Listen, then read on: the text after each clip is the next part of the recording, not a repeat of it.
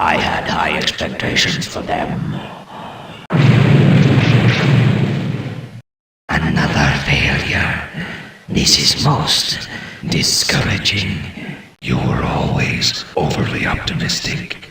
I am certain we'll have better luck with these Klingons and this Enterprise.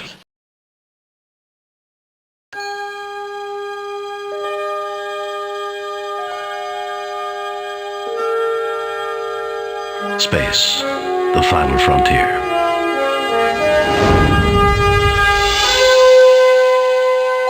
These are the voyages of the Starship Enterprise. Its mission, to explore strange new worlds, to discover new life and new civilizations, to boldly go where no man has gone before.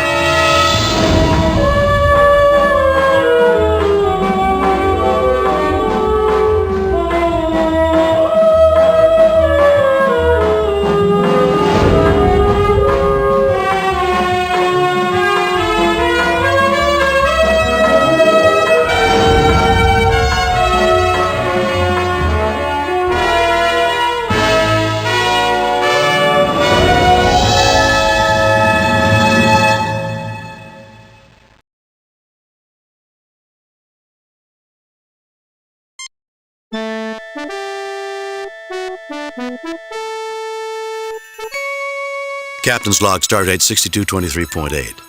We are en route to the glorious Pebble Scientific Academy, where we...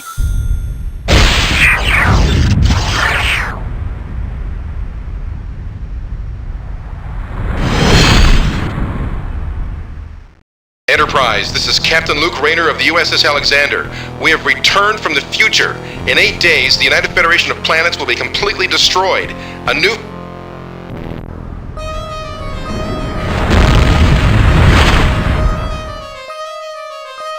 My God.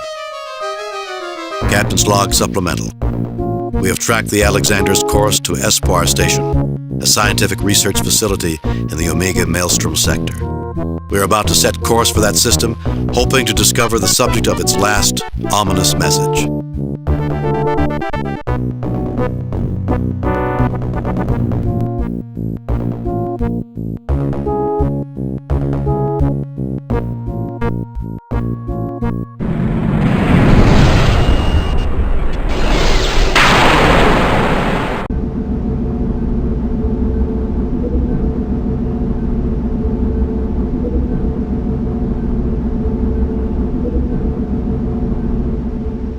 Captain, I'm receiving a message from the station manager. On screen. Captain, I'm James Monroe, commander of Espoir Station. We've had Elassie frigates harassing us lately. It's good to see a starship in the neighborhood. Do you mind if we come down and take a look at your station? Really? Then why haven't you filed reports with Starfleet? We've heard disturbing reports about your activities. We've come to take a look at your research. Do you mind if we come down and take a look at your station? Really? Then why haven't you filed reports with Starfleet? We filed reports. We've received no communication from Starfleet in 2 weeks. We were wondering if someone wasn't jamming our transmissions. We're sending our coordinates. Espoir Station would be glad to greet a starship as famous as the Enterprise. We'll send coordinates and you may transport aboard at your convenience.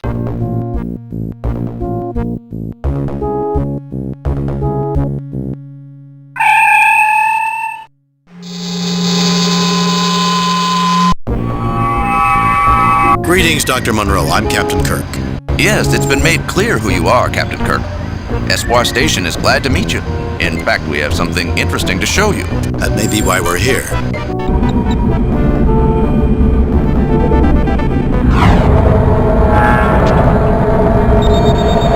What the... The modified tractor overload beam can be quite lethal, Captain.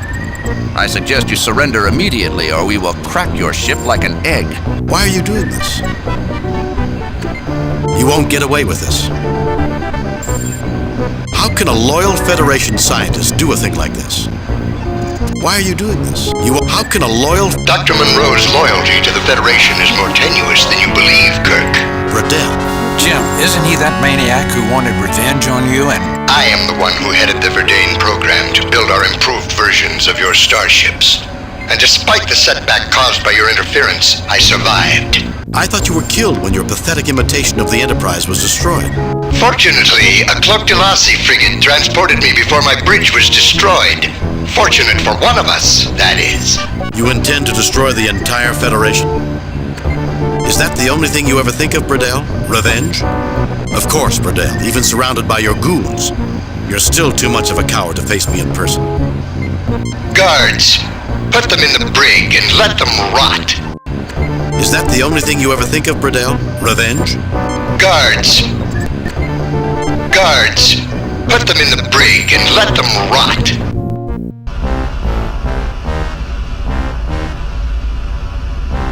Welcome to Espoir, Captain Kirk. I've been asked to make certain your stay is uncomfortable. What did you do to Dr. Bradell anyway? 11 years ago, as a lieutenant on the Farragut, I exposed his scheme to overthrow the Verdane Council. They dismissed him from their science council in disgrace. He's vowed revenge ever since. That explains it. Never get involved in politics or get on the good doctor's bad side.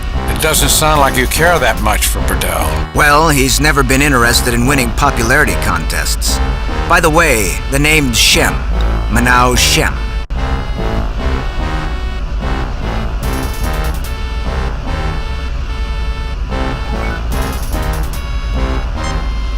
What's on your mind, Captain? Dr. McCoy, he's very sick. You wouldn't happen to be related to Vakata Sheen by any chance? Do you realize that you're working for a madman? When do we eat around here? Not for a while, Captain. You'll be stunned by a direct phaser before the meal. And when you're unconscious, the meal will be brought to you. You're all hard. Captain, I don't believe in taking stupid risks. I know Starfleet. I don't intend to underestimate you.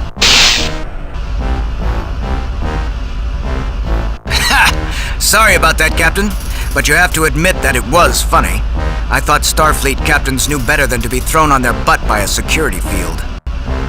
What's on your mind, Captain? Dr. McCoy, he's very sick. Oh. Captain, please don't insult my intelligence. That's the oldest trick in the computer. All I need to do is bring a medical tricorder down and I can find out how sick Dr. McCoy is without having to enter your cell. McCoy suffers from a rare illness that doesn't show up on a medical scan. Nice try, guys. What's on your mind, Captain? Dr. McCoy, he's very sick. Do you realize that you're working for a madman? I don't have a high opinion of his mental stability, Captain. We've heard a report that leads me to believe he intends to kill billions of people. Really? That's a strange one, even by Bradell's standards. I believe it's true. Then you know nothing of his plans? Have you heard anything that might indicate he plans destruction on a wide scale? I believe it's true. Then you know nothing of his plans? Captain, you can't seriously expect me to betray my commander's trust. I think our conversation has come to its conclusion. You get no response. You wouldn't happen to be related to Vakata Sheen by any chance? Yes. He was my father. How's he doing? He's dead.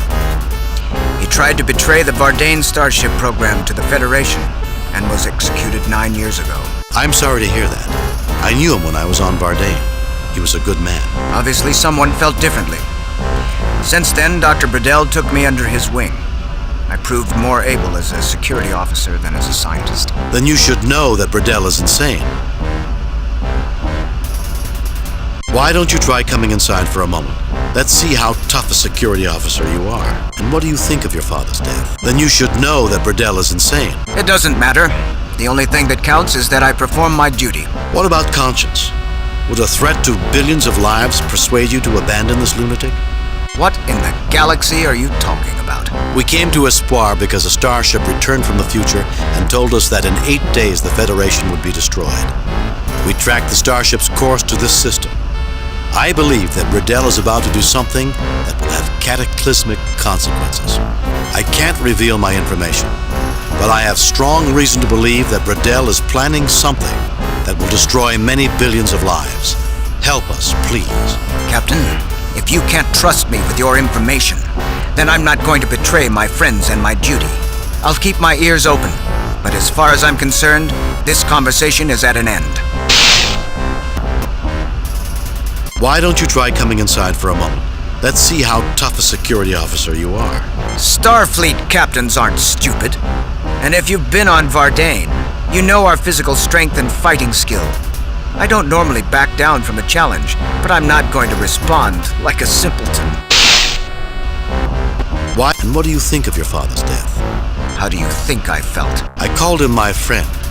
He had the courage of his beliefs. I am glad that someone has good memories of him. I cannot believe that Vakatashim's son would blindly follow Burdell. You're goading me, Captain. I don't respect that tactic. It must have been difficult having people constantly saying that you are a traitor's son. How many times did Burdell say that to you? Actually, Burdell had other things to do. Of course, there were his sons. Help me to defeat a Manaoshim, a charming family.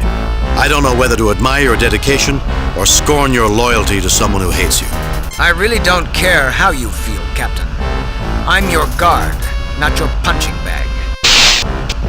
Help us avenge his death. 10 years ago, he helped me expose him to the Vardane Council. He died because he was Burdell's enemy, not because he was a traitor. If I can expose Burdell's plans, then your father's name will be cleared. I have a duty, Captain. A responsibility to guard this station and its crew. If I do as you ask, I betray the man who killed my father, and also betray a lot of friends in station security who did nothing to him. It's a difficult choice. Questions of morality are always difficult. I'm a guard. I have a responsibility. I can't respect myself if I betray my duty. Your friends are alive. Your father has no one except you. My father died 9 years ago. Becoming a traitor won't bring him back. And how does Burdell treat your friend? You have a point. I suppose I can let you go. I'll turn off the force field. Your weapons, communicators, and tricorders are stored in the lockers in this room. I'll try to convince security to turn against Burdell. You remind me a lot of your father, Manaoshim. Unfortunately, after this, I will remind everyone about my father. I've opened the lockers. Try not to kill anybody. Some of these people are my friends, although I suppose I may as well start using the past tense. I'll follow after you've used the turbo lift.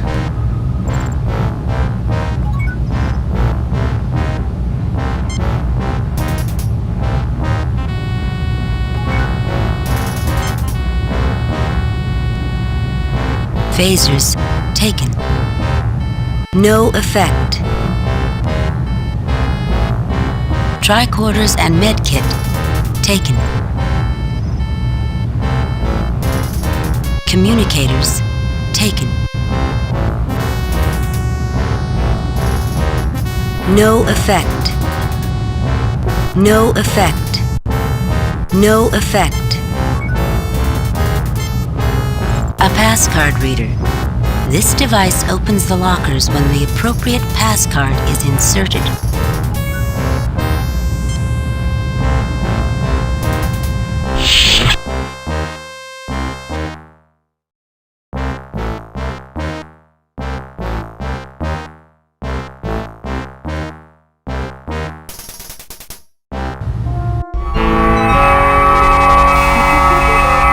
There they are! Get them! Fire!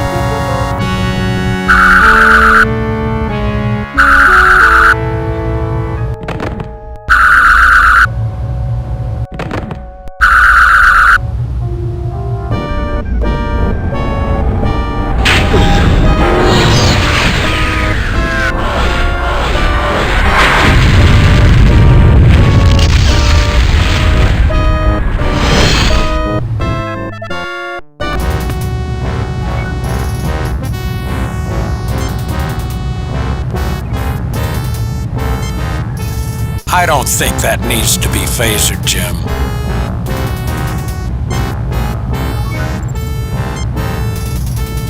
Standard Starfleet phaser. Set for stun. Standard Starfleet phaser. Set for kill. Standard Starfleet science tricorder.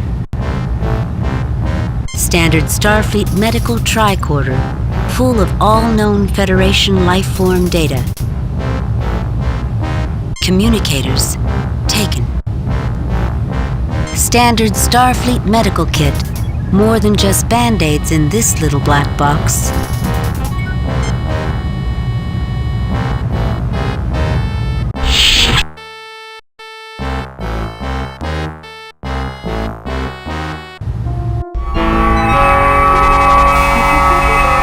There they are! Get them! Fire!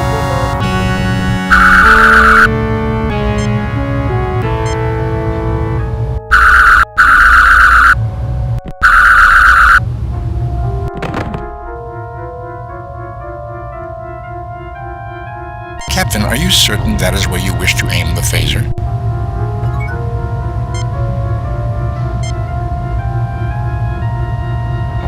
I hate when they do that.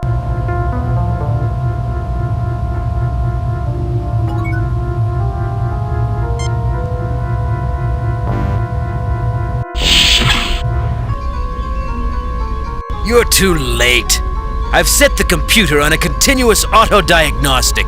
You'll never be able to get it online. I don't believe in the word never.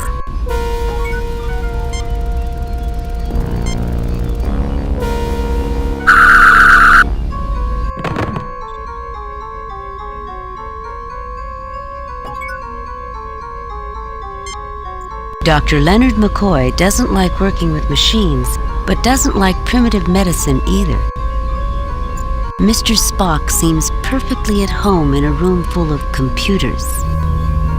A three-dimensional chess set.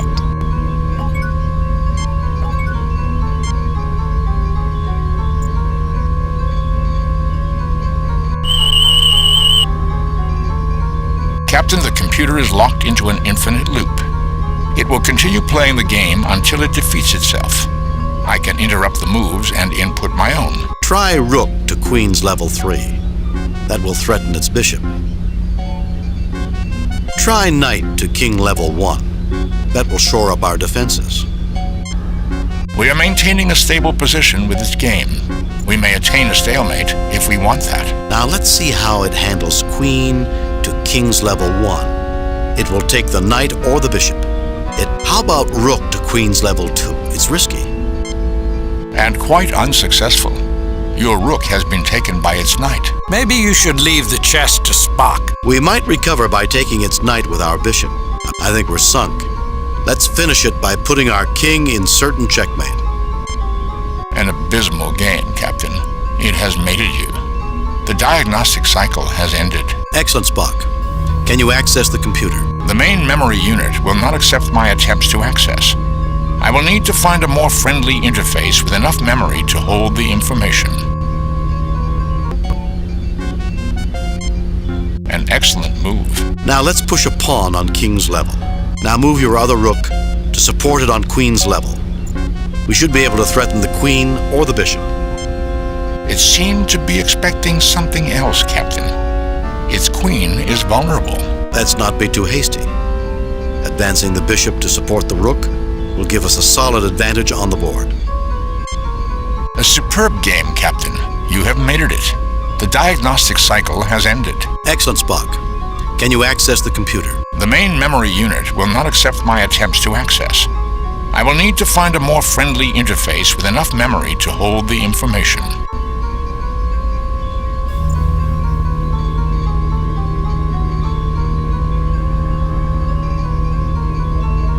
Captain, I need to find something to interface with the computer and store the files that are dumped into it. We may be able to use the tricorders.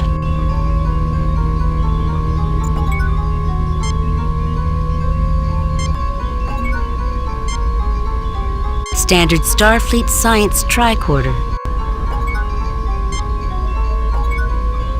It appears to be an armored... Standard Starfleet...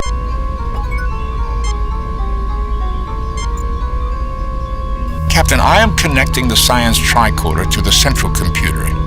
We can use it to tap into the computer now that the diagnostic cycle is finished. We might use Dr. McCoy's tricorder as well.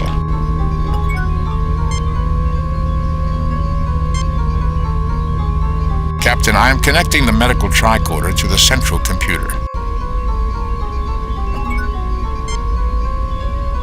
Success, Captain. I have access to Burdell's Project Big Bang files and to the access code for his personal quarters.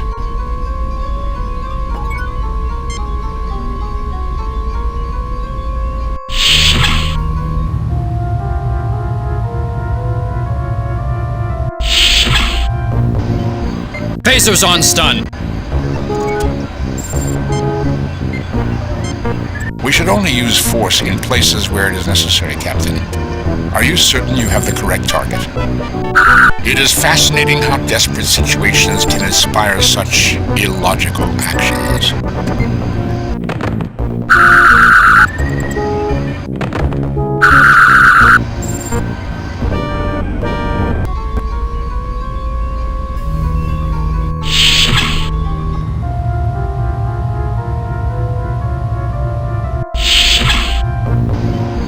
Phasers on stun. We should only use force in places where it is necessary, Captain. Are you certain you have the correct...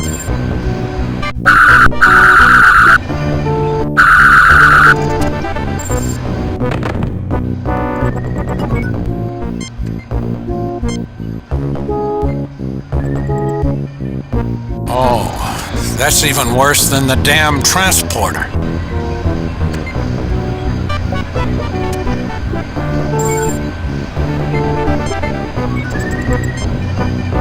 Don't hurt me! Please! And could someone do something for my allergies?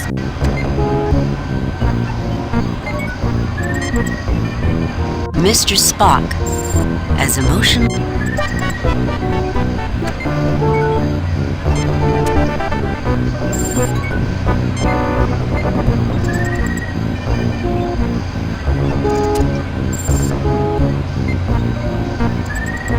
Hold still. That should help. And try to calm down. We're the good guys.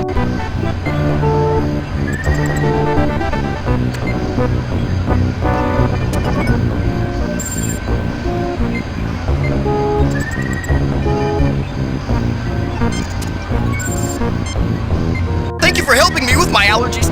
I guess not all Federation people are bad. Well, we normally like to think of ourselves as humanitarians. Unfortunately, that is not what Dr. Burdell tells most Vardane. Anyway, I guess I should get rid of that creeper.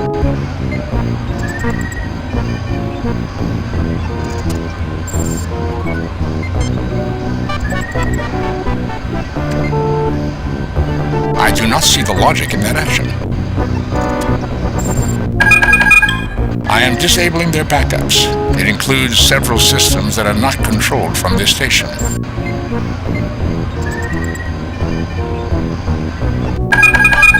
I am disabling their communications network. We will now have a clear channel to the Enterprise.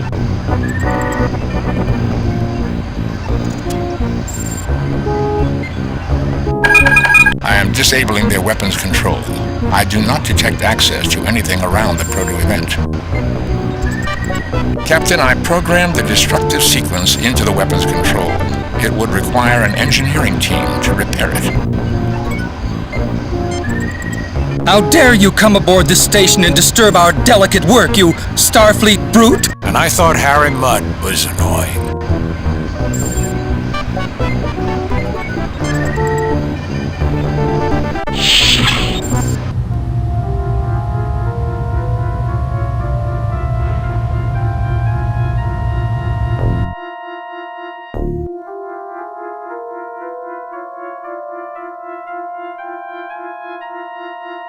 Surrender or die? Surrender, or we'll phaser the airlock and we'll all go flying out together. Can I have 5 minutes to think about it? We surrender. Can I surrender? Can I have 5 minutes? Surrender, or we'll phaser the airlock and we'll all go flying out together. The airlock is closed. You can't phaser it open. Surrender or else. I guess it's or else. Spock, fire.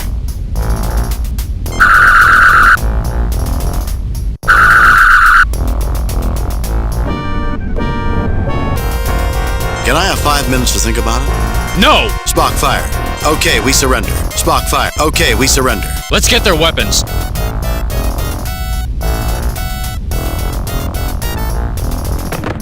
Seven with one blow. An exaggeration, Doctor.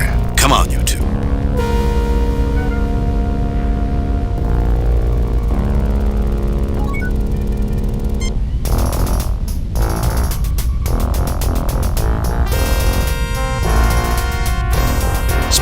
open the outer door. Spock, sabotage the system. Spock, open the outer door.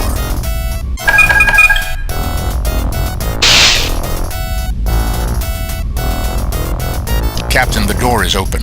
Magnetic locks are keeping the transport in place, Captain. Spock, sabotage the system. The controls are no longer functioning, Captain. Spock, remove the atmosphere. Spock, sabotage the system. The controls are no longer functioning, Captain.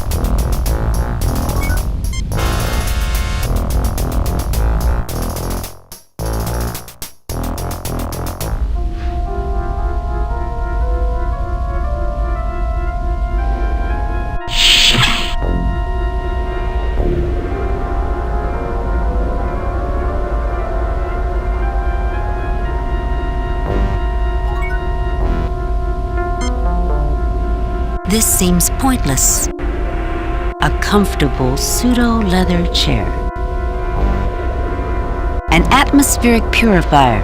It is capable of removing contaminants from large quantities of air or water in less than a second. It carries the brand of the Save a Ship Manufacturing Corporation. Now, why would you need an atmosphere purifier on a space station? The filters should be built into the life support system. I suspect it could help someone with extreme allergies. The filter is bulky but portable. This is a wall cabinet. This appears to be a synthesis between a computer and a musical instrument. A Kikilian. How rare. What is it? It has many uses, Bones, but it's most commonly used as a mood inducer. It emits subsonic vibrations at a wavelength that stimulates the emotional centers of the human brain. Maybe we could use it on the Verdane. The effects of a Kikilian are not significant enough to radically change emotional states. If it had such abilities, logic would suggest it would have wide use as a narcotic. Well, that's one great plan that's gone down in flames. This seems pointless. A bed.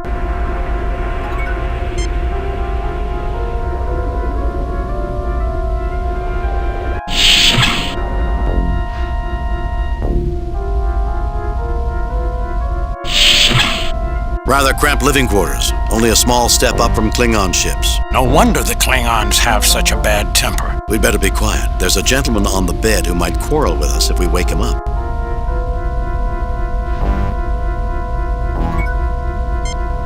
A stoic and silent Mr. A Verdane guard, currently asleep. Practice dummies for martial arts. Jim, let's not push our luck, okay? You get no response. You get no response.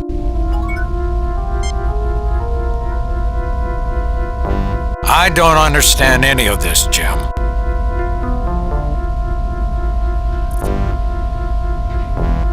I don't understand any of this, Jim. I don't understand any of this, Jim. He looks sick, Jim.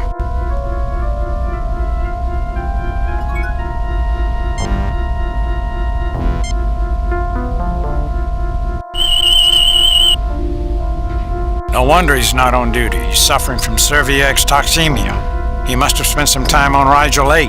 Think he'll get up? He's under heavy medication, Jim, but with Verdane physiology, you can never tell.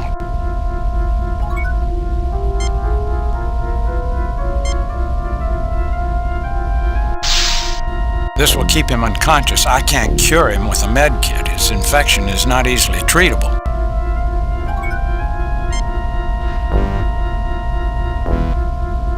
The dummies are not easy to carry, but you manage.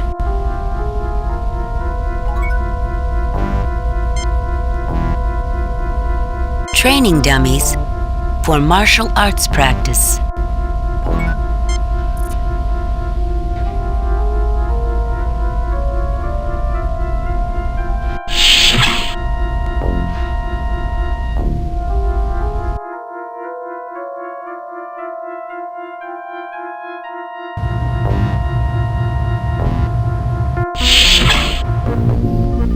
Jim, what's that smell? Wanaka gas, a knockout gas with an extremely long effect. We have mere seconds to neutralize it or get out of here.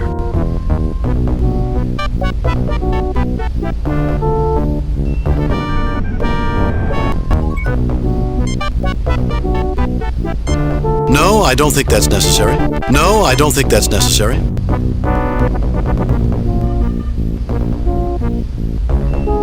The air is being purified almost immediately. Ah, good old Starbase filtered air. So dry it makes me want to drink a glass of water every 5 minutes. I'm sure we can transport you into water if you really want some. Damn transporters. If man were meant to fly around the universe, God would have allowed him to disassemble his own molecules.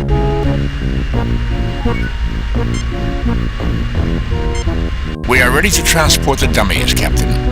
That should prove an adequate distraction for us to get into security. At least we have a chance now. Captain, all areas of the ship except Bridell's quarters are accessible by transport. We have access without transport to all areas except security. The dummies should provide a convincing decoy during transport and give us the edge we need. Set transport coordinates for security. Let's transport later. Set transport coordinates for security.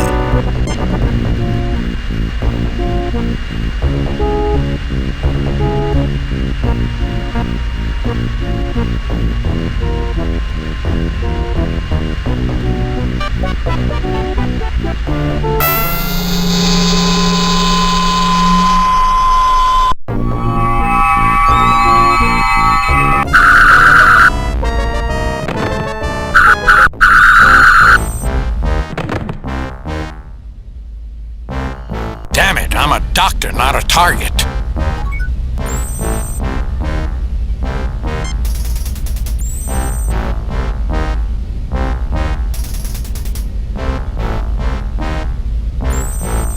I give you credit, Earther.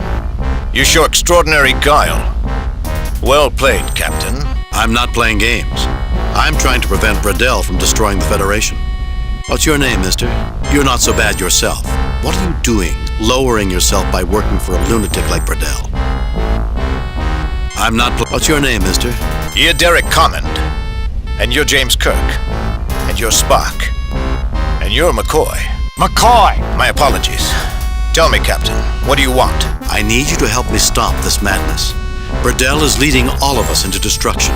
He plans to destroy the Federation, to free my ship and leave peacefully. To take care of Bridell once to free my ship and leave peacefully. Unfortunately, Captain, we are on opposite sides of this matter. I give you credit, Earther. I'm not playing. What's your name? You're not so bad yourself. What are you doing, lowering yourself by working for a lunatic like Bridell? Bridell pays me to guard the station. I am bound by my class code to obey him. And suppose I provided evidence that he plans something that will result in the destruction of your planet. Well then, according to the Vardane class code, I would be required to rebel. Show me the evidence and I'll cooperate, but I don't expect my guards to neglect their duties in the meantime.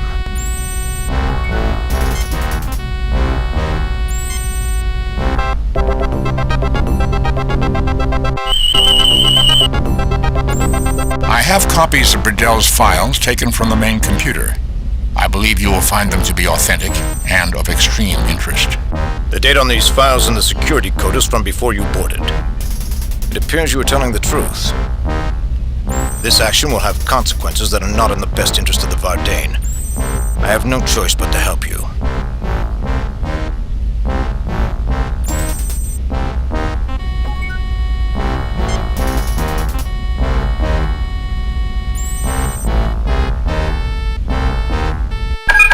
I have lowered the force fields in the special project room.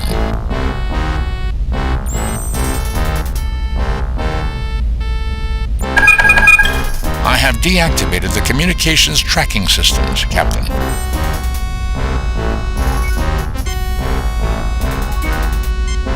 Welcome to security, Captain Kirk. How goes the revolution, Captain?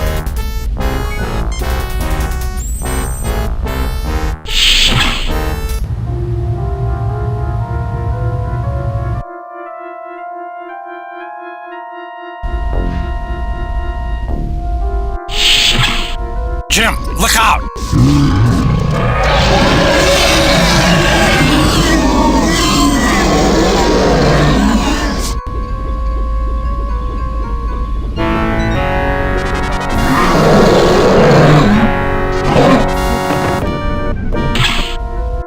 Look out!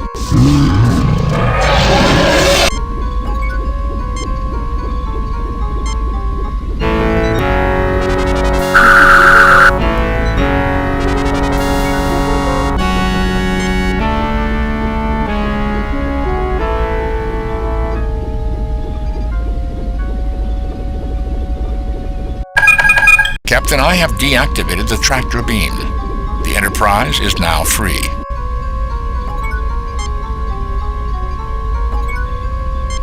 A large machine. It looks like the center of an experiment.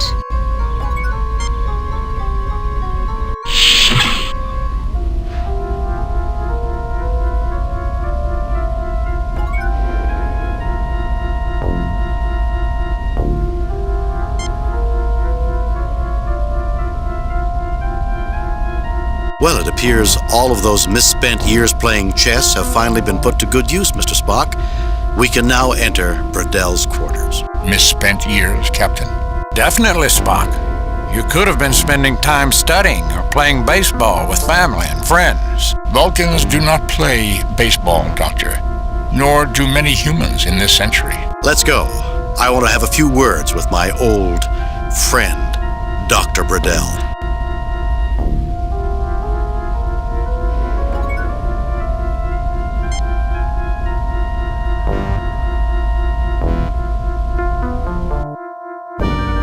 So, you managed to elude our security. I'll have their heads. It's over, Burdell. Surrender peacefully, and we'll guarantee you a fair trial. I will not submit to a trial by a tribunal of chattering apes. We are the Vardane. Lesser species have no right to judge us. Your experiment is over, Burdell. Tell me, Kirk, do you like this place? I prefer to surround myself with beautiful things. The past is the best guide into the future. And it was the future, was it not, that brought us both to gravity's end? I agree that it's time to end it, Kirk. Die, Kirk!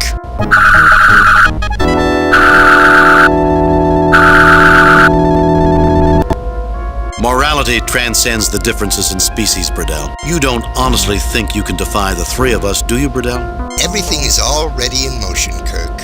The three of you are irrelevant. Your star fleet is irrelevant. The universe will be better without you. Better without moralists and meddlers. The vulgar masses that constrain those who transcend them. Have you ever seen Shakespeare's Coriolanus, Kirk? It is his most insightful play. A tale of greatness destroyed by pettiness. It shall not happen this time.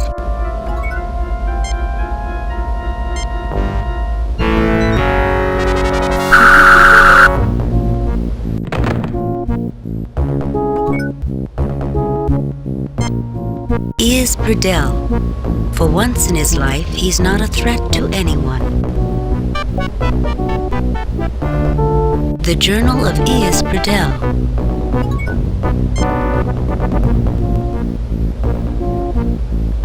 You pick up Burdell's journal, and a bookmark falls out. This is unusual, Captain. I would not have expected a man like Burdell to rely on a paper record. Who knows, Spock? A bookmark from Burdell's journal.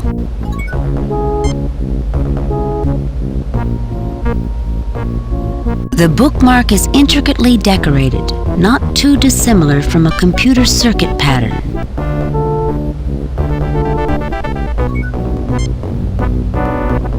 Burdell's journal.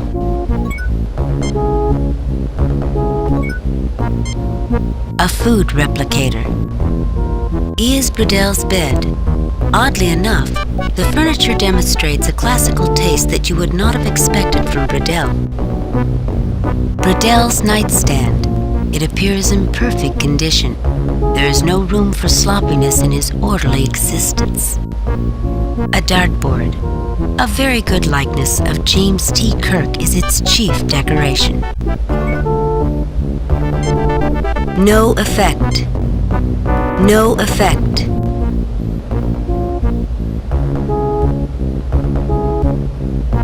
The offending dartboard is removed, revealing a set of controls.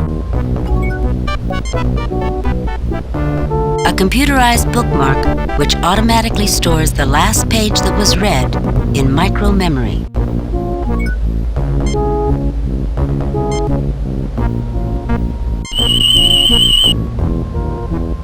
Captain, there's a number coded in base 64. The number is 2188.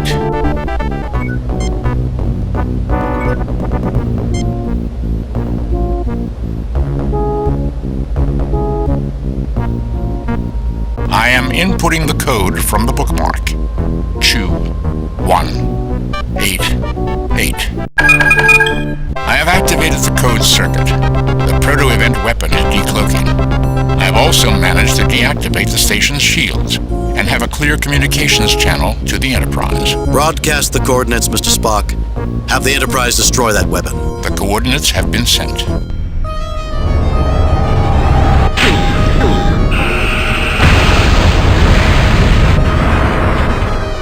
Scotty, 3 to beam up.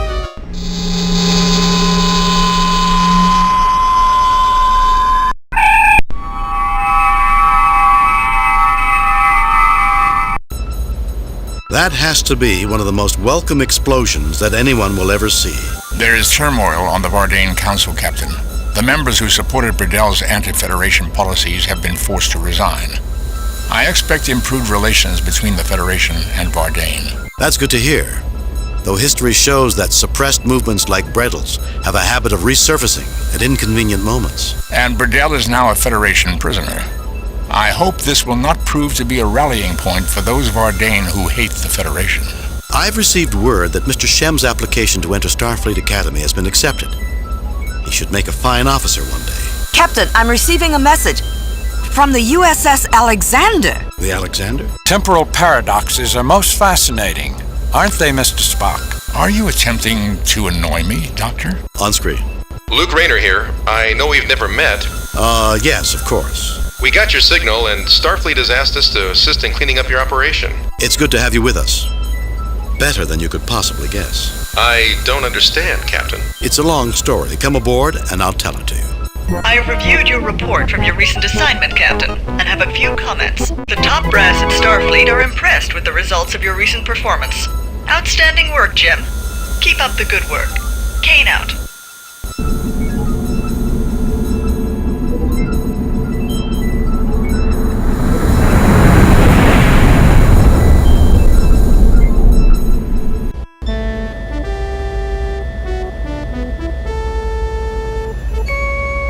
Aye, Captain, I'm looking forward to taking leave on Nova Atar. The museum there is supposed to be quite excellent. Lots of antique and one-of-a-kind machinery. Commander, are you certain it's not the Kazakhstanian cognac you're looking forward to? Do they make that there, laddie? I don't know. Why, Mr. Scott, I'm surprised at you, not knowing the location of a famous distillery. We invented that brandy, you know. Right. Of course you did. No, really. We did. No one would ever doubt you, Ensign, however... Sorry to interrupt, Captain, but we have an emergency call from the science vessel Demeter. She's in orbit around Balkos 3. On screen. Captain Kirk, good to see you're in the area. You have an emergency, Commander Gelman? Well, I'm not sure, actually. Maybe more of a case of better safe than sorry. We're orbiting Balkos 3 to study the Balkosi, a race of people just entering their own Stone Age. We've only been here 2 days. Already, we've found some unusual data. But just a few minutes ago, during the deep geologic probing phase, we were suddenly scanned. Scanned? I thought the Balkosi were just developing. They are, Captain. And there haven't been any indications of old civilizations until now. The scan was also of extreme power. Following that, we detected a power source coming online. We'll send the coordinates along with all the other information we've gathered. I was a little concerned that we triggered an old defense mechanism. With the amount of information it pulled in its scan, we'd be an easy target. I've moved the Demeter to a higher orbit on the far side of the planet. Quite reasonable, Commander. We're on our way. Thank you, Captain. Kirk out.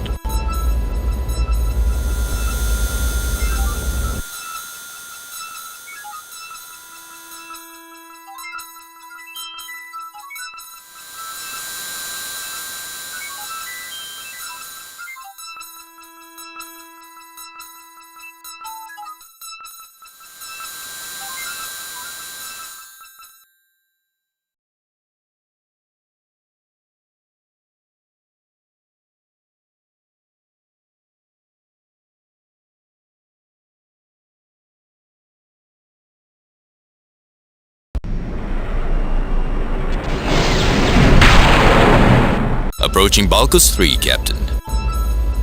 Entering standard orbit.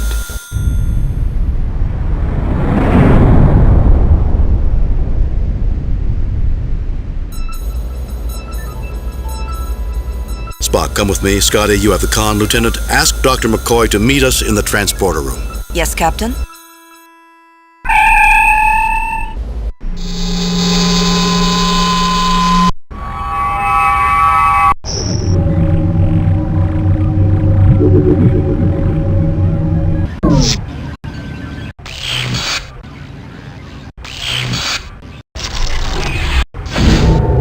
What the devil was that? An attack? While I cannot guarantee a lack of physical change, Doctor, we seem to be unharmed. I therefore conclude we have been scammed. Captain, are you all right? Sensors detected a burst of power followed by some sort of powerful transmission. According to Spock, we're in perfect health, Scotty. According to Spock? Never mind, Mr. Scott. Can you track the transmission to its destination? I'll give it a try, Captain, but it's like nothing I've ever seen before. It never is, Mr. Scott. It never is. Kirk out. I guess you were right, Spock. Here I thought we were dead for a second. Doctor, that would have made conversation quite difficult. I was making a joke, Spock. Were you, Doctor? Gentlemen, I believe we have some business at hand.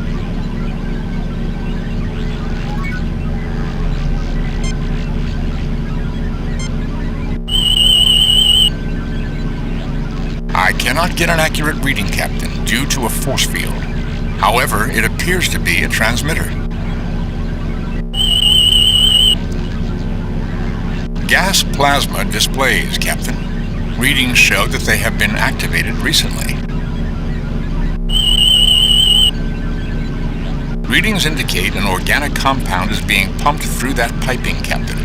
Perhaps Dr. McCoy can elaborate.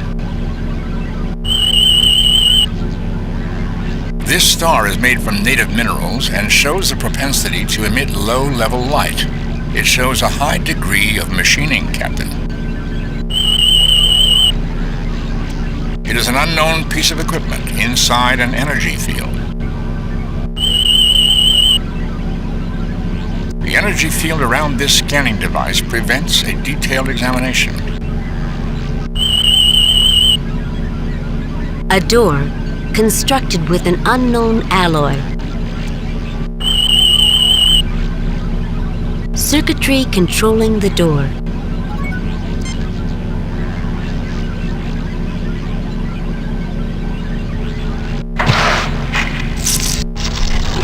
Quite simple, considering the appearance of the other machinery here. All that was needed was a power interrupt. The doors will only stay closed while power is on. Interesting.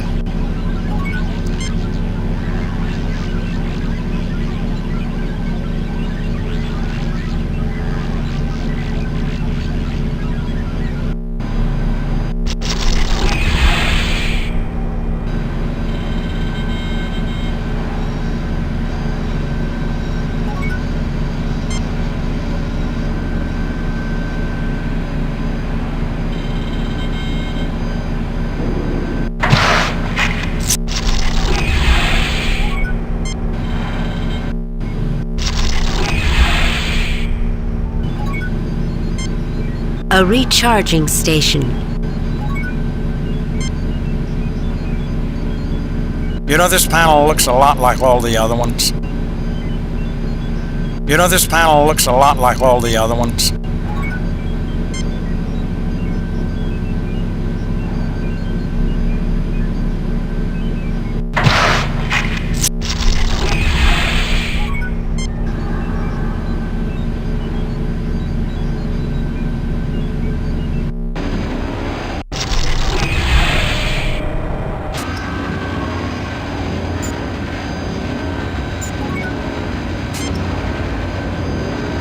Spock, what kind of interface is this? A bridge unit for use between function control and display circuitry, Captain. It could be helpful to have. We got hit with a power surge. It's interfering with sensors and we might have some trouble locking onto you. Well, if we intend on taking our shore leave with the rest of the crew, we'd better find out what's causing that power surge. Spock, what do you make of these? This appears to be a set of interface cables. Spock, what do you make of the screen? This is a computer display module, Captain. Spock, any idea what this box is? The cube contains control circuitry. I suggest we keep it. Spock, is that a switch? Yes, a fairly simple switching device, Captain. Captain, these items appear to be configured to produce a small energy field of some sort. They do not appear to be powered at this time. Why don't you see what you can do with them, Spock? That would seem to be a logical thing to do. I will take enough for all of us.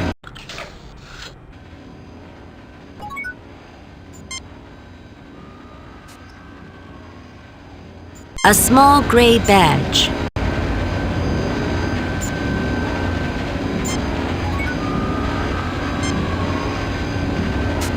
The bin contains small plastic discs, Captain. The plastic is essentially inert in this form. However, if placed under pressure, it will become a superconductor capable of storing significant energy compared to its size. It will break down over time. That is why it is commonly stored in this state. Probably should hang on to a few, don't you think? A logical choice.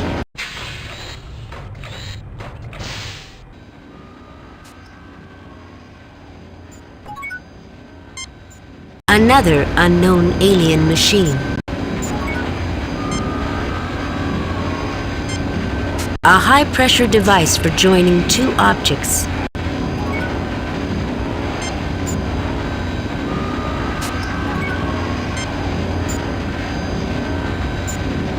A small disc of plastic. A small gray badge. Essentially an on-off control device. This room shares. This cube contains a significant amount of circuitry. A bridge unit for use between function control and display circuitry. An interface cable.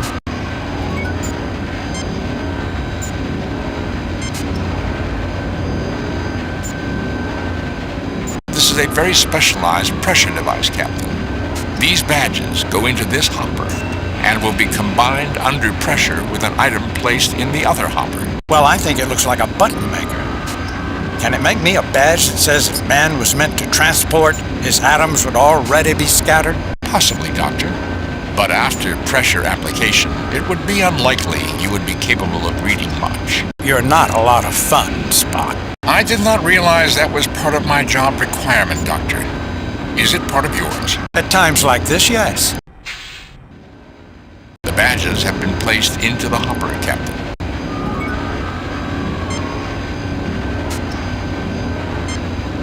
No, I don't think that's necessary.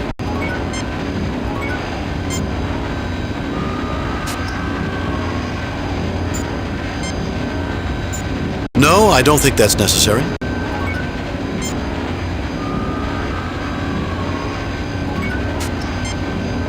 A machine for mechanic.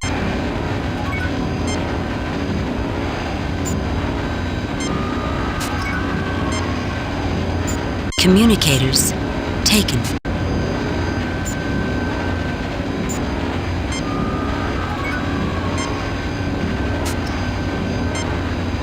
No, I don't think that's necessary.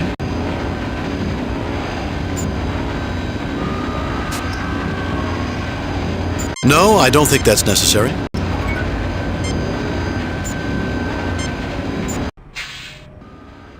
The batteries have been placed into the device. Since we know this is a high-pressure device, it would be logical to either use it or leave it alone. What is that smell? There is a chemical change due to the pressure. That is simply a small amount of outgassing by the plastic, Doctor. Captain, the badges and batteries are now joined. A small gray badge thickened by the presence of a plastic disc pressed into its structure.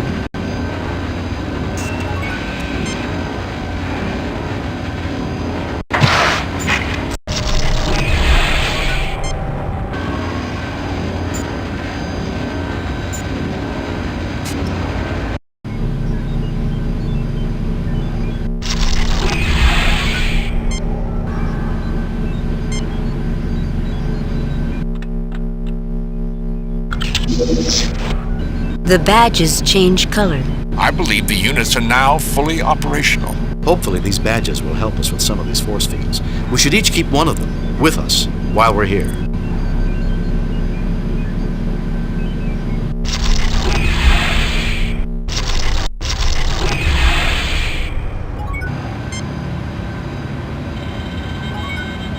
No effect. No effect. No effect.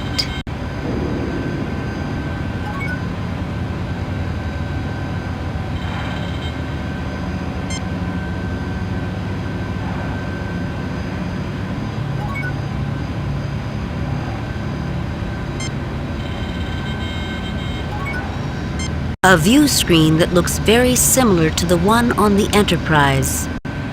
This seems pointless.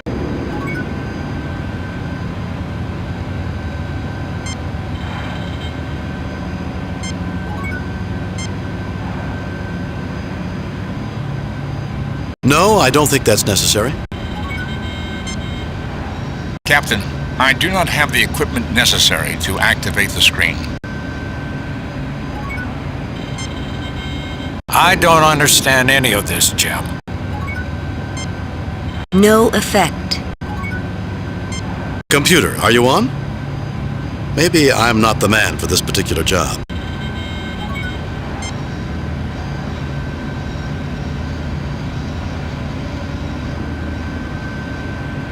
This console is non-operational, Captain. However, I do believe the repair would be a simple matter given the right materials.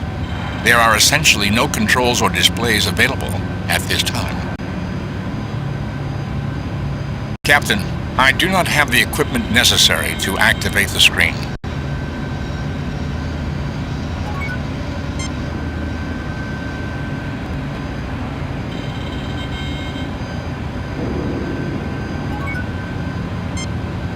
Computer, are you on? Maybe I'm not the man for this particular job.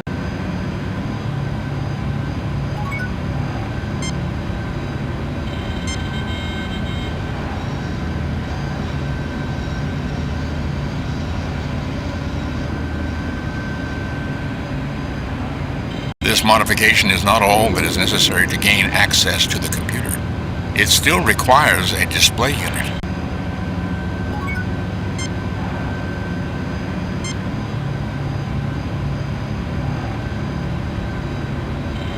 Captain, this modification has completed the repairs of this unit. I should be able to deactivate a force field somewhere in this complex.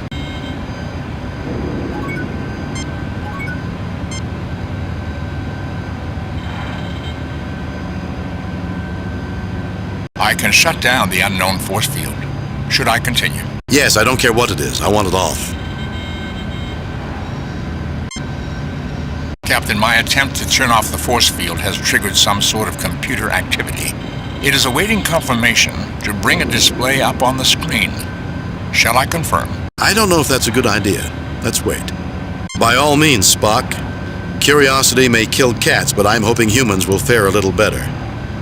That's comforting, Jim.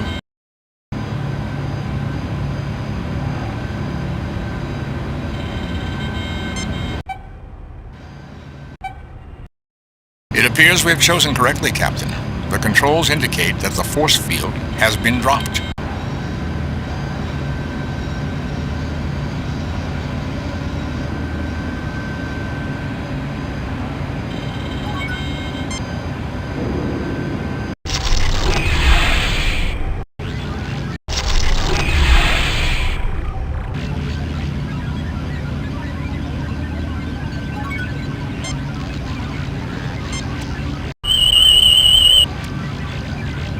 It is a powerful transmitter, unlike anything in Starfleet records.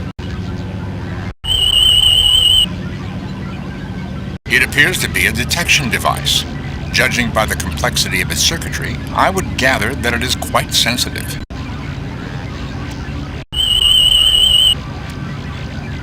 It is a scanner with both long-range and detailed capabilities.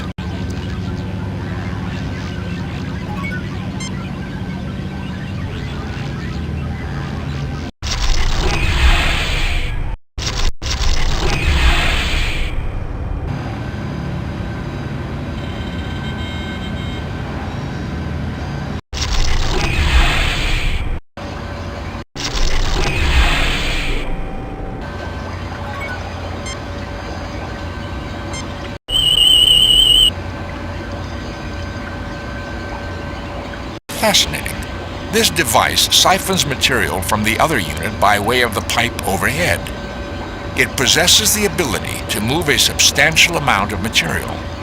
Most interesting is that the material can be jettisoned up out of these caves into the ecosystem of the planet. It may be that the material in the vat is dangerous, and the builders wished to protect this complex from contamination. But they didn't care about the planet, did they? Apparently not the primary concern. Tell that to the Balcosi. According to the studies from the Demeter, the Balcosi would not recognize speech. I believe Bones was speaking figuratively, Spock. There is presently no means by which to shut off this release. The unit is set to discharge, and the control switch has been removed. Removed? Could it be the builders were not afraid the complex would be contaminated, but were instead afraid the ecosystem would be in trouble if the contents of the vat were not discharged? Interesting hypothesis, Captain. Difficult to do more than speculate at this time.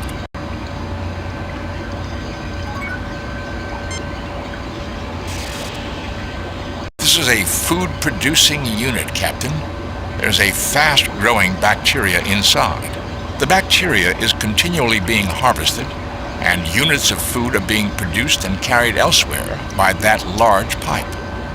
The small pipe next to it carries the byproducts. That seems simple enough. There's much more, Captain. Well, I'm surprised. Any breaks in any of the pipes will send a release signal to the discharge unit, as will interruption of power to the food-producing unit. Any tampering will send the bacteria into the atmosphere.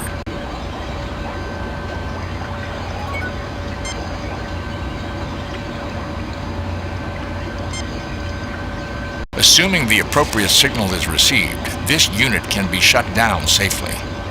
The shutdown signal does not originate here.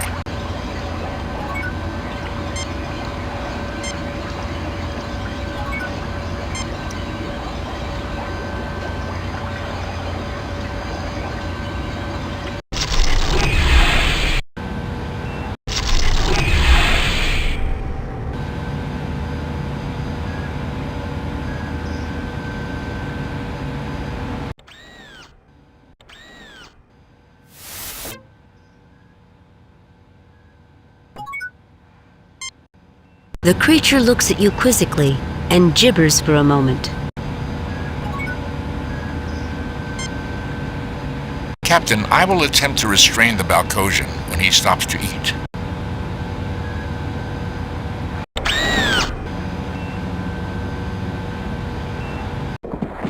The nerve bundle seemed quite thick.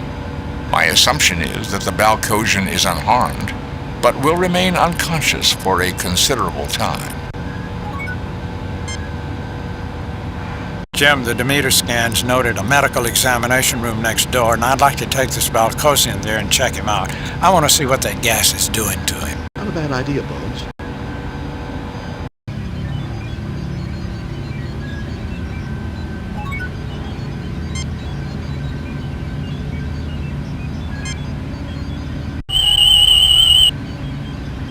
Readings slightly elevated.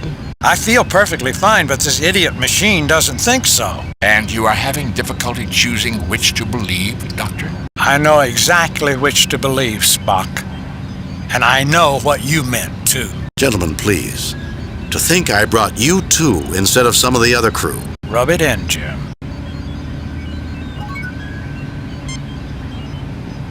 My God, look at these readings. Everything's elevated.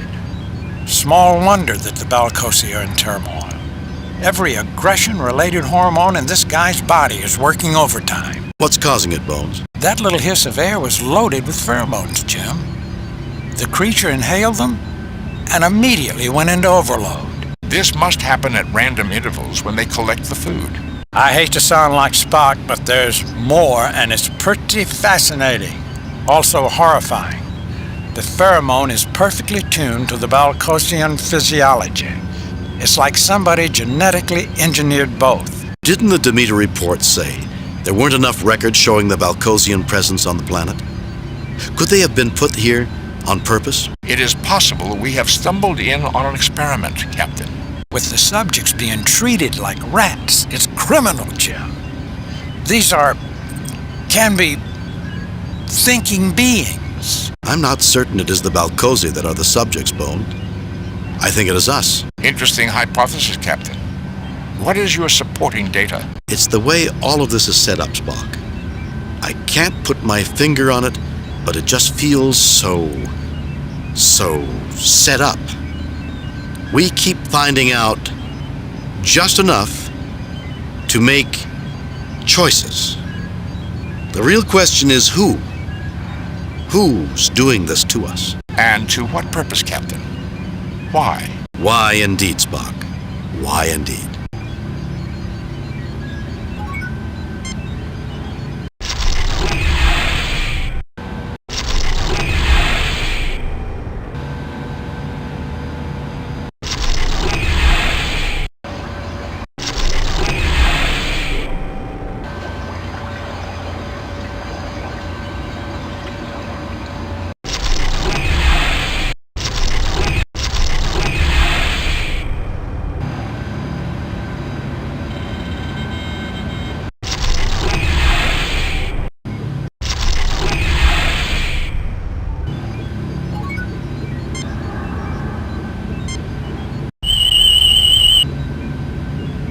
Captain, this appears to be a mass storage device. The tricorder cannot tell what information it holds.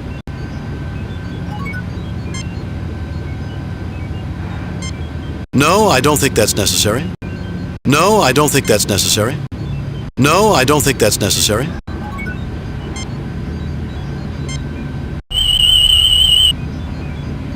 The energy generated from inside this unit is definitely causing the problems in communicating with the Enterprise.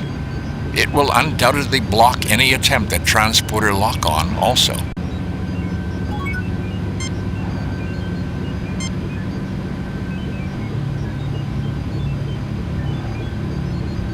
This generator may be providing power for more than just this complex. It is broadcasting power, which is causing the interference in communications with the Enterprise. I cannot tell for certain if there are receiving units for this power, because some of the readout circuits are damaged. Fascinating. What is fascinating this time, Spock? I doubt it's fascinating to either Bones or myself, but I'm sure that won't stop you from telling us.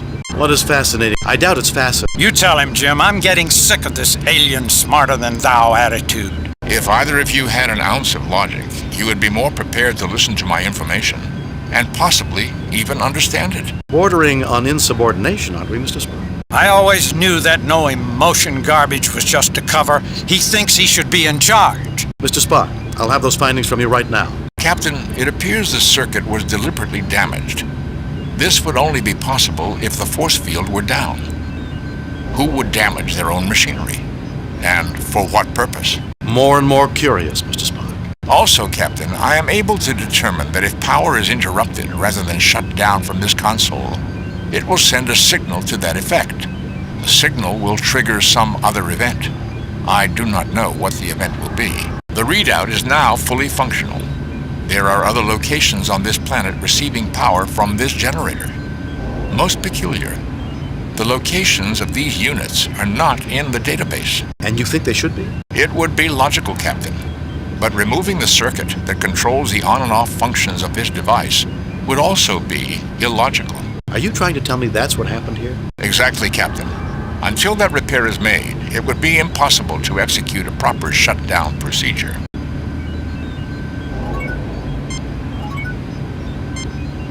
Captain Kirk realizes that for all of his skills, he's not the man for this job.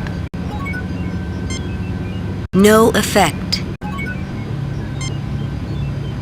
The readout is now fully functional. There are other locations on this planet receiving power from this generator. Most peculiar, the locations of these units are not in the database. And you think they should be? It would be logical, Captain. But removing the circuit that can... Are you trying to tell me that's what happened here? Exactly, Captain. Until that repair is made, it would be impossible to execute a proper shutdown procedure.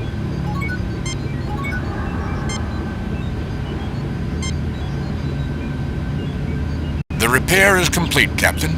It would now be possible to safely shut this machine down. However, doing so would certainly affect all the other equipment in this complex.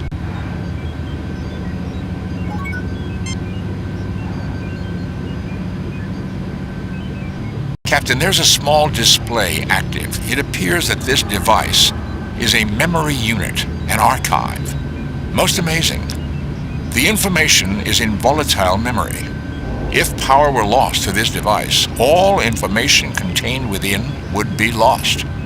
An odd way to create an archive. What is in the archive? The displays indicate it contains a vast amount of data on three-dimensional projection. Circuitry diagrams, equipment construction techniques. Essentially, everything needed to project lifelike images in great detail inside of a structure. Starfleet does not have this level of technology. This would be a major find for the Federation. Then I'd think that gathering that data would be a very good thing to do, Mr. Spock. Very well, Captain. Captain, the display indicates that the best view of the projection will be from the south side of the room. Well, gentlemen? Anyone got popcorn? Bones.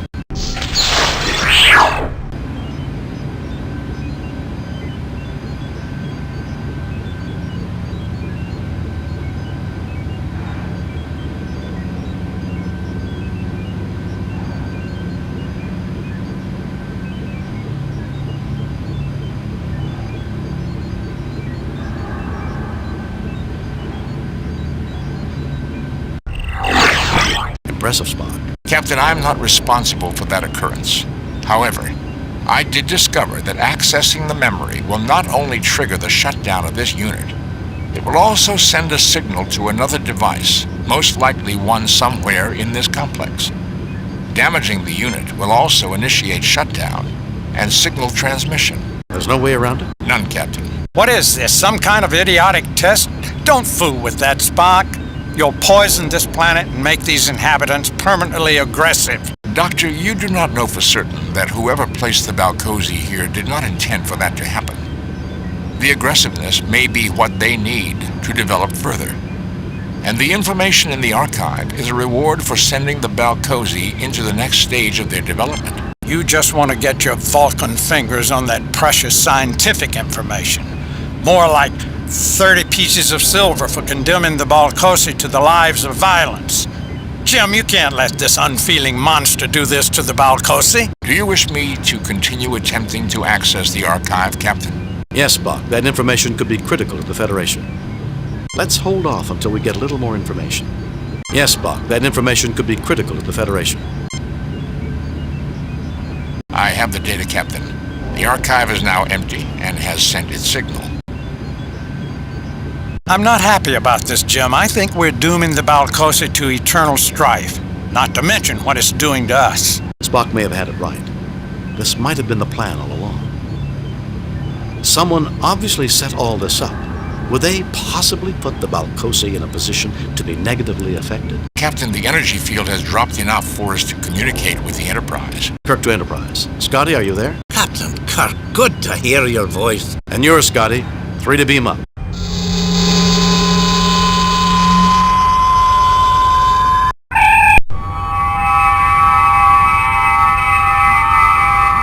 Chekhov, set phasers on widest possible setting. We need to sterilize the atmosphere near that complex. We must wipe out that bacteria. Aye, Captain. Captain, as we surmised on the planet, there are more bacteria-producing locations. Sensors indicate several similar geysers of material being ejected into the atmosphere from various locations on the planet. My calculations are that we cannot destroy enough of the bacteria to stop it from invading the ecosystem. Captain, the Balcosi will be permanently subjected to the pheromone. Jim, I've gone over the report. You have doomed the Balcosi to violent behavior and cut their food supply to boot. Jim, with all your years of service, you should know that no information, no matter how revolutionary, is worth condemning an entire civilization. Maybe you and your crew have been together a bit too long. I expect better things from you, Captain. You are hereby ordered to return to Starbase 42 for re-evaluation of your fitness for command. Mr. Spock, you are now in command, until you receive further orders. Restart the game. Let's hold off until we get a little more information.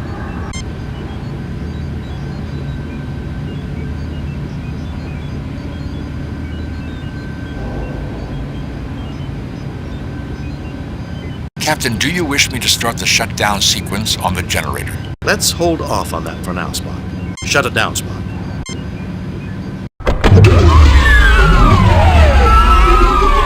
Well, that ends that threat. Balcosi can rest peacefully tonight and from now on. It is still a trying time in their development, Doctor. Think of it as an adventure, Spock. Scotty, 3 to beam up.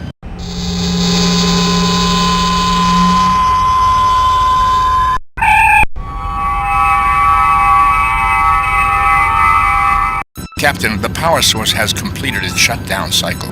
There is no trace of the bacteria or pheromone in the atmosphere. It would appear the Balcosi are free to choose their own future. Good to hear, Spock. I know losing a find like that archive has to hurt. That would be an emotional response. Of course it would. How silly of me. Captain, there are 2 signals being broadcast from the planet. The first is another burst following the same path as the original broadcast. The other signal emanates from nearby the first. It's aimed at us, Captain.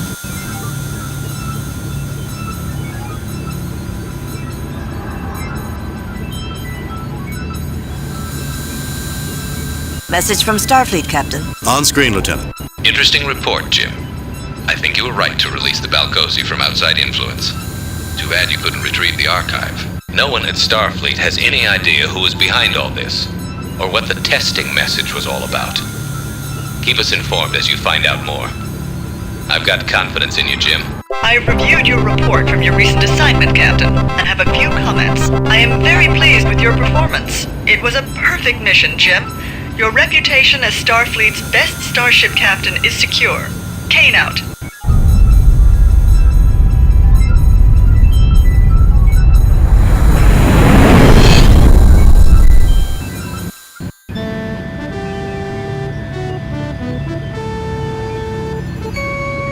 Captain's log, stardate 6236.5. Following our mission to Balcos, the Enterprise is proceeding to Omega Corvus to probe radiation clouds. We are expecting an uneventful mission. Message from Starfleet Command. On screen. This is a Code 2 emergency, Captain. 3 Federation ships have vanished in the Delphi system within the last month. 3 days ago, we lost contact with the USS Zimbabwe.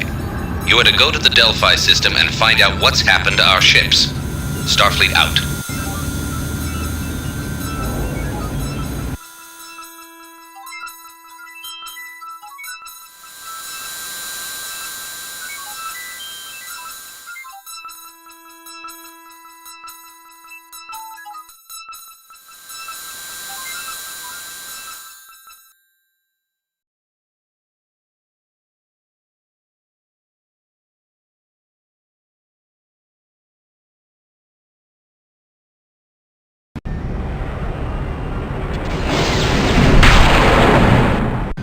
We're off course, Captain. There are Elasi ships closing rapidly, Captain.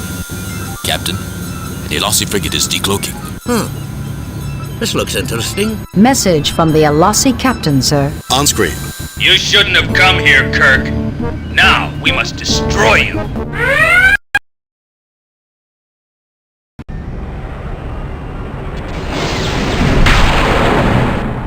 Captain, at our current speed of warp 7, I expect to enter the Delphi system in 8 minutes. Captain, I just started getting the oddest noise on all channels. It sounds like some sort of insect drone. Let's hear it, Lieutenant. An object is approaching the Enterprise. On screen. Mr. Spock, Is that what I think it is? Sensors indicate that it is an authentic Earth warplane, circa 1917, belonging to the nation of Germany. Its appearance is identical to a Fokker DR-1. Sensors also indicate an immense power source and one life form. We are being hailed. This is Baron Trelane von Gothus of the German Air Circus. I have identified you as an enemy aircraft. You have 10 seconds to surrender before I blow you out of the sky. Trelane, but I thought we'd seen the last of you. Stop playing games, Trelane. Leave my ship alone. We surrender. Trelane, triplanes didn't have radios during the First World War. Captain Kirk, that is not the way for mortal enemies to greet each other on the field of battle.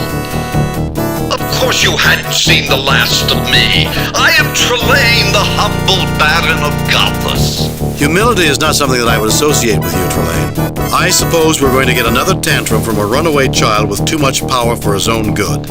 Mortal enemies? When are you going to grow up, Trelane? Humility is not mortal enemy. Not for several millennia, I'm afraid. Of course, the Baron von Gothus does not have to aspire to such lofty heights to defeat his latest victim. You were responsible for what happened to the Zimbabwe? We'll see who the victim would be, Trelane. No matter how powerful you are, your arrogance and your immaturity will always be your downfall. Why don't you aspire to lofty heights and leave us alone? You were responsible for what happened to the... Was that one of the valiant pilots who is now confined in my dungeon? Perhaps you wish to join him. Sensors indicate he is closing on us. I would extrapolate that he intends to fire on us. Raise shields, evasive maneuvers. Raising shields. Controls are not responding. Sensors indicate that our hull would not hold against his attack. Trelane.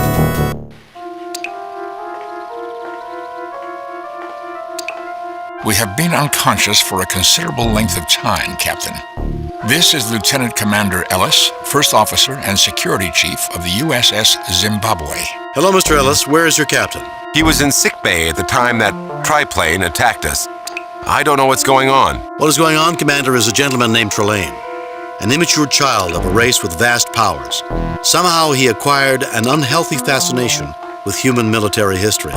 Last time we encountered him, he had an interest in the Napoleonic era. It would appear, Captain, that his awareness of human history has advanced to the level of your First World War. If it advances any further. Not only do we need to escape this place, but we need to find a way to discourage Trelane's interest in war once and for all. How did you escape from him last time, Captain? His parents appeared and punished him. I doubt that we can rely on such an intervention a second time.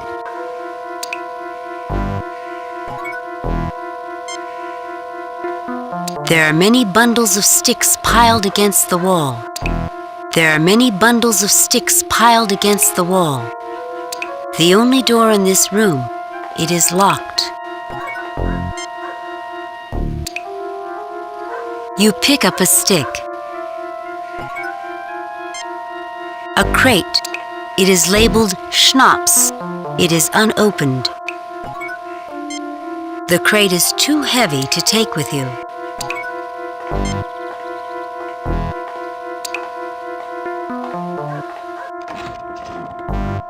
The crate is open. It is full of bottles of Himrich Schnapps. The date on the bottle says 1913. No effect. You have taken several bottles of Schnapps. The finest Schnapps that money can buy, or so you'd like to imagine.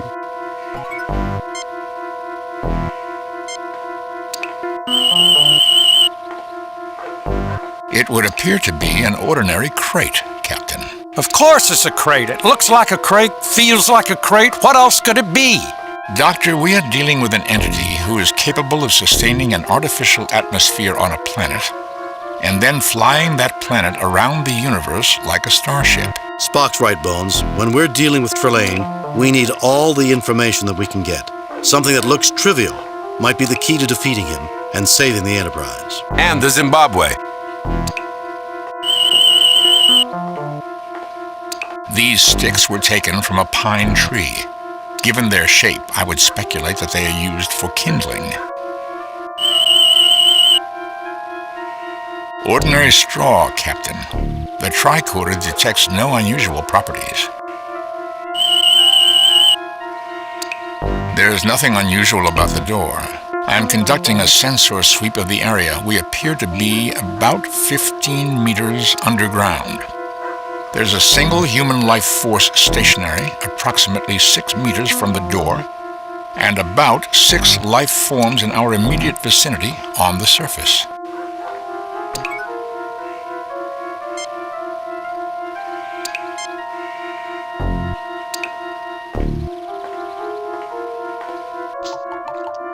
You cover the straw with schnapps.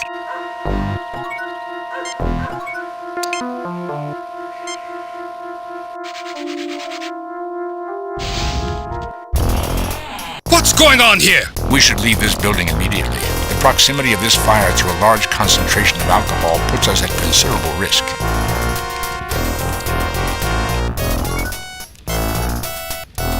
Don't do anything foolish. Find another way, Captain. Panicking is the worst thing we can do. Find another way, Captain. Panic.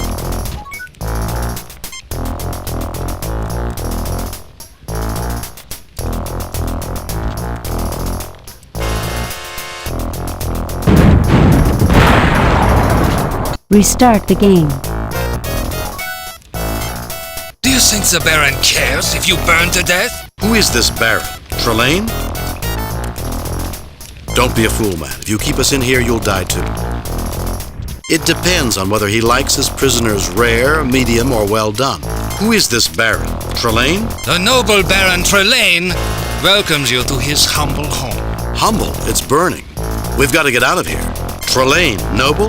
That pompous egomaniac. I should shoot you where you stand for such insolence. Instead, I shall watch you burn to death.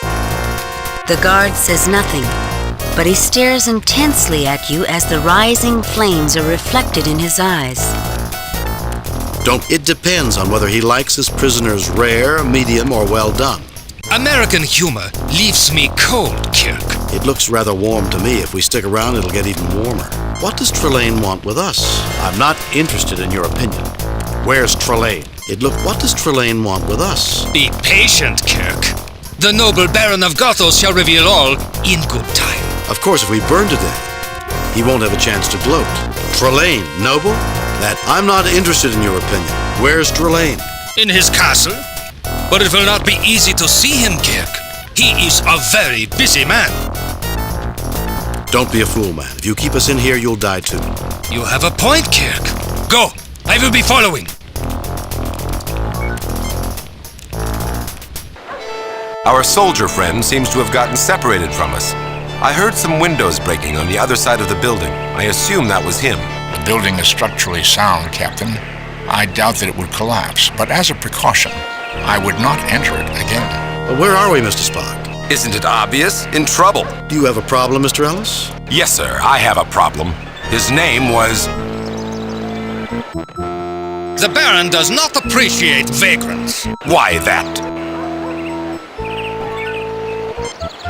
Do not interfere, or the same thing will happen to you. How would you like to pick on someone your own size? What has this man done?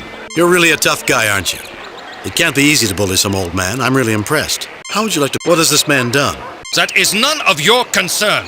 Do not interfere. I see. He's done nothing. The soldier ignores you.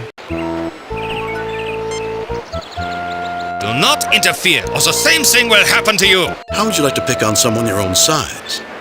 The Baron will deal with you in due time. I'm looking forward to it. Do not interfere. How would you like to pick on... What? You're really a tough guy, aren't you? Be quiet. I've never been very good at being quiet.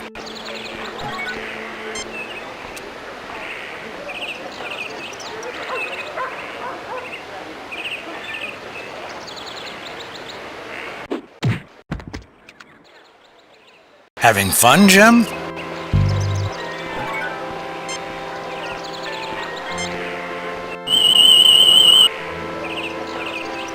A human, approximately 60 years of age, in poor physical condition.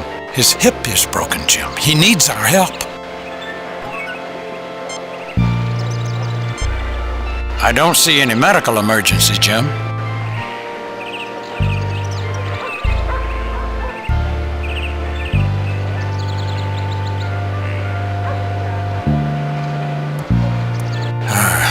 That should fix the hip problem. He should rest. Thank goodness Trelane didn't take the tranquilizers from my med kit. He'd probably be too tired to talk much. Thank you for helping me. If only I had something to repay you. You could tell us where we are. You are the American pilot, Lieutenant Colonel Jimmy Kirk, the leader of the famous Enterprise Squadron. Lieutenant Colonel Jimmy? Enterprise Squadron? I suppose I should tell you nothing, but as it looks as though the war will soon be over, I can tell you that this is the village of Gothos. What war is this? The Great War. The one that has lasted for 4 damned years and has killed millions. I never thought that it was possible for so many young people to die for such a worthless cause.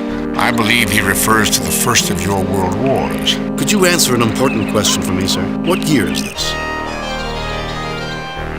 Where's Trelane? What else has happened? What year is this? You must have been held prisoner for a long time, Colonel. It's October 16th, 1918. Fascinating. I am so tired. I must rest. Where's Trelane?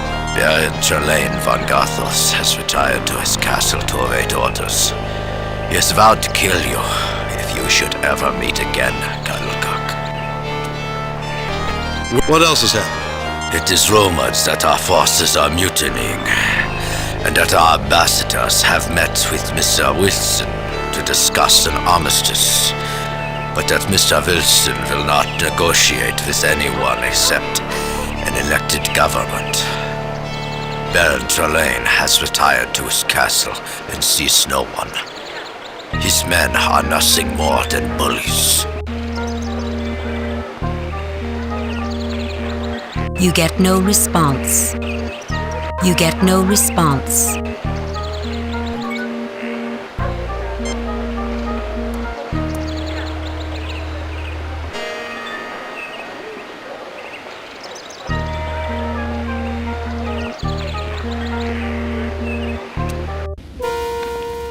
You know the Baron's orders are that you are to be served in the armory. You are not to enter this establishment. Everyone knows, Fraulein, that the Baron's orders were never meant to be taken seriously. Even by him. Looks like trouble. Excuse me, but if the lady wants you out, then you should get out. Would you like to step outside? Hello, soldier. Wouldn't you look good with beer on your face? Excuse me. Hello, soldier. I won't have trouble in my place. Get out. I will be bringing beer to the armory later tonight anyway. I don't know who you are, but we had better not meet again. I won't have trouble in my place. Get out. I will be bringing beer to the armory later tonight anyway. I don't know who you are, but we had better not meet again. Nice guy.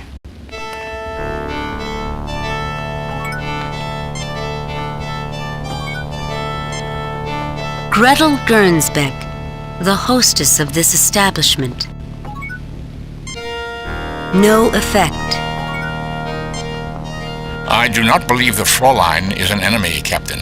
It would be unwise to take aggressive action against her. Well, Miss Gernsbeck, you seem to run a very efficient place. Thank you, Colonel. Unfortunately, the war does not lend itself to efficiency. What do you wish to talk about? Why are you calling me a colonel? What's going on with the war? You said that the war led to a lack of efficiency. What are you talking about? What do you know about Trelane? Why do these soldiers bother you? Why are you calling me a colonel? I know who you are. Lieutenant Colonel Jimmy Kirk, leader of the famed United States Enterprise Squadron that has shot down so many of our pilots, along with Major Spock and Captain Leo McCoy. Captain McCoy? Leo? Excuse me, Gretel, could you answer a question or two for me? I will try, Colonel. What's going on with the war? You said that what's going on with the war? It has not been going well of late, though we are told that Kaiser Wilhelm will never surrender. I doubt the war will last more than 2 months. What is the date? You have been held prisoner for a long time. It is October 16th, 1918. I'm glad it's coming to an end. I've lost so many friends. I've never felt so alone. You said that the war led to a lack of efficiency. What? Alone, Fräulein? You said that the war led to a lack of efficiency. What are you talking about? The soldiers are little more than animals. They do as they please because a band protects them. I must deliver kegs of beer for them every night. It keeps them from having to leave the armory. I'm glad it's coming to an end. I've lost so many friends. What do you know about Trelane? What do you know about Trelane? I know the band despises you and has vowed to kill you if you should ever meet again. Take my advice. Flee Gothos and never return. And how does one flee Gothos? I do not know. Else I would have left long ago. The village of Gothos seems to ensnare anyone who comes here. You see, I really work for the French government. I'm a spy. I'm glad it's coming to an end. Spy? Why do these soldiers alone from spy? I have been here for 2 years. The Western Front is very close, and I send information to France. I'm glad it's coming to... Why do these soldiers bother you? The soldiers are little more than animals. They do as they please because a band... I'm glad it's coming... Alone, Fräulein? Perhaps someday, when you have defeated your enemy, and this war is finally over, you would come and visit me. I would enjoy spending better times with you. Perhaps, Fräulein.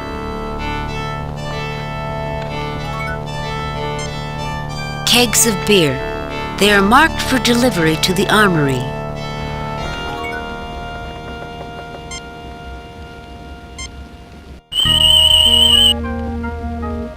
The tricorder indicates that these are ordinary beer kegs.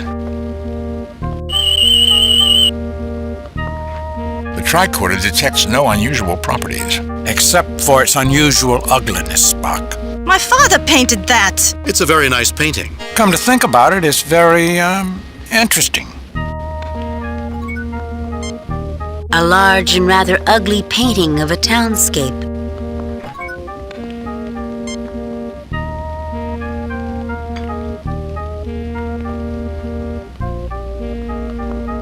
McCoy has drugged the beer. A patron of this establishment. A patron of this establishment. I saw how you handled that foolish brute outside. Quite impressive.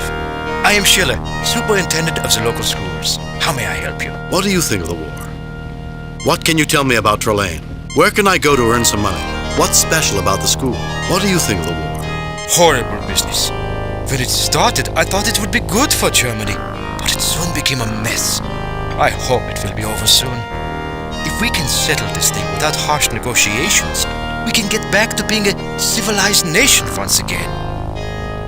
Herr Kirk, though my position as school superintendent keeps me busy, I'm always glad to help you. What can you tell me about Trelane? What can you tell me about Trelane? A flamboyant man and the greatest pilot in Germany. If only his soldiers weren't such rabble. Herr Kirk. Where can I go to earn some money? One might find a little money doing odd jobs around the village. Herr Kirk. What's special about the school? Well, Captain Hauptmann is addressing our class, trying to make the children into proper Germans. And we have a brand new chalkboard. Rudolf Uhland, owner of the shop outside. What seems to be the problem? What do you think about the war, Herr Uhland? What can you tell me about Trelane? What do you think about the war? Herr Schiller would have us believe that Germany is doomed. But I have more faith in our great soldiers than that. Victory shall be ours. Herr Kirk, what is it this time? What can you tell me about Trelane? The perfect German. If anyone can turn this war around, it's him. You're such a sycophant, Rudolph.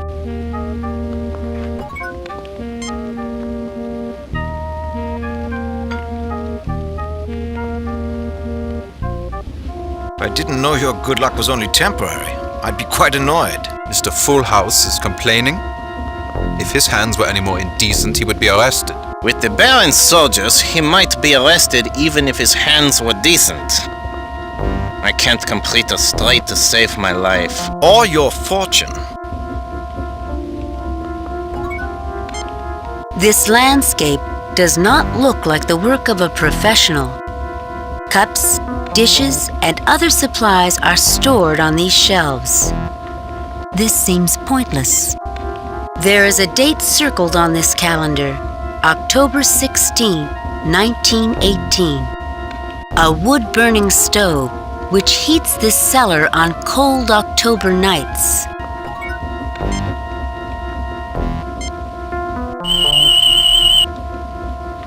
The tricorder detects nothing unusual. The tricorder detects nothing.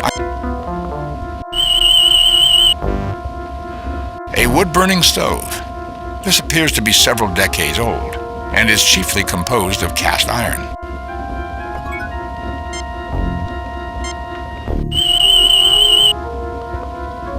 Human male in fair physical condition, less beer and tobacco would make considerable improvements. Human male in fair physical condition, less... Welcome.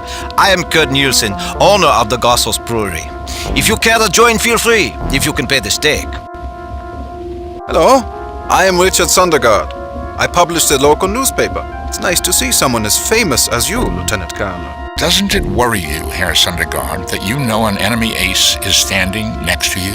The Baron has given orders for everyone in Gothos to treat you well, Herr Kirk. A fellow pilot honoring fellow pilots, I suppose, although I would not trust the military to follow those orders to the letter. I'm Werner Gellert, the shoemaker. If you are not prepared to play, please leave us. Excuse our friend. He doesn't like to perform in front of an audience.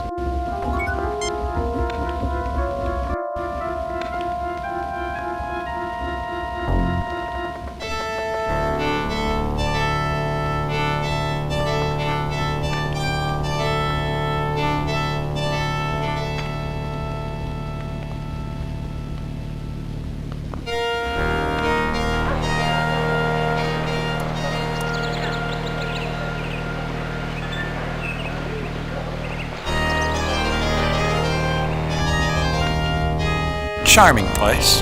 Less technology, more humanity. I like it. Somewhere in the middle of this European charm is Trelane and the missing ships. Let's find it. This clock looks expensive. This boy looks like he's anxious to make a sale. Hi, can I help you? What do you want for that broom? That old thing. I can give it to you now. You can pay me later. I'm sure my boss, Mr. Uland, won't mind.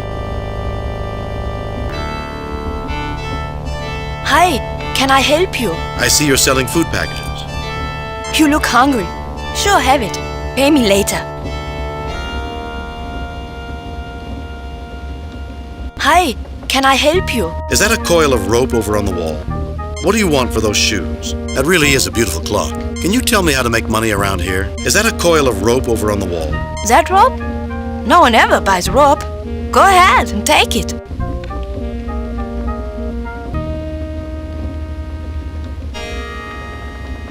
Hi, can I help you? What do you want for those shoes? I'm sorry, but those shoes have already been paid for. Hi, can I help you? What do you want? That really is a beautiful clock. It sure is. I can let you have it. Pay me later.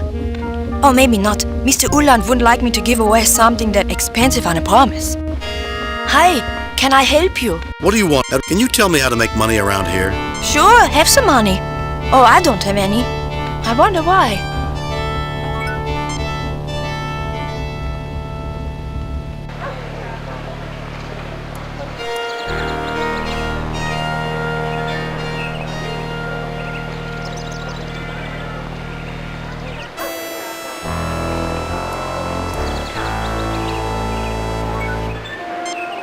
A Fokker DR-1.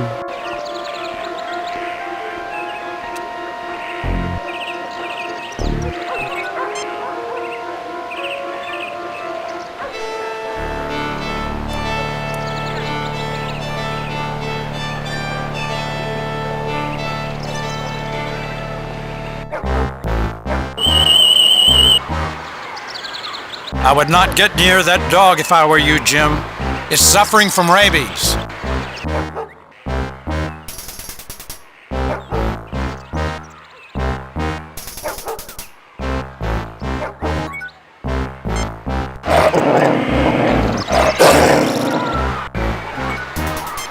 No effect.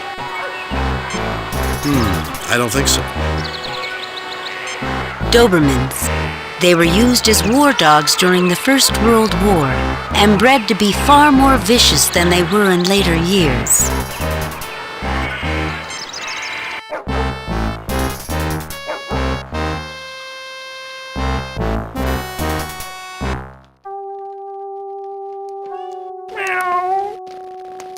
What is it, Gringold?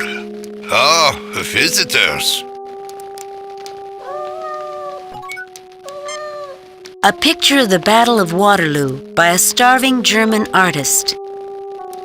A domesticated longhair. An impressionist painting of a ship caught in a storm.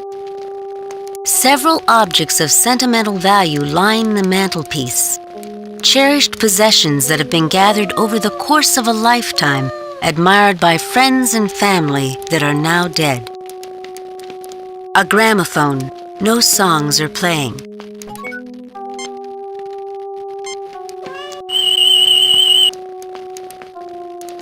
An early 20th century recording device, no longer in working order. A painting, Captain. This tricorder detects nothing unusual about this object. An ordinary house cat, Felis catus, a common human pet. The first records of domesticated cats are from ancient Egypt, where they reduced the rat population in the grain fields and were also used as hunting animals to retrieve small birds. Spock, has anyone ever told you that ignorance is bliss? His name is Glingold, Captain Spock. A fireplace, Captain. A fireplace.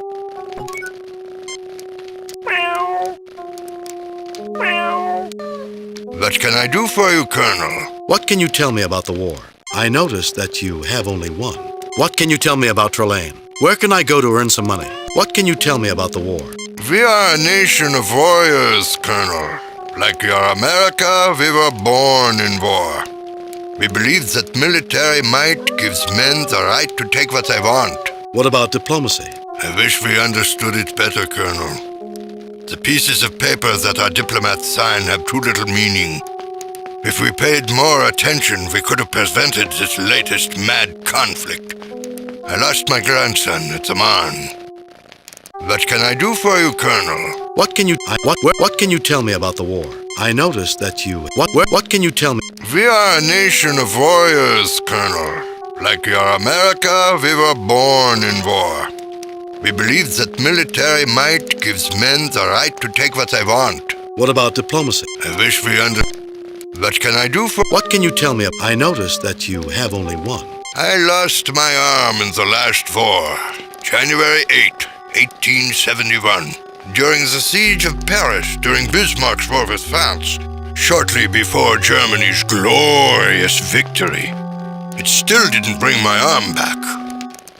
What can I do for you, Colonel? What can you tell me? I noticed. What can you tell me about Trelane? Ah, yes, the glorious Baron.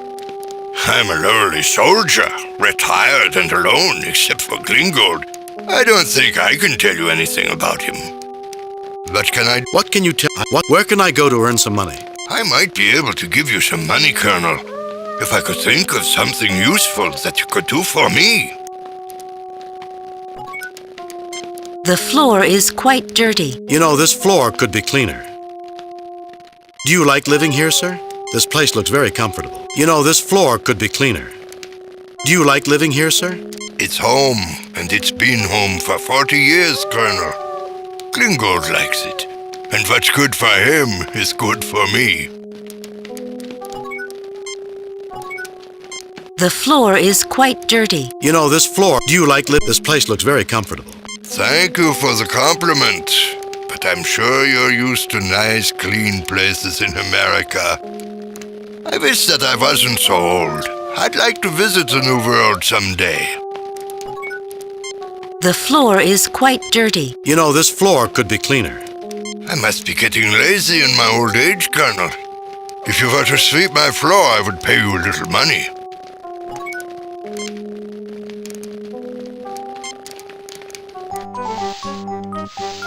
Thank you, Colonel. You Americans are very helpful. It's a pity we're at war with you. But wars always end, and today's enemy often becomes tomorrow's friend. Unfortunately, the reverse is often true.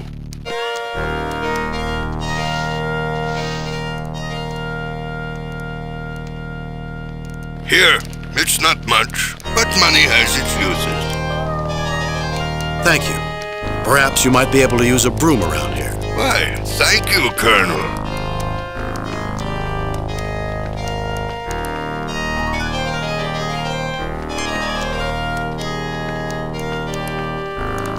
I'm a doctor, not a repairman. The gramophone is not functioning. It would appear to be a trivial malfunction. Do not concern yourself with it, Captain Spock. Gringold does not like loud noises.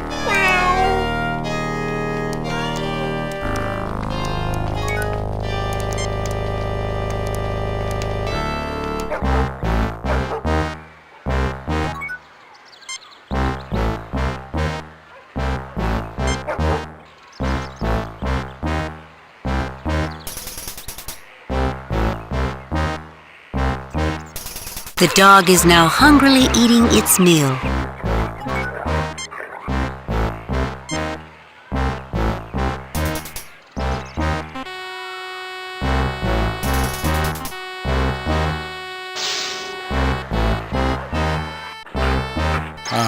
Another satisfied patient.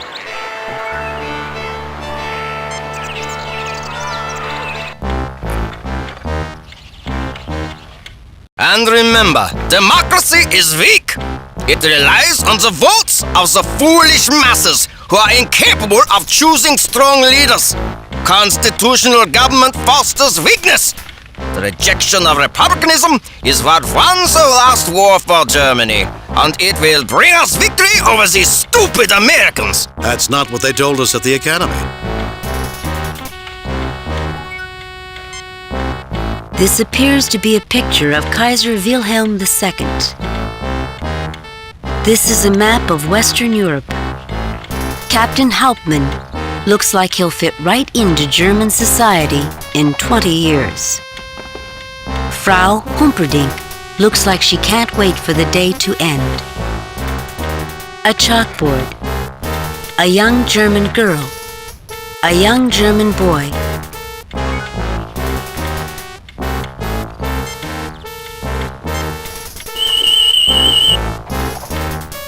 An ordinary oil painting, approximately 30 years old.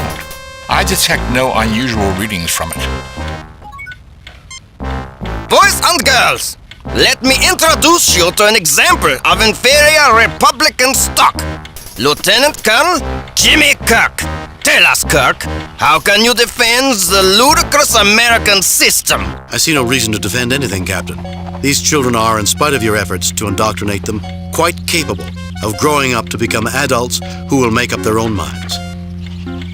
I am not interested in a debate, Hauptmann. If your system is so superior to America's, how come you're losing the war? Why don't we put it up to a vote? You have a choice between a system that gives you leaders who will oppress you for life, or a system which, imperfect though it may be, allows you to influence your leaders and gives you a chance to bring them to account. I see no reason to defend anything, Captain. They will listen to what we tell them, because we know more than you. It is the best interest of society for them to obey us without question. Whose society is it in the best interest of? Yours or theirs?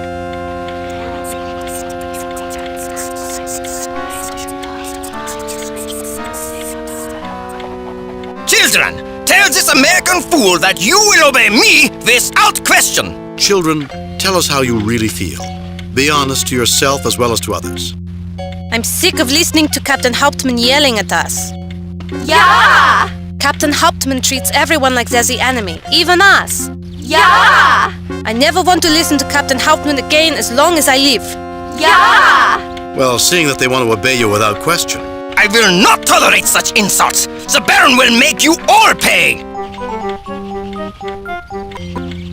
I am not interested in a debate, Hauptmann. What do you mean, losing the war? I believe he refers to the collapse of the German offensive in the Second Battle of the Marne on July 18, 1918, followed by the Second Battle of the Somme and the Fifth Battle of Arras, which drove the Germans back to the Hindenburg Line, which rapidly collapsed. The Hindenburg Line will never fall! It already has in many places, Captain. And even without foreknowledge of events, logic would suggest the collapse of both the German and Austrian governments by the end of 1918 to be a 96.62% probability. Never! Furthermore, the war will end with nearly 2 million Germans dead and enough Allied casualties that reparations will be extremely burdensome. All for a war caused by tiny Balkan nationalities who lacked the ability to forget old conflicts and live in peace with each other. One of the most tragic displays of wasted emotion in human history. Children, are you going to listen to this babbling nonsense? Captain Spock is clearly deranged, repeating worthless propaganda.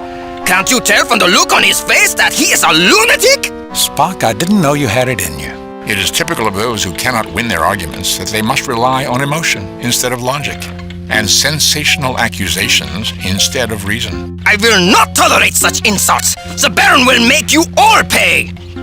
Why don't we put it up to a vote?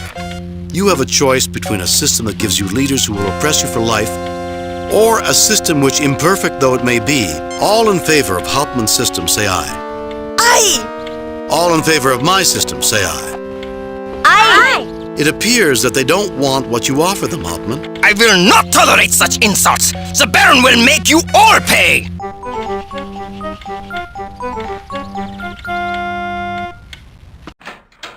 Jim, wasn't that a violation of the Prime Directive? Dr. McCoy, this is clearly an imaginary culture with no real existence. The Prime Directive cannot be reasonably extrapolated to affect such a culture. Wow! A real American pilot!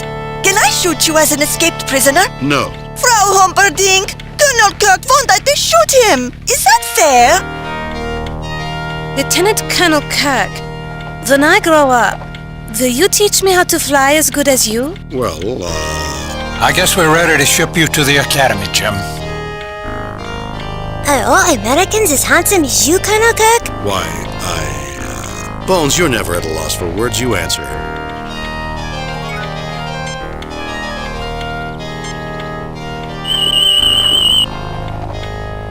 I have a power reading from the chalkboard that is off the scale. It matches the sensor readings I took of Trelane's triplane on the Enterprise. Theories, Mr. Spock. The last time we encountered Trelane, he used various items, a mirror in particular, as a source for his power. This locket is another one of Trelane's power objects. And if we could find and destroy enough of Trelane's power, the village of Gothos would come apart, and we might find out what happened to the Enterprise. Mr. Spock, continue scanning for power sources wherever we might find them. Fluorescent illumination, Captain. A distinct anachronism. The light is encased in shatterproof glass, and the light is far more energy efficient than is typical for illumination of this period. Aside from these anomalies, there are no unusual readings. Herr Kirk, can I help you? Yes, I'd like to ask a question. What do you think about the war? What can you tell me about Trelane? These children are something, aren't they? I didn't realize they let mad dogs teach children. You know, I've heard that chalkboards can be very dangerous to children. The chalk is very bad for the lungs. Maybe I should remove it. What do you think about the war? It's horrible. With any luck, my students won't have to fight in such a war once they get older. Herr Kirk, can I help? Yes, I'd like to ask a question. What do you think about... What can you tell me about Trelane? Ah, the Baron. Such a charming man.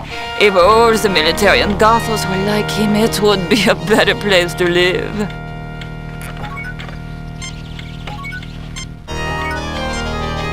Herr Kirk. Yes, what do you think about what? These children are something, aren't they? They are a little rambunctious, aren't they?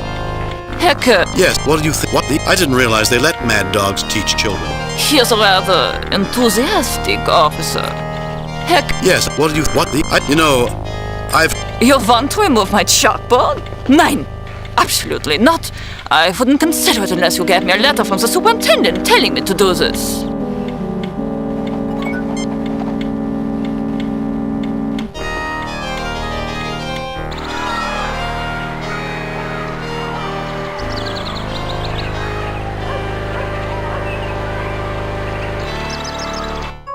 I can't believe the trench would be so close to the town. It shouldn't be. At this point in the war, the Allies had broken through the trenches. That's why Germany surrendered. Their defenses were crumbling, and they didn't want to see their cities destroyed. Only one of many illogical situations, Commander. The building where we were imprisoned almost burned to the ground. But no other building was touched, and no one seemed concerned about the fire. What else? The fact that everyone seems to recognize us, yet the military does not try to intercept us. The building signs in English instead of German. There is much here that is not what it seems.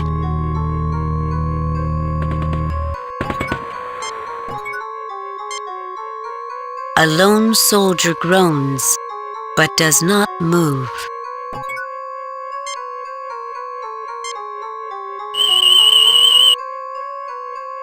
Captain, another abnormally high reading emanating from an object in his pocket. A locket of some sort. Nothing to report in the west. What can you tell me about the war? What can you tell me about Trelane? About your locket. What can you tell me about the war? I am a sentry. The others are dead. I think I'm dying. Nothing. What can you tell me? What can you tell me about Trelane? I like to watch the airplanes fly overhead. The enemy watches them too, and I know we'll have a few minutes of peace. Nothing. What can you... About your locket. You want my locket? But that's the only reminder of my girl. I'd rather lose my arm. We need it very badly. If we do something for you, would you give it to us? I have a letter to my girl. If you see that it is delivered, I'll give you my locket.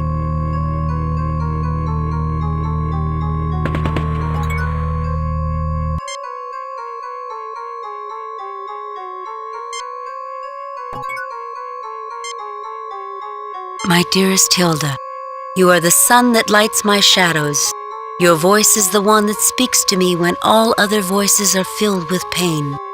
Only your memory keeps this unbearable suffering from driving me mad. That and the hope that this war will soon end, one way or another, and that I may yet live to see your smile.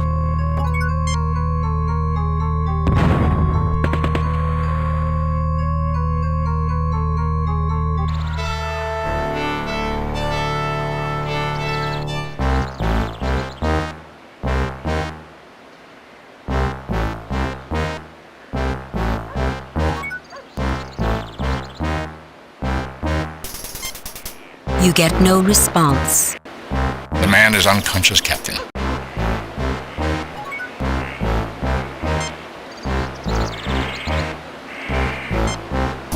I don't think I should until he's suitably restrained. A picture of a Prussian soldier, circa 1871, standing at attention. A painting of a Prussian cavalry officer on horseback. This painting of a storm at sea isn't impressionistic, just poorly painted. A rack containing German rifles. Best Huntsman 1912. This trophy belongs to the commander.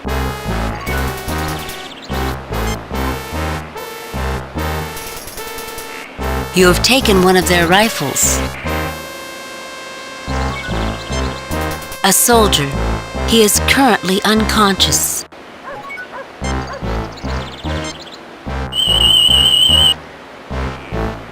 tricorder detects nothing. No unusual readings, Captain.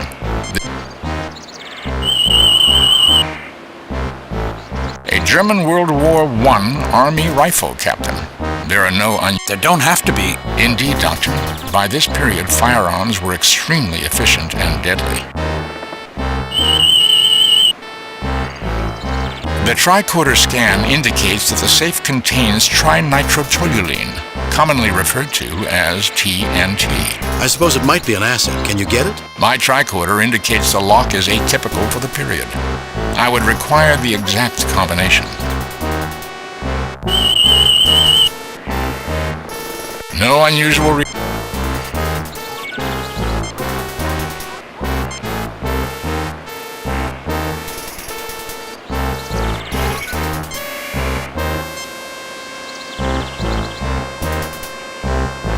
I have a bad feeling about this.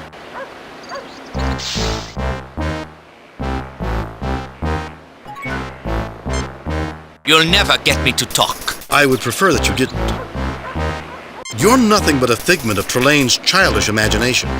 You're even less important than he is. Where's Trelane? Where's my crew? I would prefer that you didn't. You're nothing but a figment of I will tell you nothing. You'll never get me to... I would prefer that... Where's Trelane? I will tell you nothing.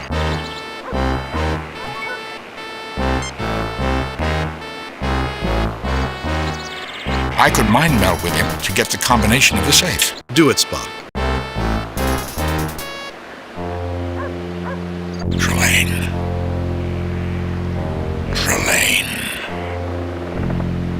Trelane. Spock, snap out of it. He is not paying attention to me. Run away. The combination, Spock. Concentrate on the combination. Kirk. I must have revenge on Kirk. Every great man has his enemy. Nothing could be more fun than revenge.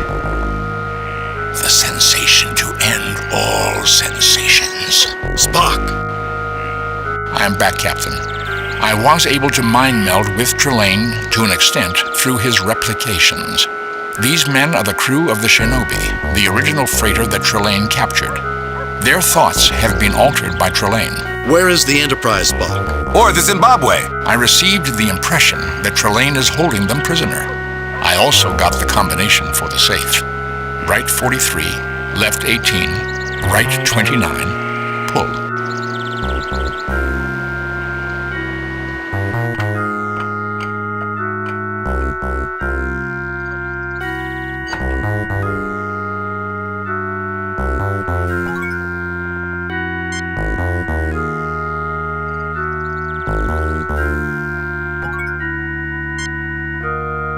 This package of explosives is one of the deadliest objects on the planet at this time, but not for much longer.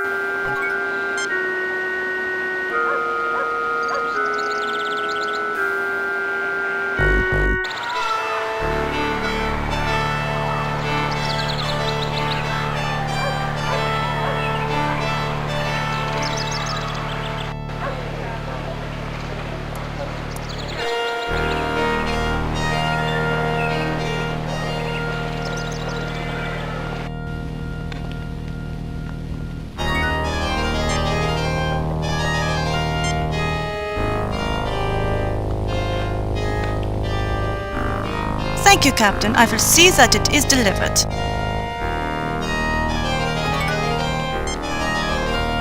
Herr Kirk, though my position as school superintendent keeps me busy, I'm always glad to help you. You know, I've been to inspect the chalkboard. I am very proud that we are spending money on the finest educational equipment, even during the middle of this accursed war.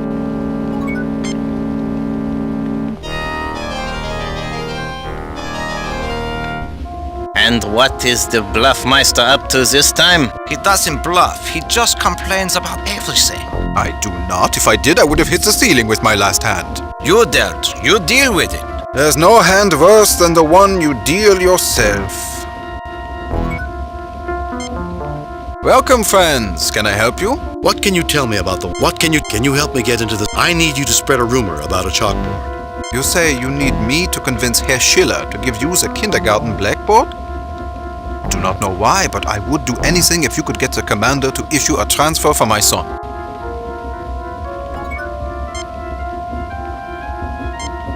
Welcome to the game, Colonel. 3 hours later. My God! Where did you learn to play poker, Colonel? Starfleet Academy.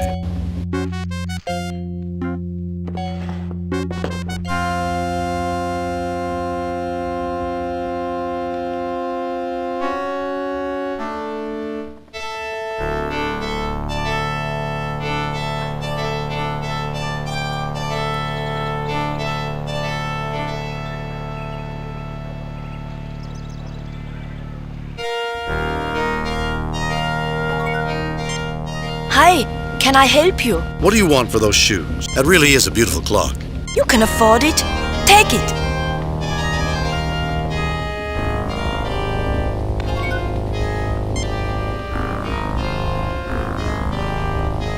This clock is a marvelous piece of workmanship.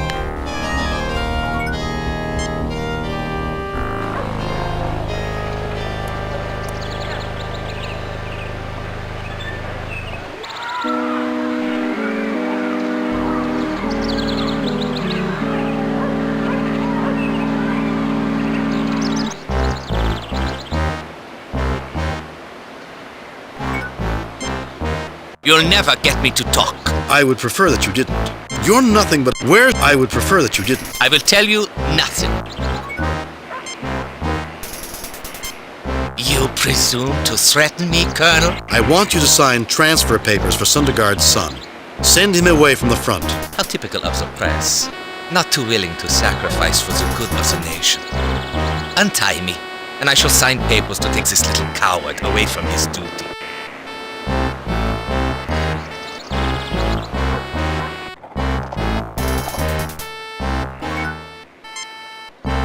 I'll get it.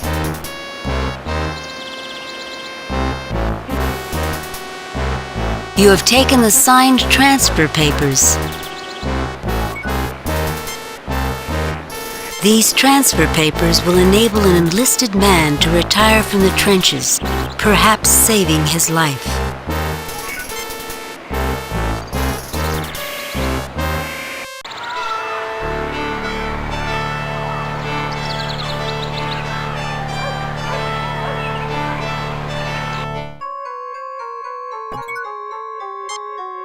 Nothing to report in the West. What can you tell me about the war? About that locket? What can you what about that locket? You've delivered my letter? I guess I'll keep my promise. Have my locket.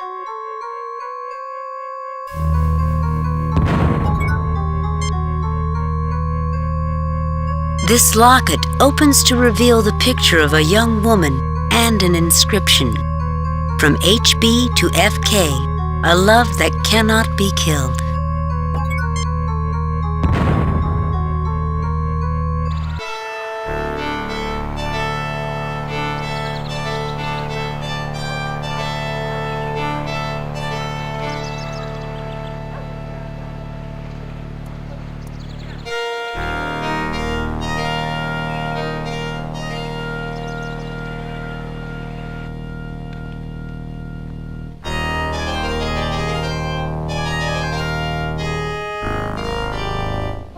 I told you I wasn't bluffing.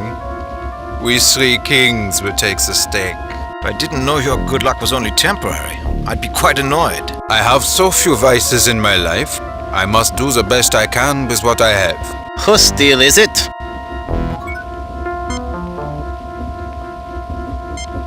Thank you, Lieutenant Colonel. I cannot express my gratitude. If there is anything I can do for you, please let me know.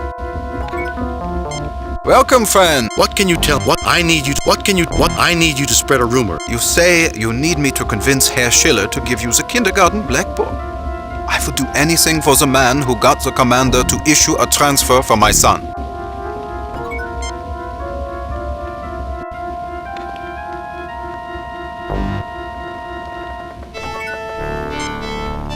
Herr Kirk, though my position as school superintendent keeps me busy. You look worried. It wouldn't happen to be about the chalkboard by any chance. I have heard the most horrifying rumors about these boards. Do you think they are true? Absolutely. If you wish, I could dispose of the thing for you before anyone is harmed. I'd need a letter for Frau Hopperdink. Absolutely. Let me just take pen to paper. Take it when you want to destroy the vile thing.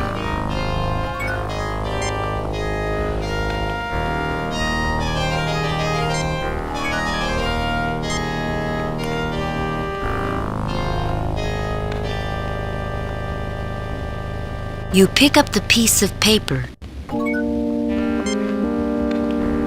This letter from the superintendent gives you the authority to confiscate the chalkboard.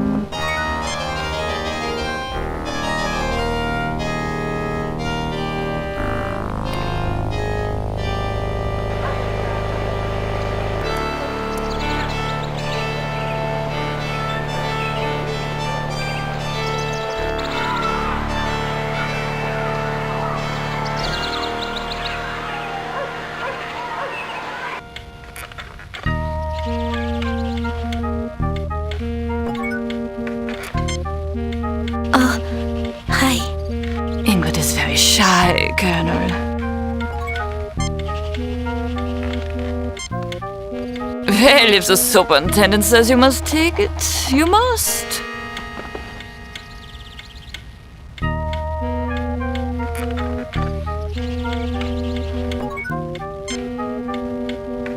An early blackboard, a wonderful innovation in education.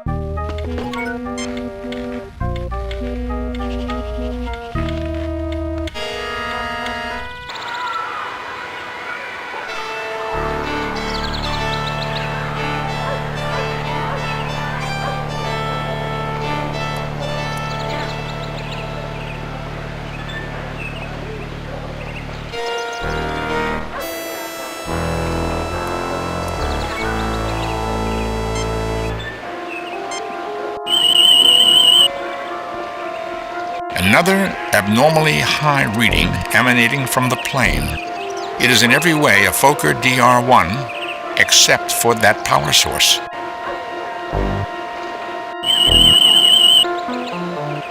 The tricorder indicates the hangar is completely deserted.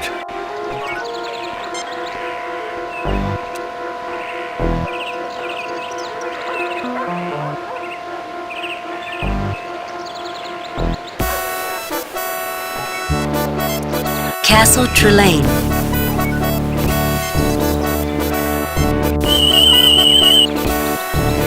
Captain, the force field around the castle is extremely intense. I get the same energy signature from it as I did from the triplane that attacked the Enterprise. Mr. Spock, is there any way to penetrate it? The force field permeates the ground, Captain. The largest weapons of this era could not penetrate the force field. If we could generate a disruption on the wavelength, the field could be breached, although we would not have much time before it was re-established. How could we generate such a disruption? By physically destroying other objects that resonate on that wavelength. Objects like the power objects that we have already found.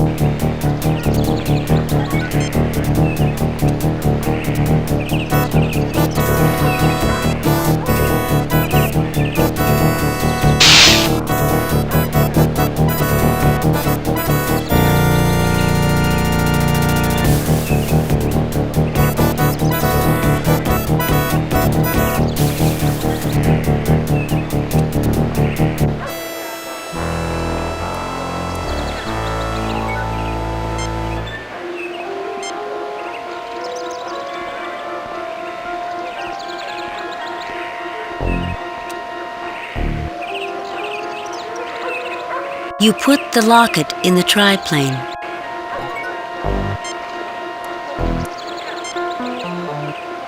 You put the chalkboard in the triplane.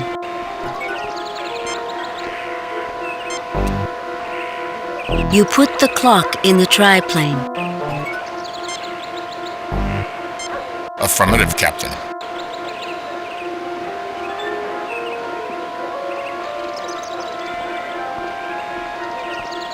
Everyone stay well back.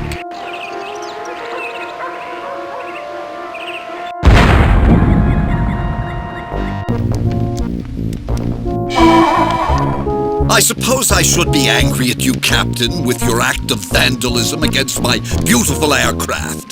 But then, barbarians will be barbarians. There's only one barbarian in the room, Trelane, and I'm looking at him right now. Captain, you're even ruder and more antagonistic than I remembered. How wonderful! What must I do to make you leave me and my crew alone? I have no interest in leaving you alone, Captain. As for your crew, you're only a few feet away from them. Observe my trophies, Captain Kirk. Release my ship, Trelane. My ship. My ship. It's always your ship, your crew. Don't you have anything else to think about? Conquests of your enemies and the fair sex. Restore the ships you've stolen and return them unharmed. You're in no position to make demands.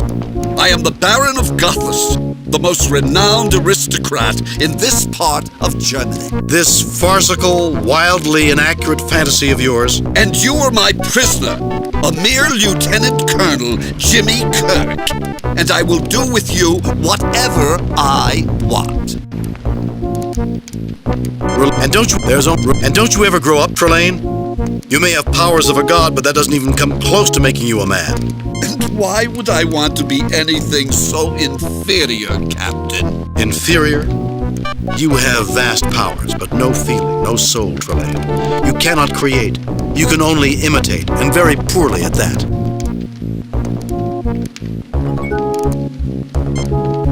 If the real thing weren't bad enough, a portrait of the humble Baron of Gothos smirks nauseatingly at you. An axe and shield. As with most of Trelane's collection, they are mostly ornamental. A polar bear rug.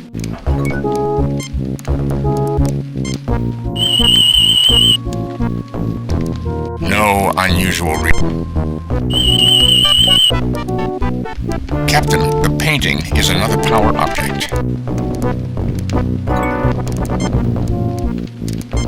Is it really necessary to use firearms? It's a power object. You remember what happened the last time I shot one of his power objects? Yes, it was destroyed. Trelane's power faded until he activated a secondary power object. We need to find a more permanent solution, Captain.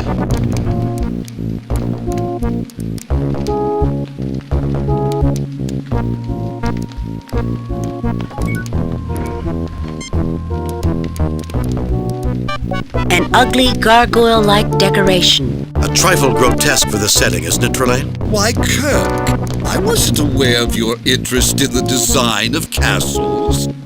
I hope you like my rug better. This bottle contains a very realistic reduction of the USS Zimbabwe. My ship! Bring it back or I'll... This one's even more savage than the last one of your officers who made the same mistake. My compliments, Captain, on having such a spirited crew. Truly a testament to your fine leadership. Release him, Trelane. He's done you no harm. Take me in his place. He's not a member of my crew and you know it. Besides, he looks rather peaceful standing there. Release him, Trelane. You're no fun, Kirk. Besides, why should I? I'll do what you want. Your concern for the safety of your inferior species is most tiresome, Captain. Oh, very well. I suppose I should thank you, Captain. Later, Commander. This bottle contains a very realistic reduction of the USS Enterprise. Jim, is that what I think it is? It is the Enterprise, Doctor. It is functioning normally, aside from being trapped. The crew are alive and well. My latest hobby, gentlemen, putting warships in bottles, celebrating the grand martial heritage of your species. This bottle contains a very realistic reduction of the SS Manikier, a Denebian transport. This bottle contains a very realistic reduction of the SS Shinobi, a freighter. Well, Captain, I suppose you're about to make your grand plan of escape. You must think you're pretty clever, Trelane, with your replica of the First World War. Why, thank you, Captain. I wasn't complimenting you, Trelane. I've never seen such a piece of nonsense in my life. Nonsense? You know, I suppose that's why your parents haven't come for you. They're ashamed to call you their son. No, they're not. My parents love me. I'm the great Trelane, the Baron of Gothus. Of course they love me. All parents love their children, Trelane. But when their children are bad, time and time again, they may not want you to be with them. You're lying. You take that back or I'll... How do your parents feel about you?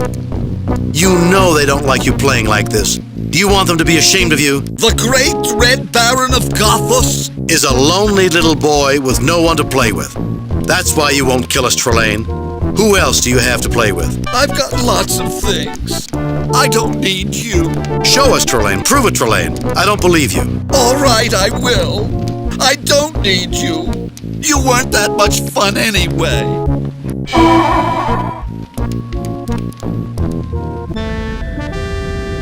Captain's log. The missing starships have been restored to normal size and are about to return to their assigned missions. A lonely little boy. That was Trelane's vulnerability, loneliness. He was more human than he realized. Human emotions are powerful things. I have never disputed their power, Captain. Only that logic dictates that they should not be permitted to interfere in rational judgments. Well, now that we've taken care of business... Ow! I'll have to see Dr. McCoy about my shoulder. Something happened, Captain? Mr. Ellis and I see. Are your differences settled? I'm afraid not, Mr. Spock. We each won a game of zero-G squash, but I'm afraid he was called back to the Zimbabwe before we could have a rubber match. I think I dislocated my shoulder with a rather wild swing in the second game. Then logic suggests that your injury would have caused you to lose the match. I suppose so. He's a good player and a good officer. I'm putting in a request to bring him on the Enterprise. That should be fascinating. Hello, Captain. I'm Captain Gernsbeck of the Shinobi. I thought I would thank you personally before we left for Cephas 5. A pleasure to meet you, Captain. Have we met before, Captain?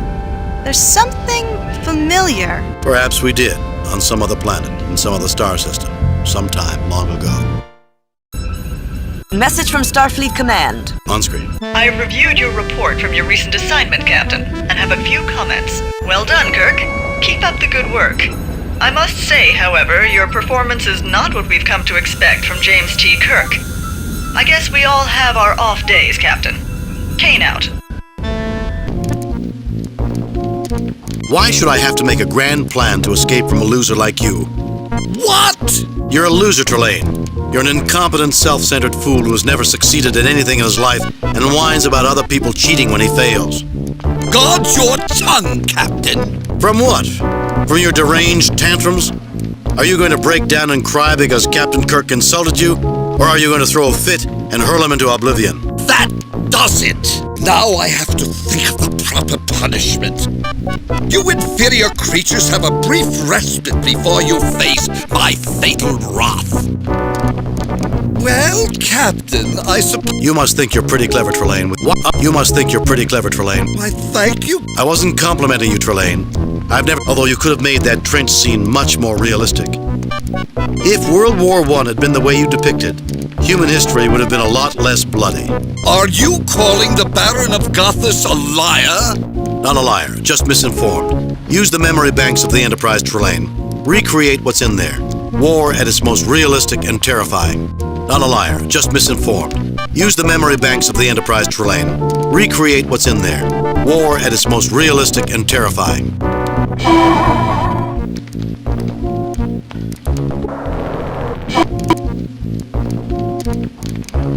Why, thank you. I wasn't complimenting you, Trelane. I've never seen such a piece of nonsense in... Nonsense? You know, I suppose that's... You call that war? That sanitized, melodramatic drivel? Look into the memory banks. That's right, Trelane. Nonsense. I suppose I should have expected your historical abilities to be as laughable as anything else you've ever attempted. Not a liar, just misinformed. I don't have to do anything. Eventually, your parents are going to find you and discipline you again. Fortunately, Kirk, my parents are otherwise occupied. They won't interrupt me when I'm winning. But you have to compete first before you can win. Send the others away safely, and I'll give you a chance at revenge. Very well, Captain. Now, Captain, I'll make you wish you'd never been born. Yes, I'm sure you will. Careful, Captain.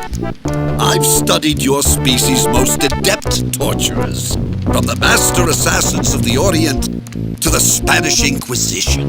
Being with you is bad enough. I'll generate pain in every neuron of your primitive body. Don't lose control, Trelane. Don't tell me what to do. I am Trelane, the Baron of Gothas. I am superior. Superior, don't make me laugh. That's it, Captain. You're dead, dead, dead. Now I have to think of the proper punishment. You inferior creatures have a brief respite before you face my fatal wrath.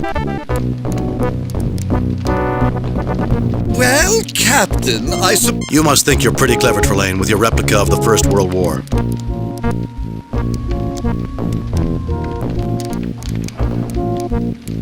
That's odd. I was sure I detected other power sources converging towards us when I was on the Enterprise. You weren't winning, Trelane. You never were.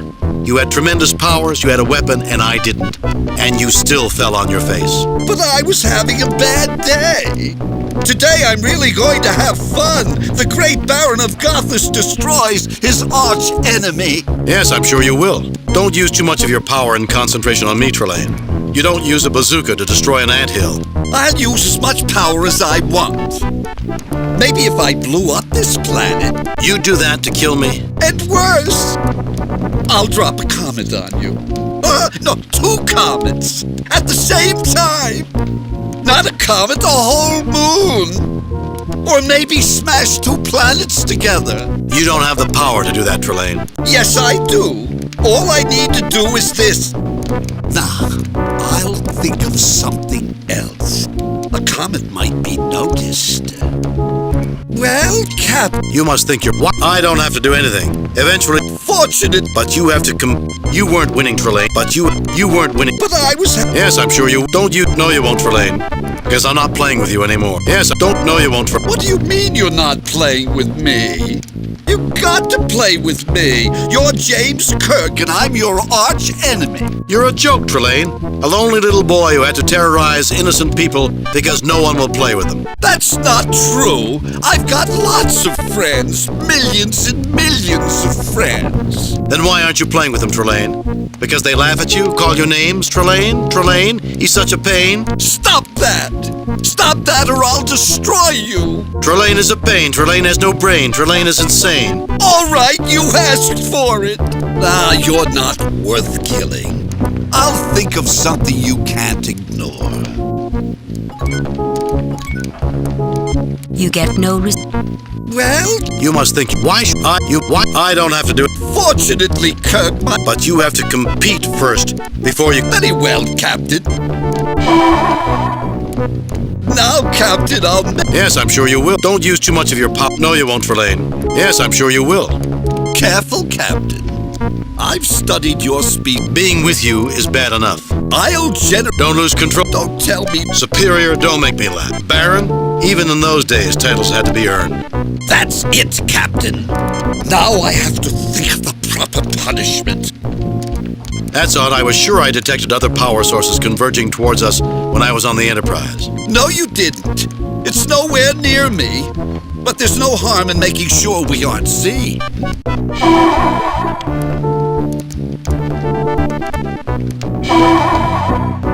She's gone. Now I have to think of the proper way to destroy my enemies. You have a brief respite before your destruction. You weren't winning, Trelane. You never were. You had tremendous powers, you had a weapon, and I didn't. And you still fell on your face. But I was having a bad day. Yes, I'm sure you will. Don't use... No, you won't, Trelane. Because What do you mean? You're a joke, Trelane. That's not... Then why aren't you... Stop! Trelane is a... All right. Well... You must think you're... I don't have to do anything. Eventually, your parents are going to find you and discipline you again. Fortunate! But you have... That's odd. I was sure I detected other power sources converging towards us when I was on the Enterprise. No, you didn't. It's nowhere near me. But there's no harm in making sure we aren't seen.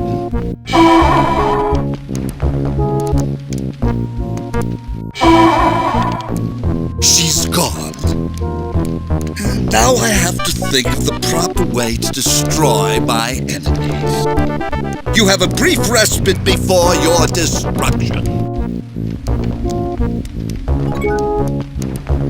Well? You must think you... I don't have to do anything. Eventually... Fortune! But you have to... That's odd. No, you didn't.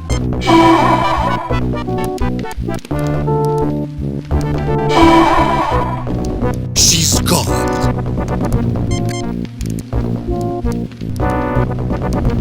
Well? You must think you're pretty clever, Trelane, with your replica of the First World War. Why, thank you, Captain. I wasn't complimenting, although you could have made that trench scene much more realistic. Really, Captain? Look into the memory banks at the end of... Not a liar, just misinformed.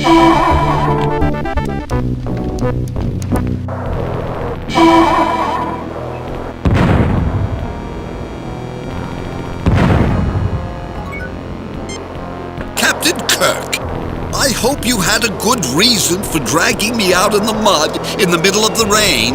Look around you, Trelane. Is this glory? Is this valor? Smell the stench of death. While knights fought in the sky, millions died in the mud, diseased, starving, mutilated. Is this the sort of game you want to play, Trelane? For once in your life, Trelane, shut up and look around you. Yes. What do you want me to notice? Your species destroying itself? That's what makes you so fascinating. Fascinating? The fact that my ancestors were stupid and threw their lives away? What passions drove them to this? What great emotions in the human spirit would make this possible? These people sought glory. Before the war started, these boys and their parents were chanting in the streets, "We want war.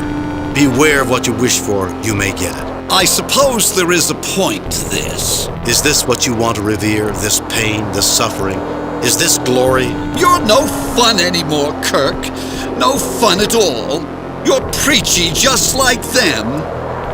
Anything I'm interested in is always wrong. Release my ship. Trelane, look around you. Does this look right to you? Trelane, you don't go around hurting people and expect them to treat it as though they're having fun. The first thing a life form learns is to avoid pain. Then how do you explain this delightful scene around us? Some politicians decided that the only way to avoid getting hurt was to send other people out to get hurt. We've tried to outgrow that. Not always successfully, as Mr. Ellis might tell you, but we try. Captain, yours is a most confusing species. Perhaps I should spend some time thinking about it before I talk with you again. Captain's log. The missing starships have been restored to normal size and are about to return to their assigned missions. It was horrible, Mr. Spock. Trelane recreated one of the greatest tragedies in human history. I've seen a lot, but even that... The waste of lives is appalling, even when one operates by pure logic. When one considers what those millions of lives that were lost might have done for humanity had the war never taken place. Well, now that we've taken care of business... Ow! I'll have to see Dr. McCoy about my shoulder. Something happened, Captain? Mr. Ellis and I see. Are your differences settled? I'm afraid not, Mr. Spock. We each won a game of zero-G squash, but... Then logic says... I suppose so. That should... Hello, Captain. I'm... A pleasure. Perhaps... Message from Starfleet Command. On screen. I reviewed your report from your recent assignment, Captain, and have a few comments. The top brass at Starfleet are impressed with the results of your recent performance. Outstanding work, Jim. Keep up the good work. Kane out.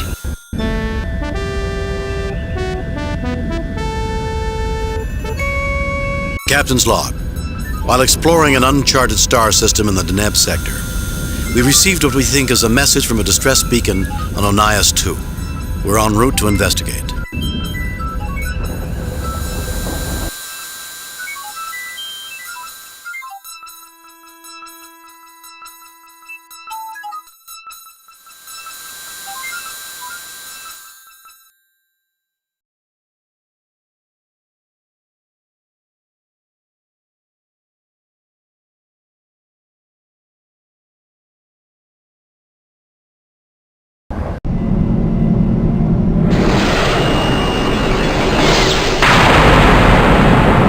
approaching Onius 2, Captain. It may be nothing, Captain, but a scan of the planet's atmosphere indicates a high concentration of rare gases trapped in the planet's magnetosphere. Atmospheric disturbances could produce random radio waves. It wouldn't be the first time, Mr. Spock, but we'll never be able to tell if we don't check it out.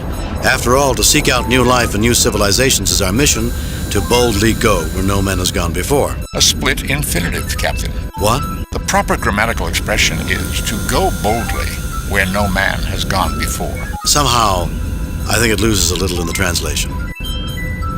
Entering standard orbit.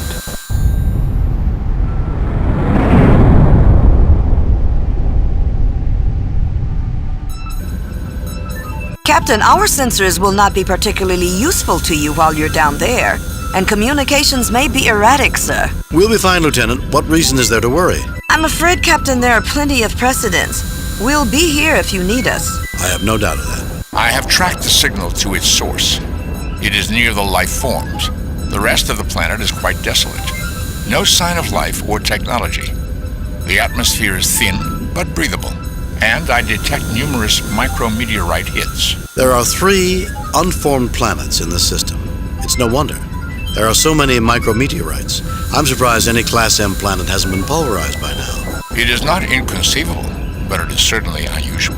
Let's do it, Spock. You, McCoy, and I. Oh, and tell Bones to see if a genetic specialist is available. If there are only 2 life forms, we might be privileged to see life at its earliest stages.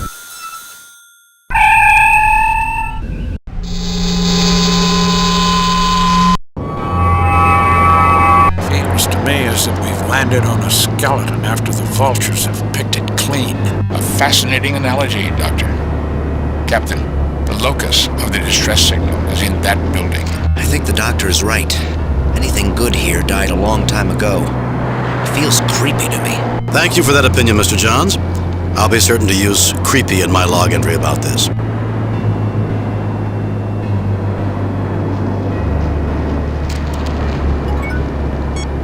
The building, which is old and pitted with micrometeorite strikes, appears ancient, and if built by humanoids, was created for tall individuals.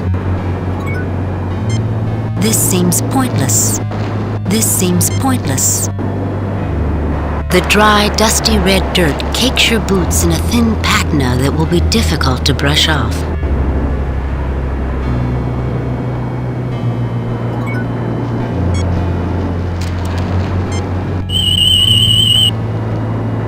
As improbable as it might seem, I am getting multiple life form readings from inside this building.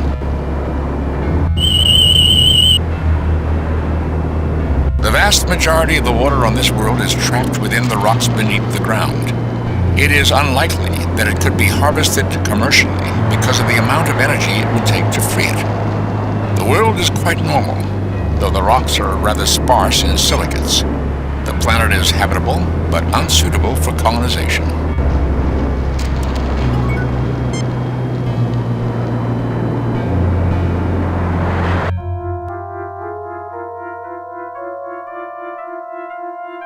Well, I have to hand it to whoever built this place. All this equipment looks brand new and in good repair. Let's hope the Enterprise looks this good when it's this old. We should be very careful about how we proceed, Captain. I have a strange feeling that evil is lurking nearby. Evil, Ensign? Something that wants to imperil our souls, sir. We must avoid that at all costs.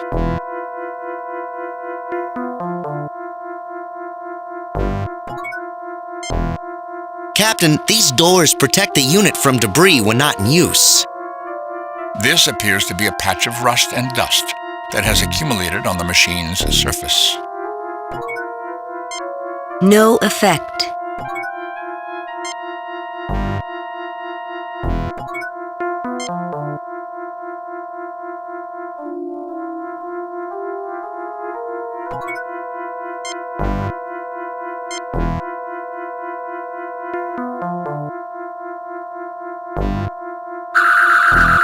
A unique use of a phaser, but adequate for removing the deposits from the apparatus. Aside from minor differences in styling, this looks remarkably like a Tellarite 8000 DNA sequencer.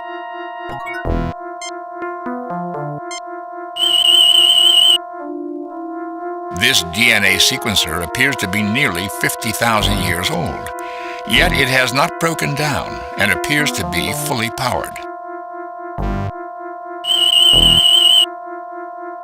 There are life form readings just to the east and west of this room.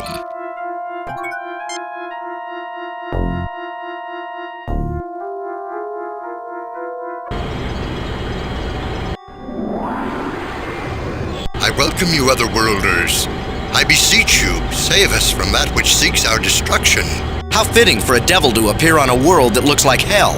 Enough of that, Mr. Johns. This is just another xenobiological entity. Correction, Doctor. This is a projection of a xenobiological entity. Jim, the only life form readings are within that machine behind the portal.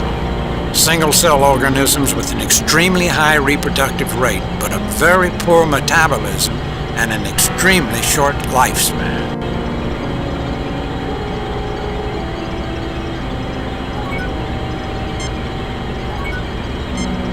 The monstrous projection towers over you with viscous bodily fluids oozing from sores and coagulating in long, putrid streamers. In its swollen, pus-ridden, piggish eyes, you see fear mixed with cunning. Greetings, I am James T. Kirk of the USS Enterprise. What can we do for you?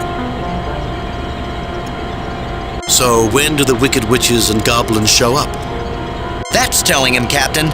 Such contempt is undeserved. You must already serve the others. So, your emergency beacon and statement lead me to believe you see more of an emergency than exists here. The emergency does exist, I can assure you. I am Visner, dominator of the Alphans. We face extinction because of the behavior of the Omegans. Omegans? Our instruments have given us no indication of fighting or conflict or, frankly, any civilization at all. How could we have missed a hostile force operating against you? Covetous behavior? This barren rock is nothing to covet. It seems to me probable that nothing I have said will convince you of the gravity of the situation.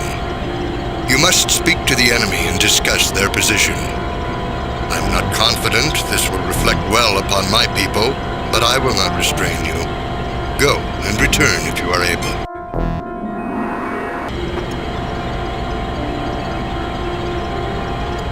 I am Visner of the Alphan people. Our race possessed this world and thrived here until the invasion by the forces of light. We are locked in a death struggle with them, for they desire our destruction. Do you aid them? No, we do not aid them. Wars and destruction are not things we value, Visner. Our prime directive prevents us from interfering in internal struggles, but at the request of all parties, we might negotiate a compromise. Forgive me, but I find that claim insupportable. This world, while grim, hardly looks like a battleground. Who is trying to destroy it? Wars and... Forgive me, but The Omegans seek our destruction. They cling to the ridiculous belief that life began with their advent into the universe. From countless studies, we know that life existed well before they appeared. We know this because we sought refuge from the violence of their invasion. A clear sign that we predate them. There are many accounts on many worlds of angels casting devils from heaven. Perhaps this is a twisted retelling of these stories. Mr. Johns, avoiding the fallacy of linking two disparate and separate phenomena is advised at this juncture. I thought you were sentient creatures, unlike the Omegans, but this is not clear. Our enemies fail to acknowledge the veracity of our claim to precedence, despite the evidence.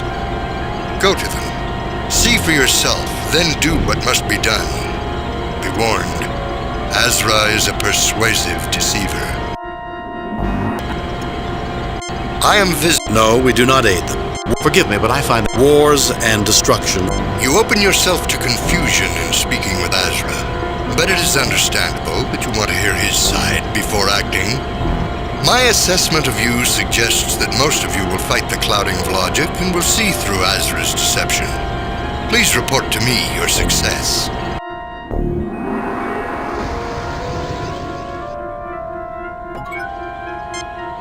A large alien computer.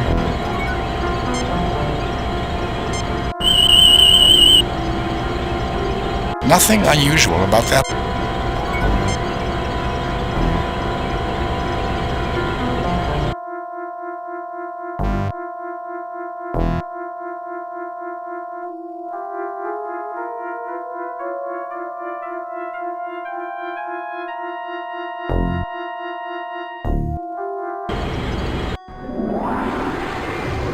Greetings, gentle beings, and welcome. I am Azra of the Omegan people. You are the salvation we have long sought. Thank you for answering our summons. An angel!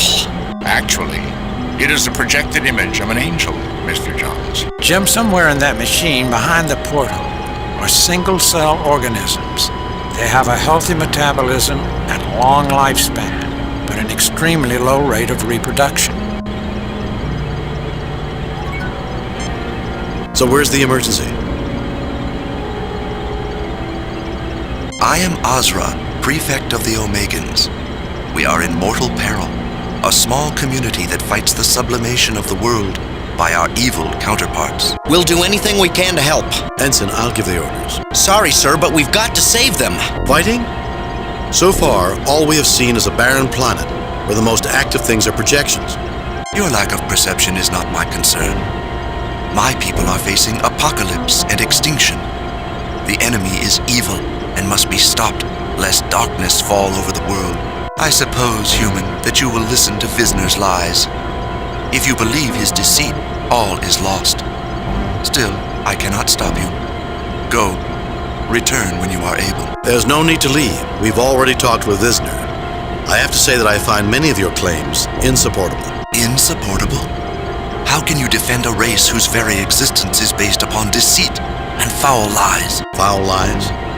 Their position contradicts yours, but there are similarities. You dwell on your differences so much, you just can't see them. Captain, they're as different as angels and demons. Similarities? They are beings of shadow. They mock our perfection. They are our antithesis, created after we were to destroy us and our potential for good. You repeatedly proclaim yourself good and suggest you are morally superior to the Alphans. Why don't you act like it? We have sought every opportunity for peace, but none is possible. Or can you not see that? What I see is a group calling themselves morally superior, yet a group that acts in a venal manner. What you have failed to see is that your attitudes are mirrors of each other. As shadow is drawn from light, so light needs shadow to define it. Captain, the existence of evil does not justify it. Quiet, Ensign. If you would stop being so selfish and were willing to give of yourself, much as you ask us to give of ourselves, you can find a solution to this problem. It will not be without risk, of course, but it is possible. Meet us. Meet the Alphans halfway, and we will help you fulfill your destiny. The persuasiveness of your arguments has opened for me a door through which I spy a future and a truth that I have long denied. You are correct. Perhaps being only half of a whole, I could not see the solution. Yes, I desire your help for my people. Help us. Greetings, I am James T. Kirk of the USS Enterprise. What can we do for you? I am Azra of the Omegan people. Captain, the most worthwhile purpose in life is to fight against the forces of darkness. We must help him. Enemies? This world is so barren that all the life on it is located right here.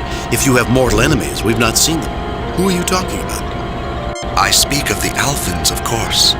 They are foul, cold creatures who pervert even the most sacred ideas. They cling to the heretical belief that life began within darkness.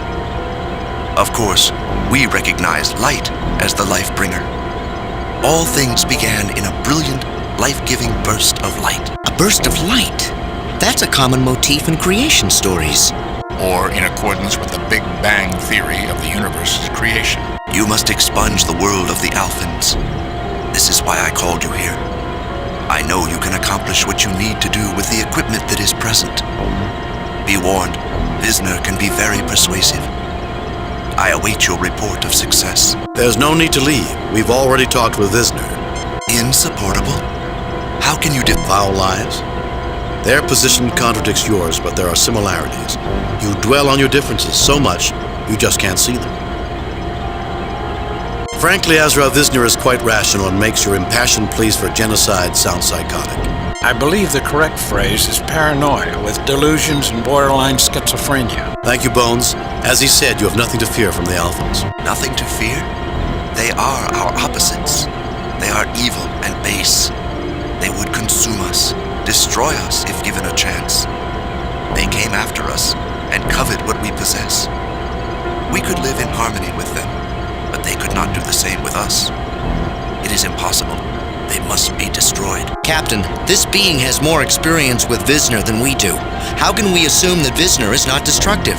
You maintain that you Omegans were created first, but you offer no proof of this assertion. How do you know it? We know we came first because that is what our sacred scriptures tell us. In the light we were born, and commanded to shun that which dwells in darkness. This clearly tells us that we came first. Surely you can see that. Or is it that you have some other interpretation of the event that birthed the Omegans? Does your sacred scriptures explicitly say that no beings were created before you? Dare you suggest they came first? Let's see what we've got. 2 single-celled organisms, each incapable of survival on their own. One lives in light, the other lives in darkness. Each must live a limited and unstable life without the other. Captain, do you know what you're doing? Allow us to unite you again. Your combined strengths will make you a viable entity again. The persuasiveness of your arguments has opened for me a door through which I spy a future. For a being of goodness, you're rather bloodthirsty. Maybe you should try practicing what you preach. Such practices are lost on creatures so vile. They are jealous usurpers who came after we did to this world and have envied and hated us for all time. They are the ones who are unwilling to live in peace, and for that, they must be destroyed. He's right, Captain. If we allow Visner to destroy Azra, then Visner will become a threat to the Federation. I do not see the logic in that, Ensign. You maintain that you Omegans were created first, but I hear you mouth words that elevate your kind above the Alphans. But I have seen no action to confirm this. We humans have a saying, actions speak louder than words. We have sought every opportunity for peace, but none is possible. Or can you not see that? What I see is a group calling... Captain, there is similarity. You repeatedly proclaim yourself. If you're so perfect, how come you need our help? You said they were created after you were. How do you know that? If you're so perfect, how come you need our help? We know we came first because that is what our sacred scriptures tell us. Does your sacred scripture... Dare you suggest... Let's see what we've got.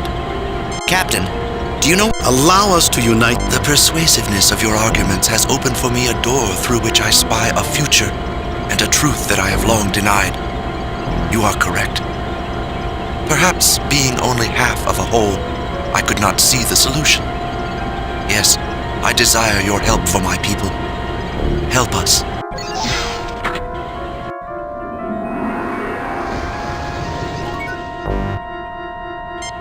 No effect. No effect.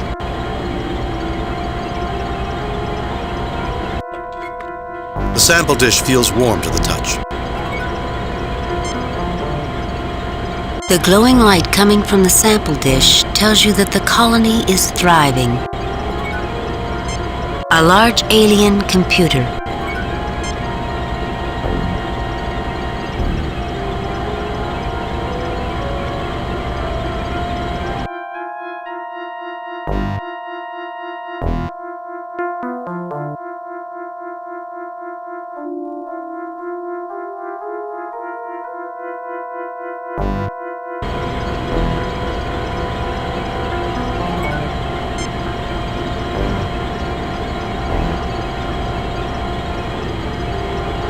I am reactivating Visner, Captain.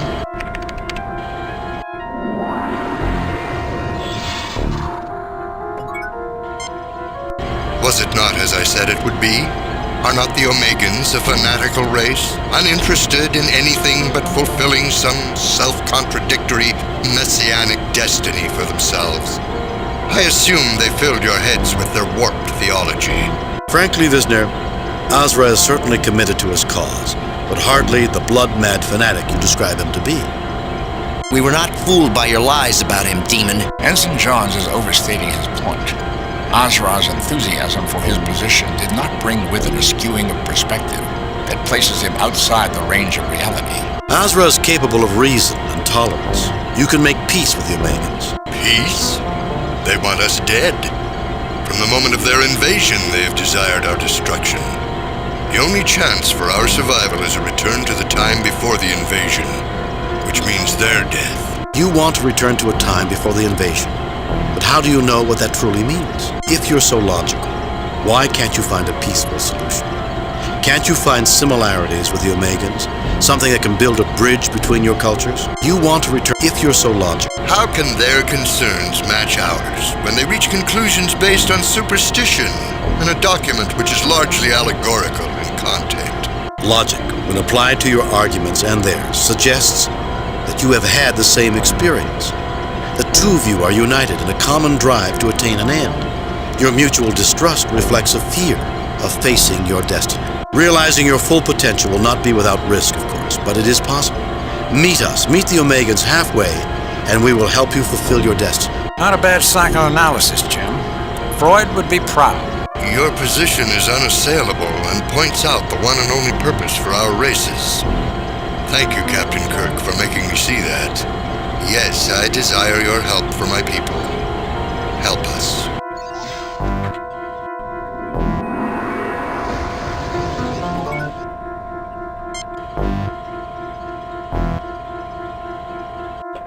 You take the alpha sample, which feels cold to the touch.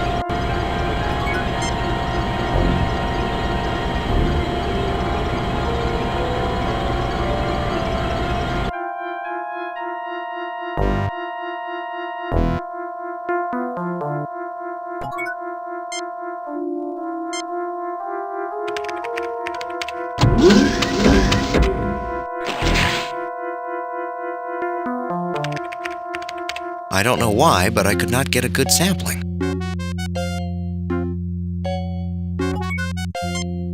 Ensign, let Dr. McCoy try that troublesome sequence. I can do the job, sir, if I can have some peace and quiet here. Mr. Johns, I think I'm getting a clear picture here of your difficulties. Do you realize that insubordination is an offense punishable by a court-martial? I might lose my career, but at least I'll be able to sleep at night. Unable to sleep? McCoy's analysis seems to indicate these two life forms need each other. Both life forms agree. What about that would cause you to lose sleep? Captain, if I do what you want me to, the Omegans will die. Look at it. It's beautiful. It's light and goodness embodied in a single glorious entity. How could any man of conscience want to destroy it? You're not being asked to destroy them, Ensign. You're being asked to let them reach their greatest potential. You're not being asked to make a moral decision. You're being asked by both sides to help them. But sir, I clearly saw beauty and ugliness, good and evil. Combining them would be the most immoral act in genetics since Khan Singh. Ensign, these Alphans and Omegans are single-celled creatures. Those projections are only constructs. You're a geneticist. Examine them yourself.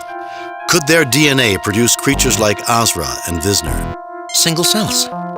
You're right. I've been a real idiot. I suppose I should take a refresher course in Aesop. It wouldn't hurt. Some of the wisest people in history have written for children. Thank you, sir. I hope you'll give me a chance to correct my mistakes. Do you think we're really meant to combine the two races? You've programmed the sequences. You can tell whether they're compatible. Sir, the sequencer indicates that they need to be combined for their continual survival.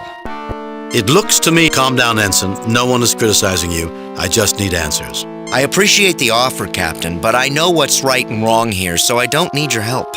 Ensign, you are here as a genetic engineer, not as a philosopher. I expect my orders to be obeyed, and if you have a problem with them, I don't expect to be deliberately misled. I regret my attempt to mislead you. I will accept whatever punishment you feel is necessary. What is it you think I'm asking you to do, Ensign? You don't understand, Captain. Look at the Alphans and look at the Omegans. There's so much evil in the universe. You're asking me to destroy a race of good and beauty by mixing their genetics. Ensign, I think you're confusing things. The Alphans and Omegans are single-celled creatures. While the projections may have seemed sophisticated and human, they are constructs. You can look at the sequence and tell what you have there for DNA could never produce such a creature, can't you?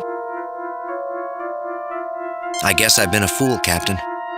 The images don't fit the DNA. We can discuss philosophy later, Ensign. Captain, if the projections are constructs, then we have another purpose here. Do you... I am asking you to do nothing of the kind, Ensign.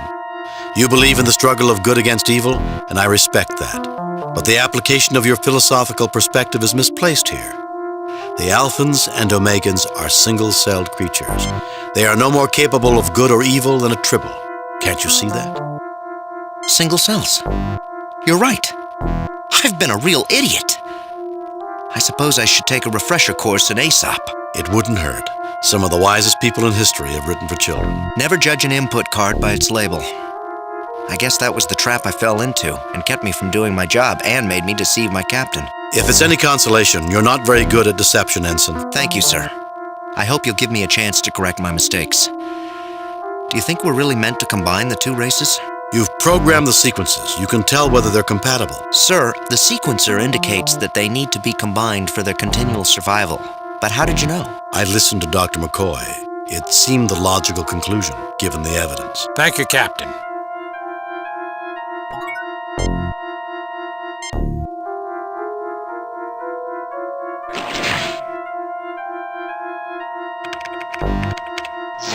The alpha sample is sequenced, sir.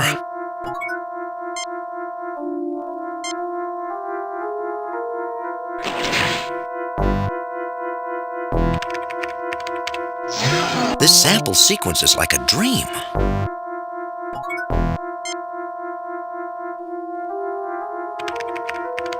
The two samples have joined together as easily as if they had once been a whole and had been separated before. Any race that had this technology 50,000 years ago could possibly have been able to perform such a dissection and kept both halves alive. Captain, with the samples sequenced together, I'm ready to use the replicator to produce a sample with the combined genetic data.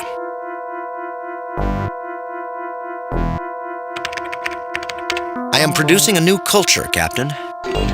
Captain, the genetic sequence is still stored in the computer. If we need another sample, the replicator can generate it.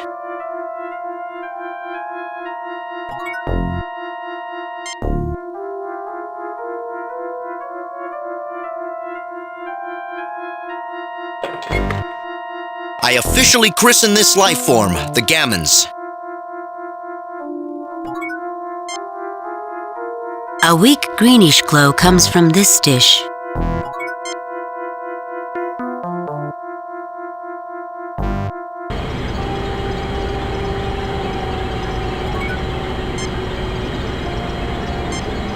No, I don't think that's necessary. No, I don't think that's necessary. No, I don't think that's necessary. No, I don't think that's necessary. No, I don't think that's necessary.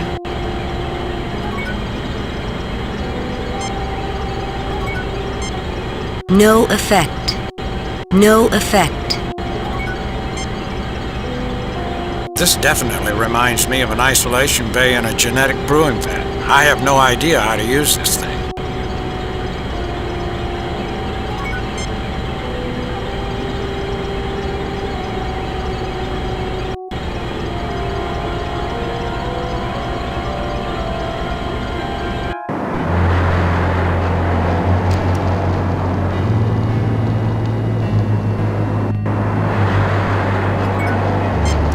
Unlike the rocks surrounding it, the sensor array dish looks fairly new.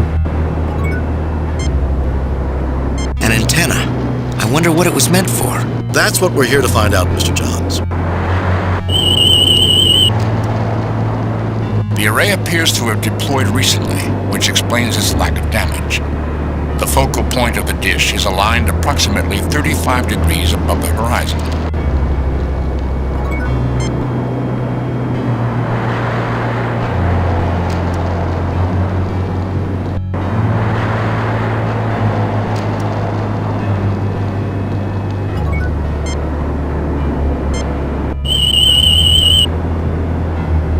The array appears to have deployed recently, which explains its lack of damage. The support beneath the base is weak and crumbled. It is aligned to a point approximately 35 degrees above the horizon.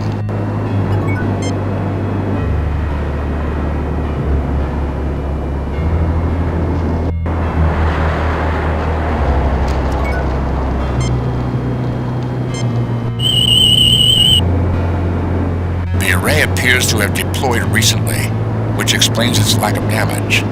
This array appears focused on a point approximately 35 degrees above the horizon.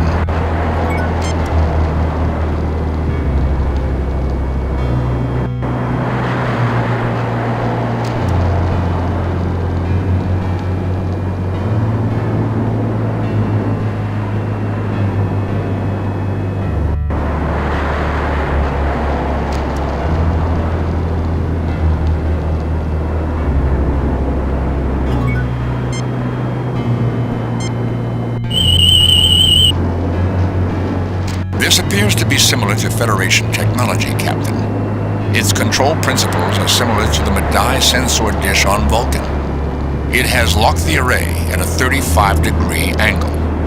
Without knowledge of the code control sequence, I cannot adjust it. I also detect that its power core is not functioning. It operates on geothermal energy, tapping into heat from the ground below.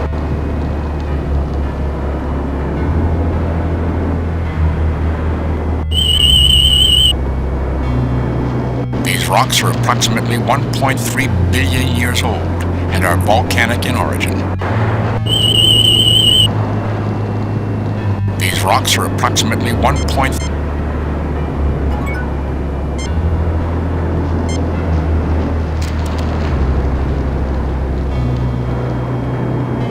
The energy level is insufficient, Captain. We cannot generate the energy level needed to provide geothermal energy with hand phasers. If it's thermal energy you want, Jim, I remember this planet that used a starship's phasers on a microwave setting to heat the surrounding rock to provide temporary power. An interesting observation, Doctor. We could use the same technique here, but the beam would have to be extremely precise. If we targeted the wrong section, we could melt the rock and destroy the array.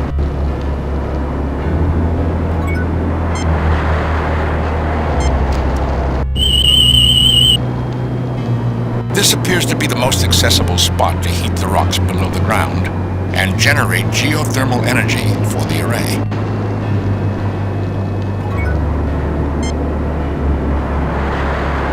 Kirk to Enterprise. Sulu, can you read me? Sulu here, Captain. How can I help you? The Enterprise should broadcast a low-level microwave beam at the coordinates I am sending. We have them, Mr. Spock. Get ready. Stand away from the blast area. Stand by, ready for weapons position.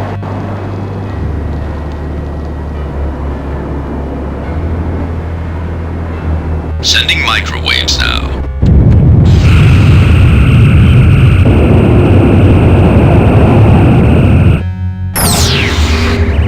Temperature near the power coupling is rising rapidly. I estimate a below-ground temperature of 345 degrees Kelvin is required to reactivate the array. It is at 320, 330, 335, 340, 345, 350. Shut off the beam, Mr. Sulu. Affirmative, Captain. The array is now drawing power. We were successful.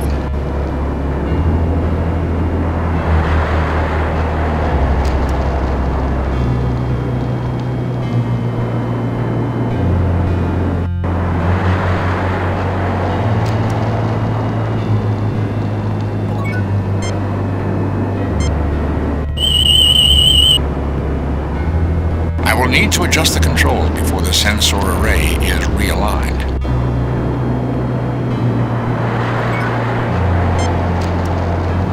Scotty, I need a calculation from the main computer. While I know the computers on the Enterprise aren't quite as good as her engines, I think she'll manage. I am sending the problem. Ugh, that was too easy, Mr. Spock. The angle is 32.5 degrees. Thank you, Mr. Scott. So is there anything else you need, Captain? Not now, Scotty. Kirk out.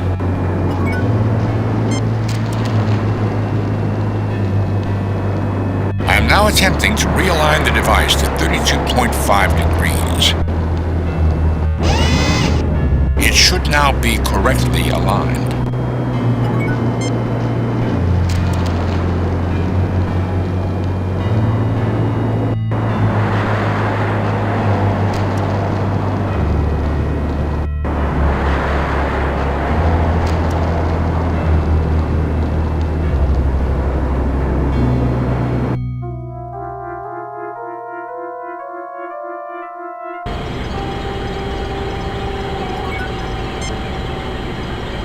The narrow width of the keyboard indicates the creatures who designed it were possessed of hands with only 3 fingers and a thumb. My tricorder detects nothing unusual. I suggest using Dr. McCoy's tricorder instead. I went to medical school.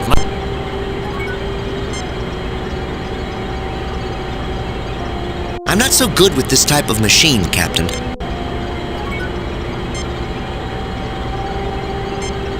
I don't know anything about these concepts.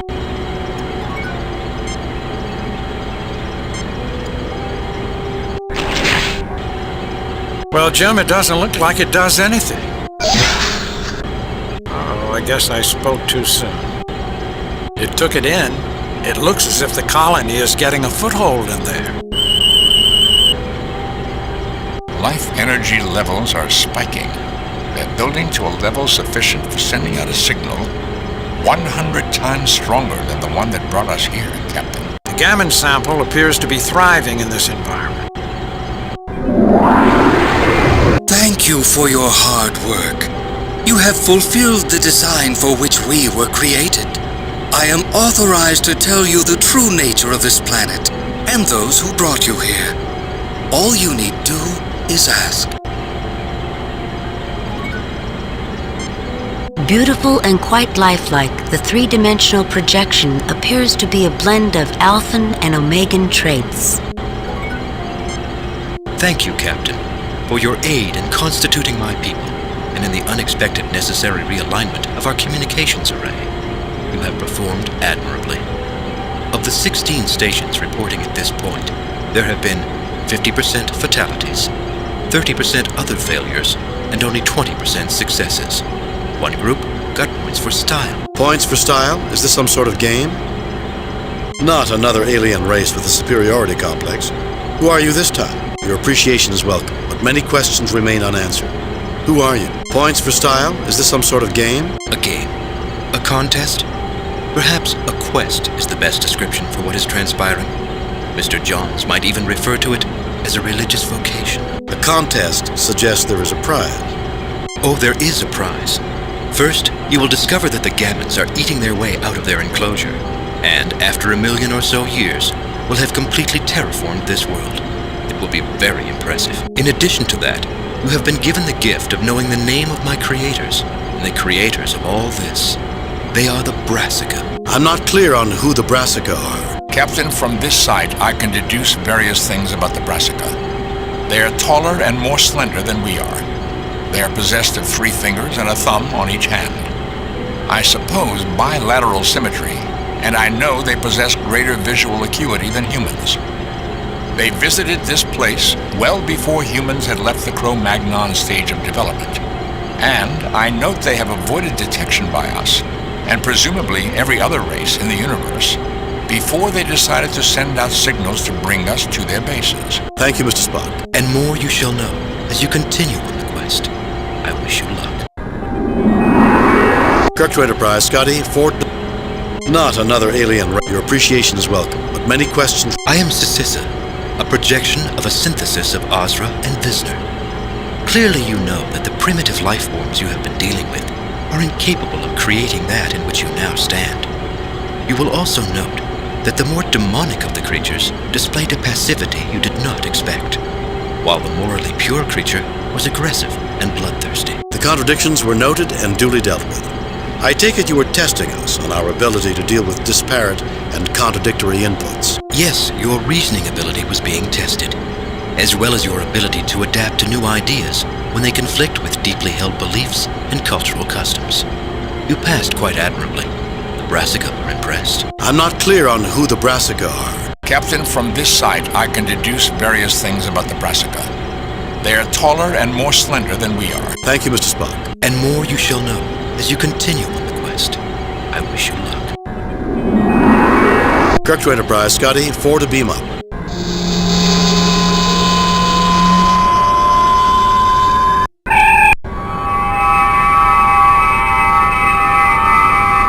Alpha and Omega, the beginning and the end. In this case, Bones, a new beginning.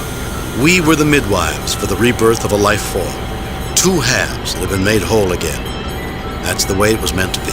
And let us hope that this is the end of Ensign John's prejudices. We can all learn to stop judging people by appearances. Ensign Johns might have done well to remember the biblical representation of Lucifer, appearing in the guise of an angel of light. You can never trust anybody, and people who look like pointy-eared hobgoblins are definitely at the bottom of the list. It appears that Dr. McCoy did not learn the lesson of this mission either. Unfortunate, but not unexpected. Fortunately, the Alphans and the Omegans learned philosophy and personal belief are not as easily divorced from logic as some would believe. We humans attain our greatest fulfillment when both of them are united. Really, Captain? Really? But I've had enough philosophy for one day. I'd rather worry about these Brassica and their cosmic quest. Well, with me aboard, we're sure to get points for style. Many questions remain unanswered, Captain. And there's only one way to answer them. Captain, message from Starfleet. Bring it up, Lieutenant. I have reviewed your report from your recent assignment, Captain, and have a few comments. I am very pleased with your performance. It was a perfect mission, Jim. Your reputation as Starfleet's best starship captain is secure. Kane out. Ahead, Mr. Sulu. Warp Factor 5. Leaving orbit. Increasing to warp factor 5.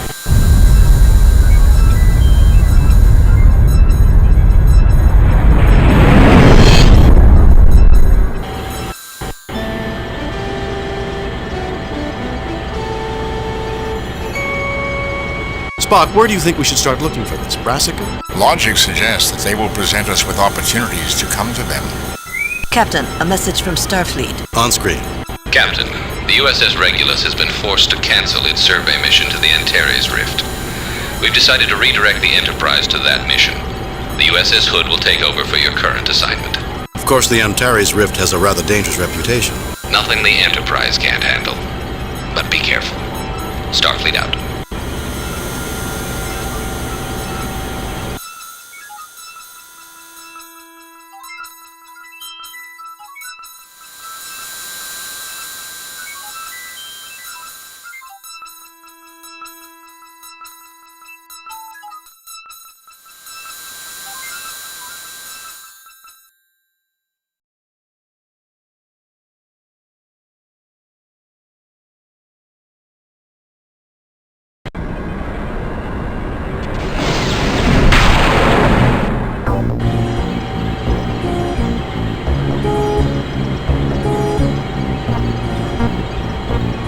Captain's log, stardate 6257.6. We have entered the Antares Rift and found spatial disruptions in the rift that make using warp engines extremely dangerous.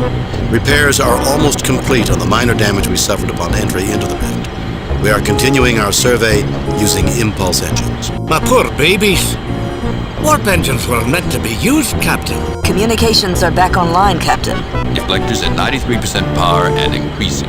Captain, undoubtedly that phenomenon would explain many of the strange disappearances in this sector.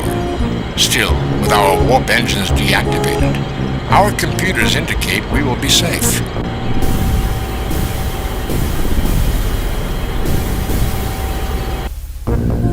Communications are out again, Captain. Is anyone hurt? If he was human, Mr. Spock's pride might be... Captain, sensors failed to indicate anything unusual prior to the explosion.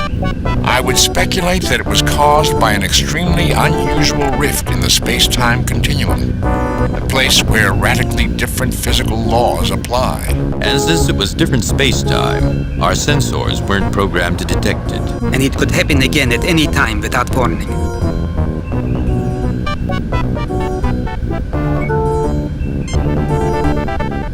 Any ideas, Lieutenant? I was barely able to reroute the necessary connections last time, Captain. Communications are completely useless now. We may be able to enter codes into the library computer and instruct others to send messages to us. Captain, I believe I may be able to adjust the sensors to detect these spatial rifts and pilot the Enterprise to avoid them. However, the sensors are too heavily damaged here. I will need to get to auxiliary control as soon as possible if I am to reroute the necessary systems. Mr. Spock, the bulkheads were breached just outside of the bridge. No one's going to be able to leave the bridge for at least an hour unless they're transported out. Ideas, Mr. Walker? I'm a security guard, sir, not an idea man. Still, if we could send out probes to detect these rifts, we might get a better idea on whether they're moving or not, and whether we should stop and make repairs or keep moving. Scotty, what's our status? Very bad, Captain. Whatever hit the Enterprise hit us right in our own neighborhood. The hull is breached 6 meters from the bridge. Beyond that, the instruments are useless. I can't read or send anything through these controls. We'll need a starbase to make this bridge functional again. Scotty, how about auxiliary control? Captain, I cannot determine the status of anything beyond the place where the rupture occurred. The rest of the ship could be dead as far as we know. Status, Mr. Sulu. Helm is not responding, Captain. The controls are completely dead. Status, Mr. Chekhov. Captain, navigation is not responding. The circuits are as lifeless as a Stalinist.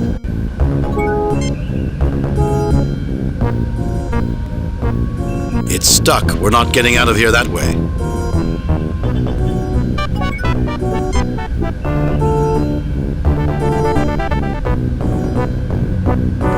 Captain, the library computer is online. Apparently, its circuits were shielded from the explosion. Captain, I have managed to program a message into the library computer. The first time a person accesses the computer, they will read our distress signal. Hopefully, they can code a reply into the computer, which we can access. Captain, the transporters are operational. I request permission to be transported, so I can begin the adjustments to sensors as soon as possible. Go ahead, Spock.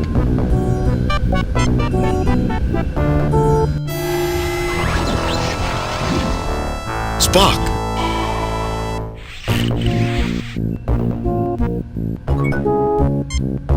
Mr. Chekhov sometimes wishes he had a safer occupation, like handling antimatter. Mr. Sulu has complete faith in his captain, who has gotten them out of worse predicaments than this. Mr. Scott wonders how he'll look like a miracle worker this time. Ensign Walker came to the bridge to discuss discrepancies in the last damage control report. He now wishes he was elsewhere. This is the second time that hailing frequencies have gone down today. Lieutenant Uhura is not having a good day.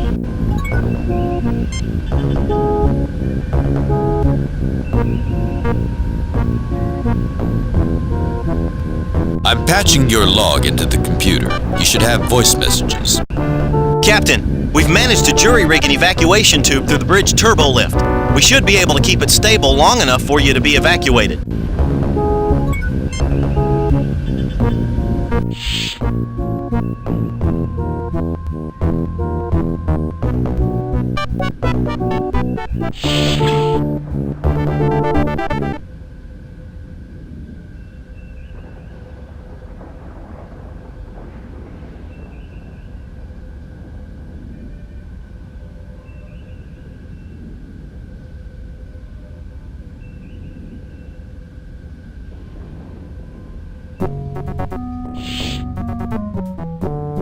Captain's log. After equipping ourselves with tricorders and phasers, we are now searching for a way to find Spock and return him to us. I've determined that the best place to start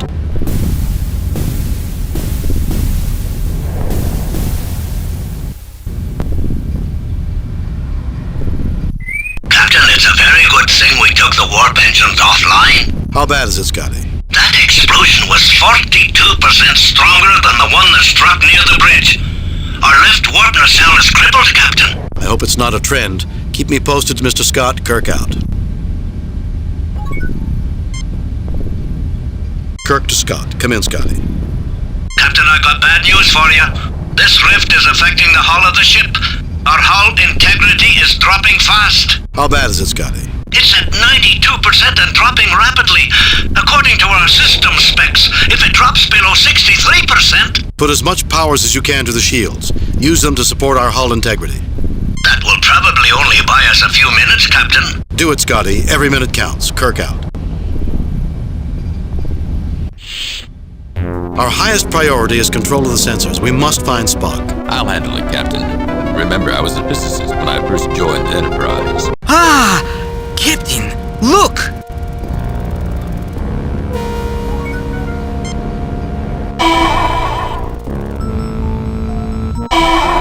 Captain, what happened? It appears our alien friend likes its privacy.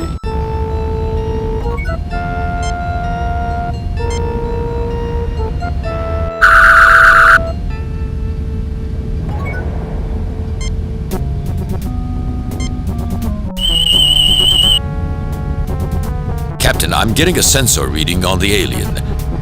I'm sure Dr. McCoy will find this data very interesting.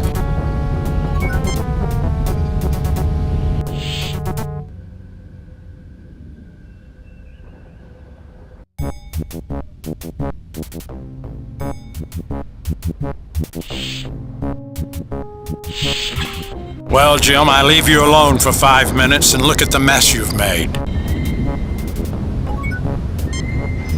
Jim, what is going on out there? Spock is gone, Bones. He was transporting off the bridge, and then he vanished, and then this alien appeared in auxiliary control. An alien kidnapped Spock? Why? I don't know. We managed to get a medical scan. Jim, this says our invaders are Vurians. Vurians? But they're extinct. They died out at the time that Cochrane invented the warp drive. They were slaughtered in the Three Systems War. Jim, I know my history, but I also know my anatomy. The alien in auxiliary control is a Vurian. There's only one strange thing. What's that? This creature isn't capable of doing some of the things that you described. It's an ordinary Vurian. No special organs, no unusual brain patterns, nothing that traditionally suggests superhuman feats. Can you neutralize it, Bones? Actually, it's a female. And yes, I know of something that can incapacitate it without harming it. A gas mixture. You'll have to pump large quantities into auxiliary control for it to be effective, but it should work almost immediately.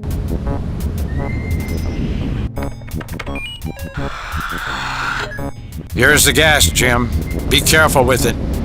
There hasn't been a Vurian in 150 years.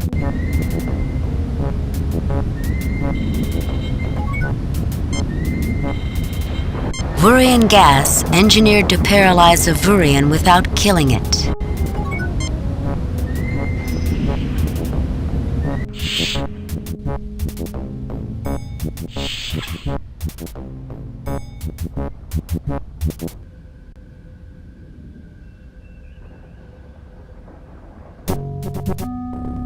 Captain, there has been an explosion near the shuttle bay. I'm fine. There has been no significant damage. Any luck communicating with Starfleet Command? I have made contact with the light cruiser USS Jefferson, sir. It will reach the edge of Antares Rift in 16 hours. The Rift is playing havoc with communications. Thank you, Lieutenant Kirkout.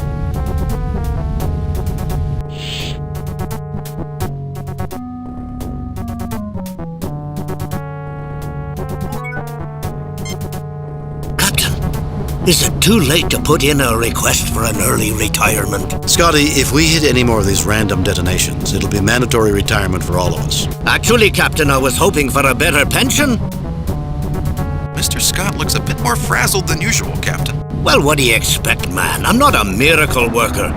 There's only so much a person can do. Captain, I don't think that gas was meant to be used on the impulse engines.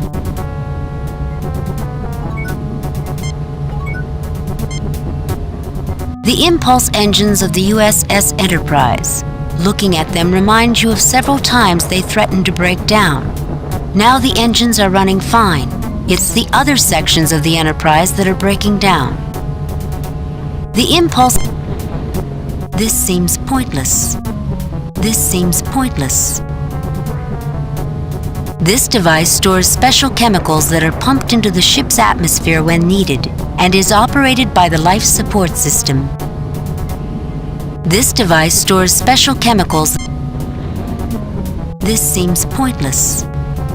This seems pointless. Artificial gravity control. This system keeps the Enterprise with both feet firmly on the ground. Impulse engine fuel control systems. This system monitors fuel usage in the impulse engines. This leads into the Jeffries tube and is sealed due to a hull breach.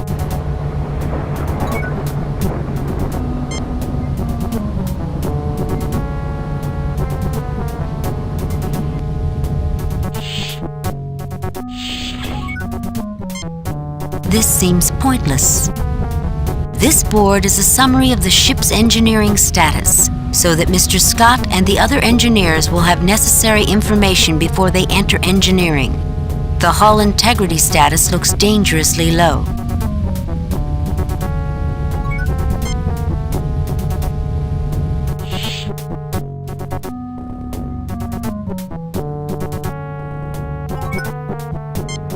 Life support control systems. This monitors and controls the ship's life support.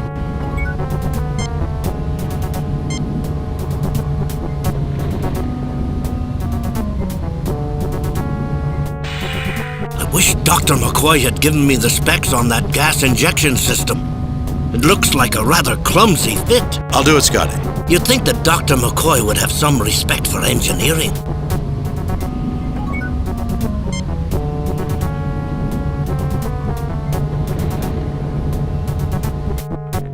Let's see how our alien friend likes Dr. McCoy's medicine. Probably as much as we do, Hikaru. Mr. Kyle, can you transport me to auxiliary control? Aye, sir. But I have to remind you how dangerous intership transporting can be. We've really been pushing our luck today. I'm aware of that, Mr. Kyle, but we have to take the risk.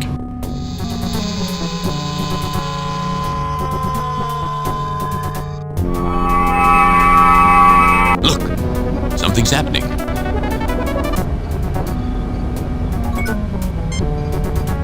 These readings look normal to me.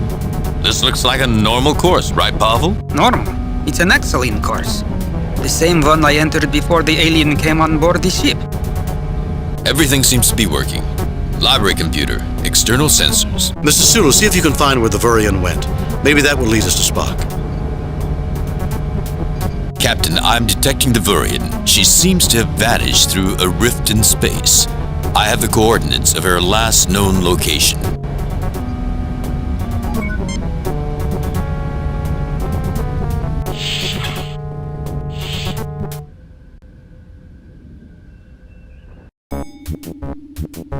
Mr. Kyle, you have the coordinates where the alien teleported? Captain, you're asking me to transport you into another dimension. I may not be able to lock onto you there. I'm aware of the risk, Mr. Kyle. You have your orders. Aye, sir.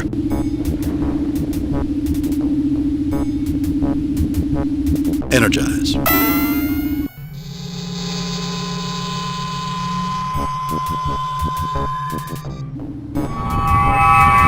Captain's personal log.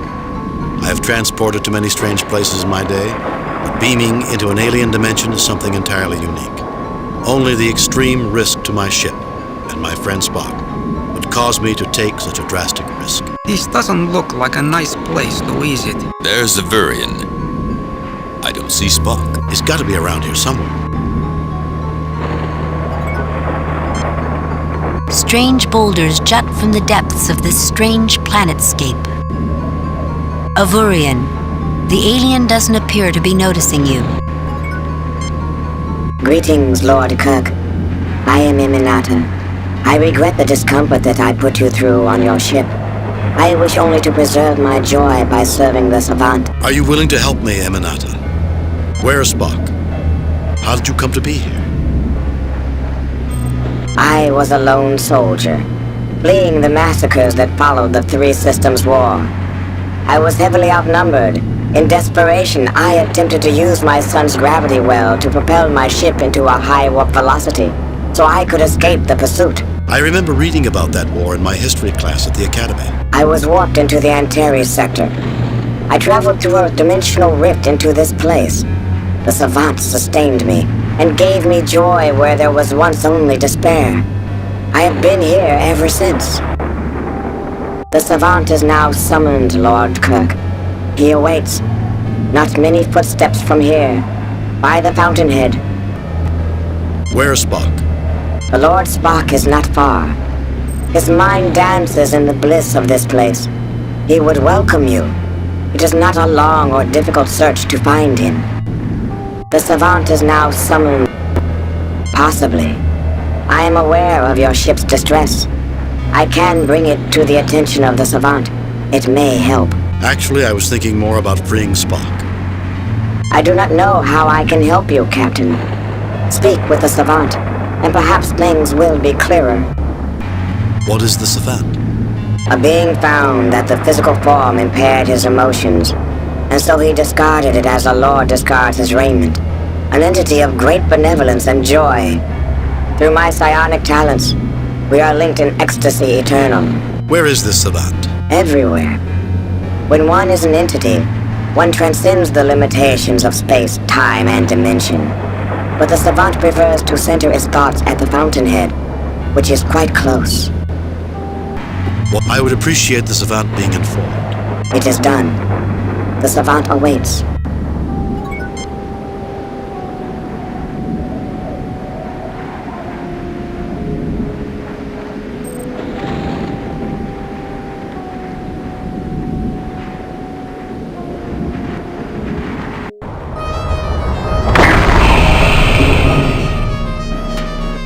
The Savant.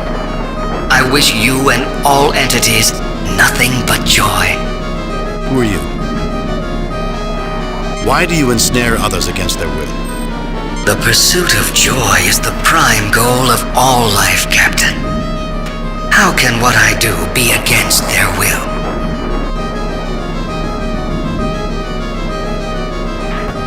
Release Spock at once and allow us to return to our ship. I do not forbid you from returning.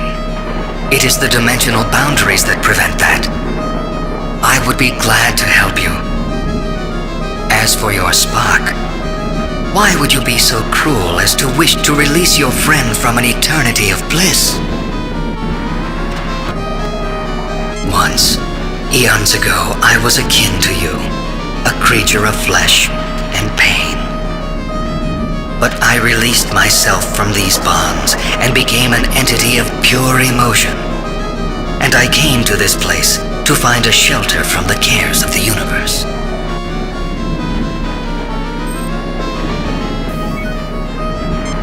Captain, you misunderstand me.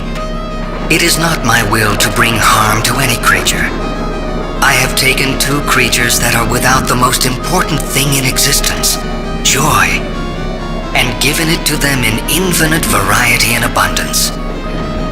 The Vurian was filled with despair at the death of her race. She was overwhelmed by sorrow and grief. I have healed her of these afflictions forever. As for the Vulcan, he has been conditioned to deny his emotions. I am bringing him in contact with a part of himself that will enhance his life. It is a gift of love. You have no right to inflict emotions on any being, regardless of how positive you may think them to be, without their consent.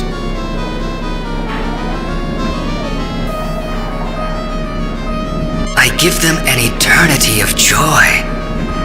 Is that not every creature's desire? How can granting a subliminal desire be beyond my rights? That is the most arrogant piece of presumption I have ever heard. Captain, when you've lived for millions of years like I have, you begin to view existence in a different way.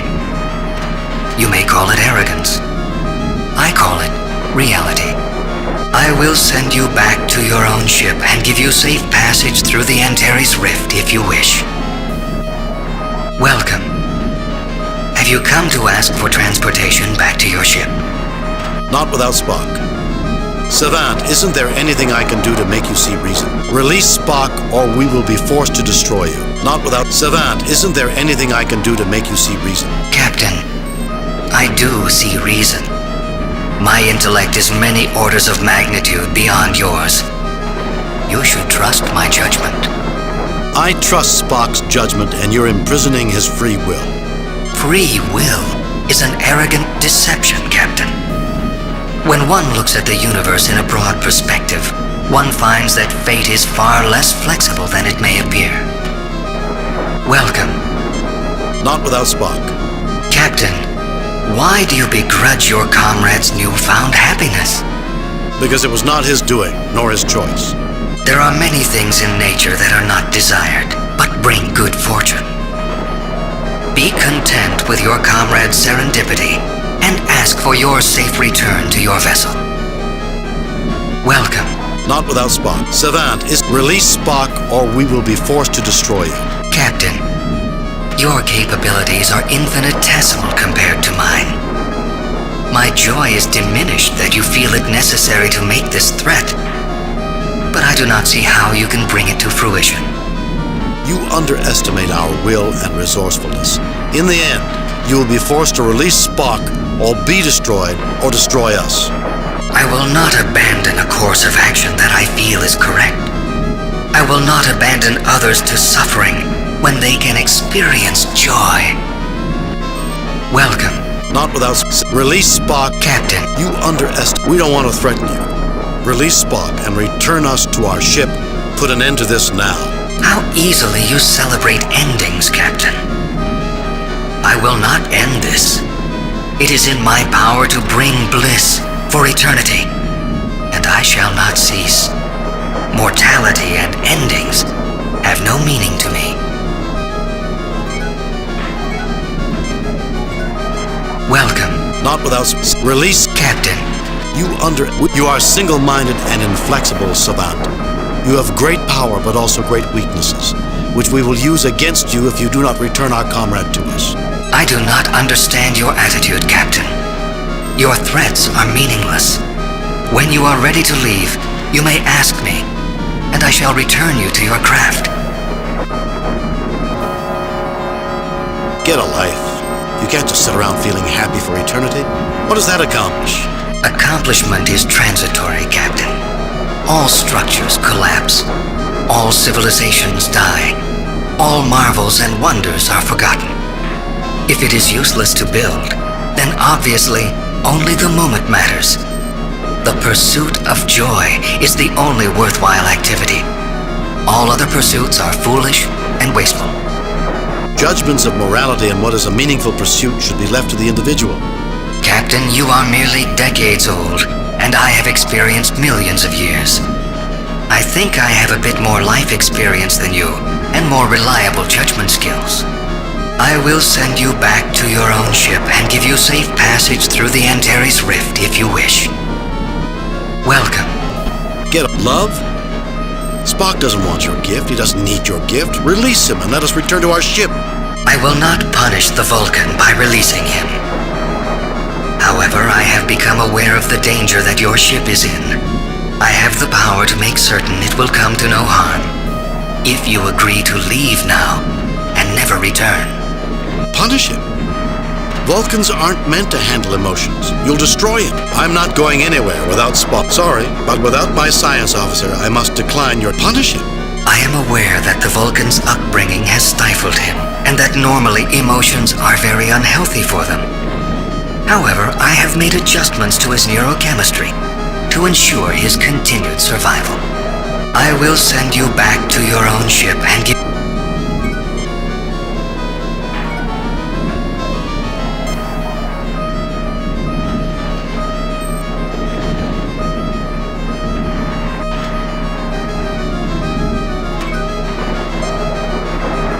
A pouch found in the wreckage of a spacecraft.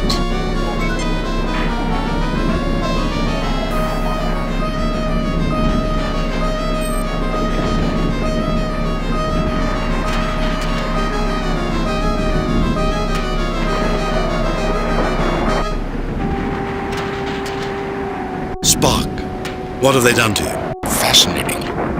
Emotional intensity of a previously unknown level. Our link with the Savant acts as an amplifier. The more minds in union with him, the greater the level of emotion. And happiness is a powerful emotion. Spock, you want this? Happiness is a human desire, Captain. I am a Vulcan. I want to be free of emotions. This is the antithesis of my desires. Spock! I shall try to tell you what I know. The emotions make it difficult to communicate. The creature that has done this is called the Savant. A being of great power that has transformed itself into a creature of living emotion. It can form a link with any creature with psionic abilities, including Vulcans. It taps into latent emotions and amplifies them, using them to increase its emotional stability. What happens if it gets cut off from you and the Vurian? It would be alone, but could cope. We enhance its enjoyment, but we are not essential to its survival. We're like a backup system. It relies on us for emotional support, but it could exist without us.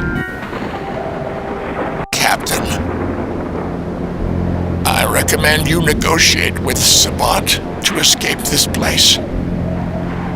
I am expendable. Expendable? Spock, I see that these emotions have given you a sense of humor.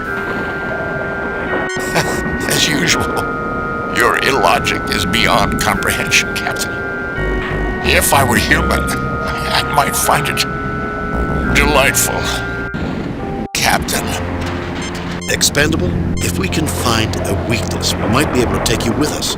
What can you tell us, Spock? Its reliance on emotion is its main weakness.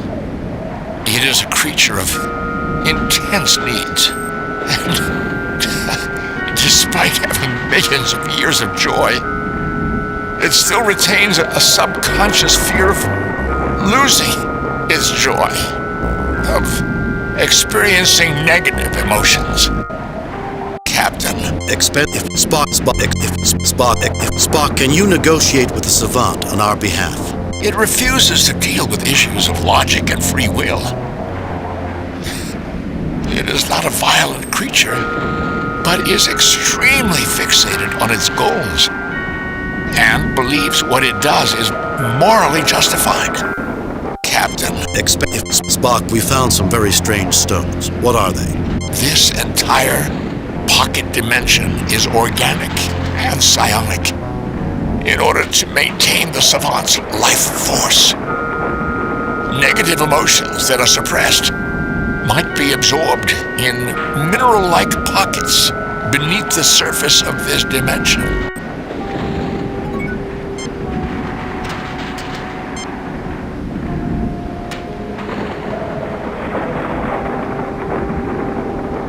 I understand, Mr. Chekhov. It is quite logical.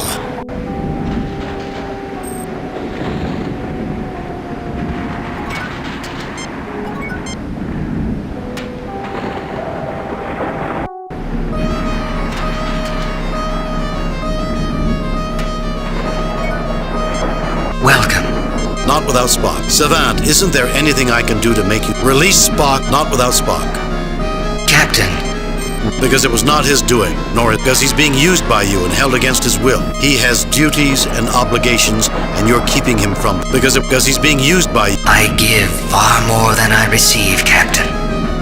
If you truly love your comrade, you will not deny him bliss.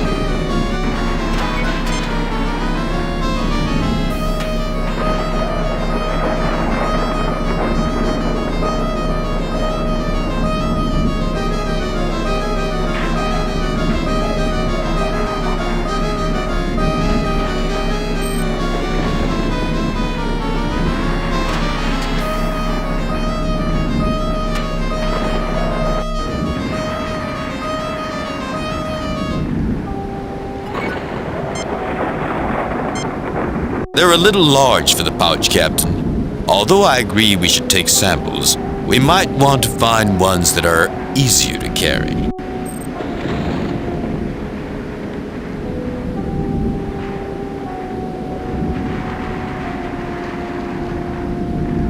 The stone is now in your inventory.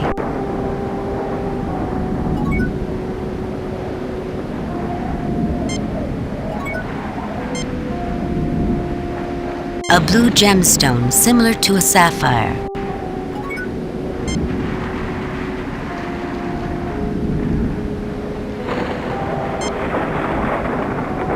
They're a little large for the pouch, Captain. Although I agree we should take samples, we... I'll get them, Captain.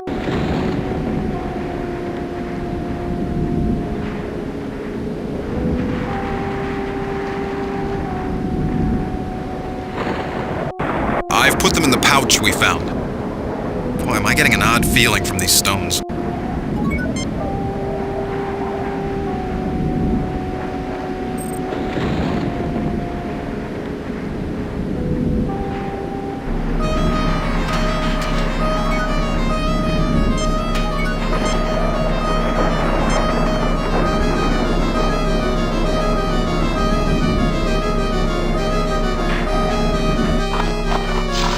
disturb my rest.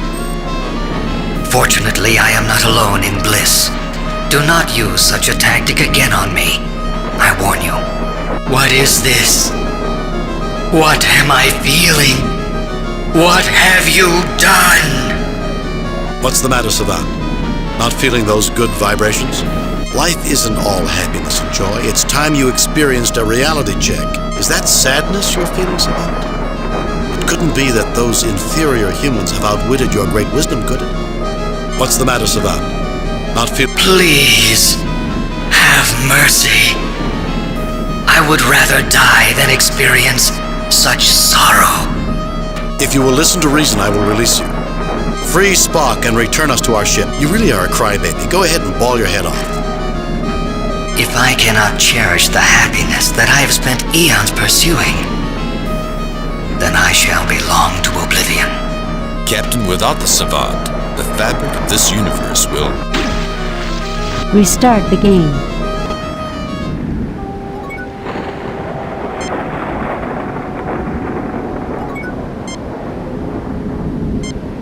I'll get them, Captain.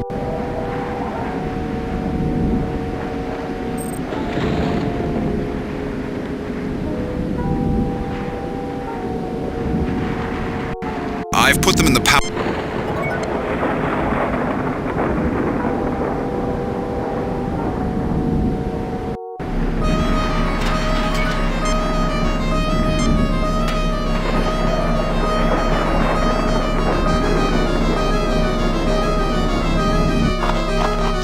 You disturb my rest. What is this? What's the matter, Savant? Please. If you will listen to reason, I will release you. I do not wish to reward violence, Captain. Taking Spock against his will is an act of violence too, Savant. No entity, no matter how wise, can impose eternity on another creature. Even the most authoritarian gods of myth never strip their subjects of their free will. I remain unconvinced, Captain. But I am too aggrieved to argue. You and your scientist will be returned to your craft. Live long and prosper, James Kirk. Live well in your universe, and I shall try to live well in mine.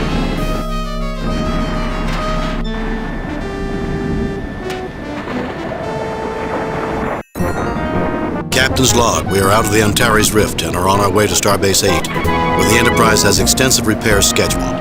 All crew members, including First Officer Spock, are safely aboard. So, Spock, you mean you had an eternity of pure enjoyment and you gave it up? Affirmative, Doctor.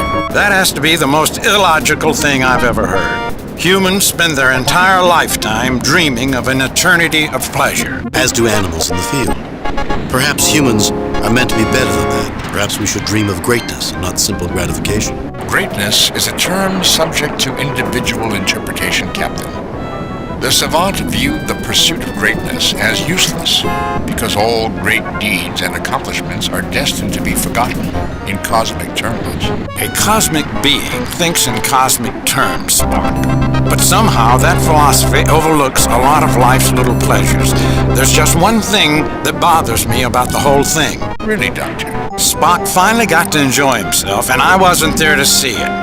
Now that's something worth remembering. Message from Starfleet Command. On screen. I reviewed your report from your recent assignment, Captain, and have a few comments. The top brass at Starfleet are impressed with the results of your recent performance. Outstanding work, Jim. Keep up the good work. Kane out.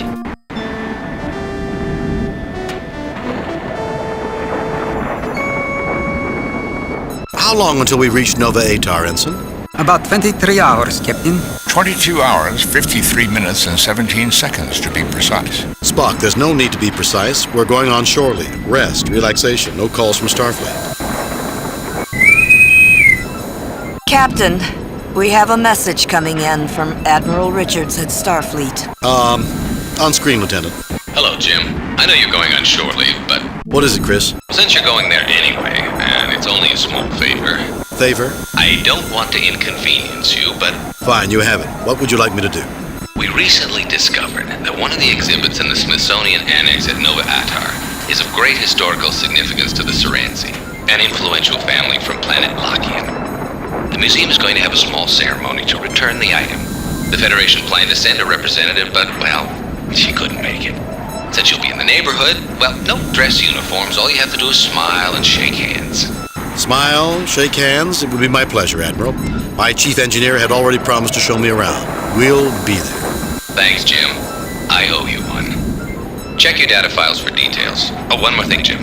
Due to the security concerns, you won't be allowed to bring any electronic equipment with you. Richard's out. Now, I was saying... Captain, do we really have to stand around and listen to speeches from a bunch of politicians? It won't be all bad, Scotty. The curator's a major cognac producer, and he asked us to show up early to thank us for our support. Captain, it'd be rude to keep a man like the curator waiting, what with an important diplomatic function to prepare for.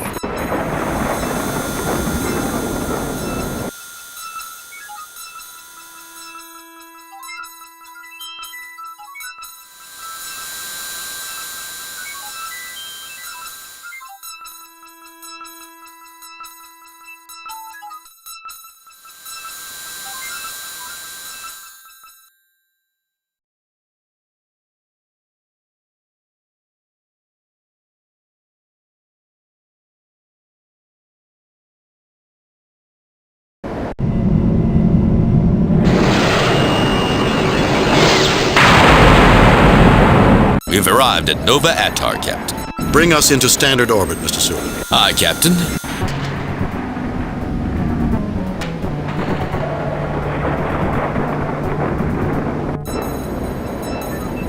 Mr. Scott, Mr. Chekhov, come with me. Mr. Spock, you have the comm.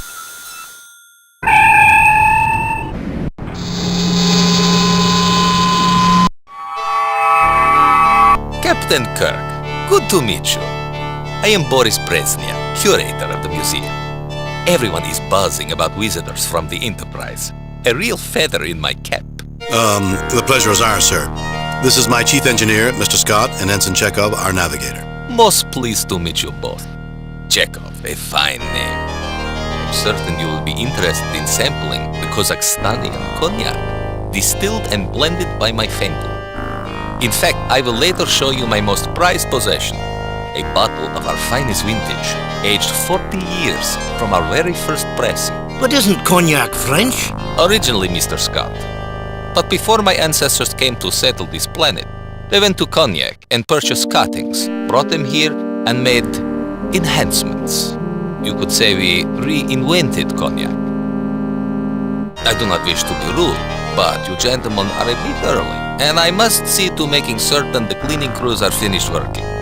Please, feel free to look about a bit. I will page you later, and maybe you will join me in a small toast before the ceremonies? Yes? It would be our pleasure, curator.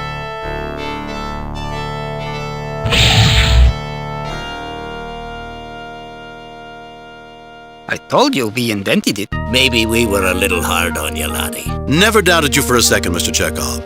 Now let's take advantage of this time and look around.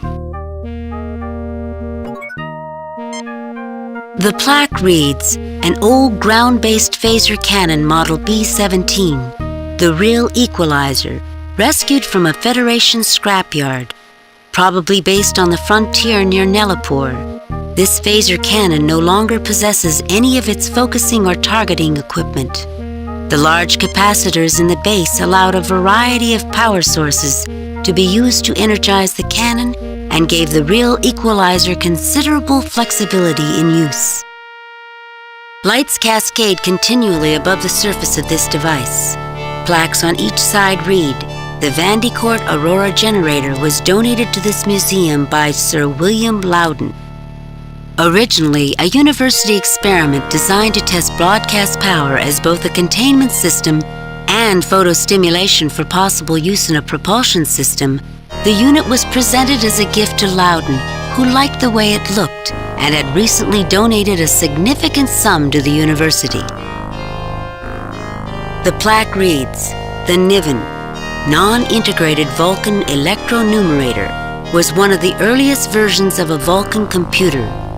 Some of the components were found to only function correctly at high temperatures.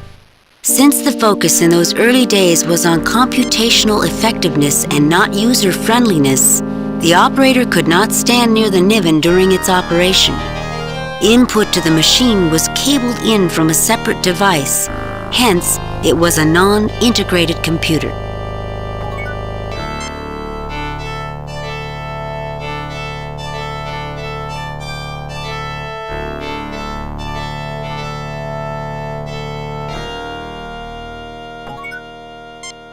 This was a sensor diagram from the Remembrance, an early Terran interstellar craft. The surface of the old docking ring is pitted from micrometeorite strikes, and there are several large welds running completely around it. Many magnetic coupling clamps are uniformly spaced around the ring.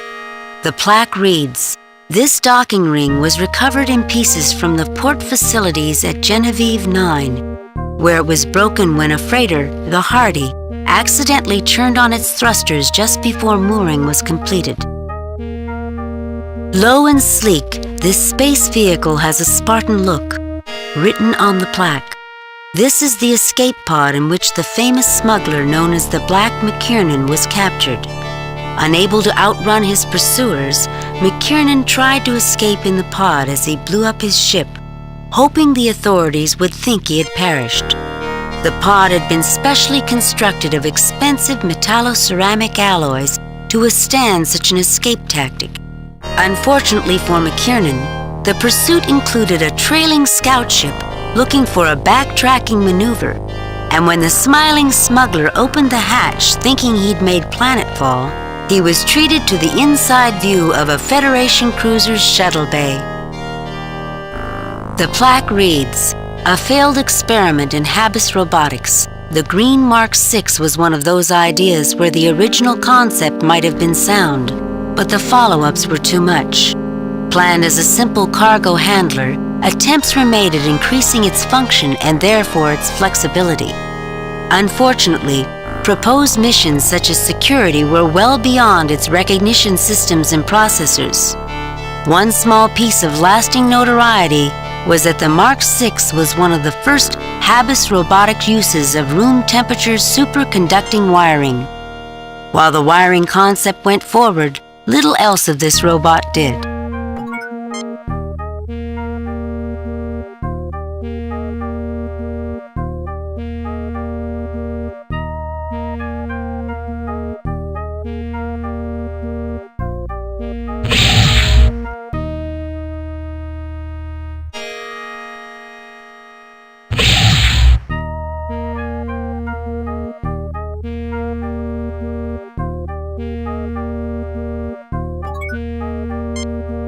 The plaque on the old machine reads, "An early experimental transporter.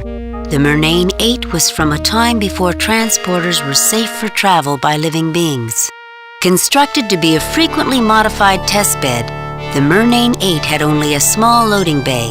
The destination controls were also still in testing, making the use of this transporter as much art as science."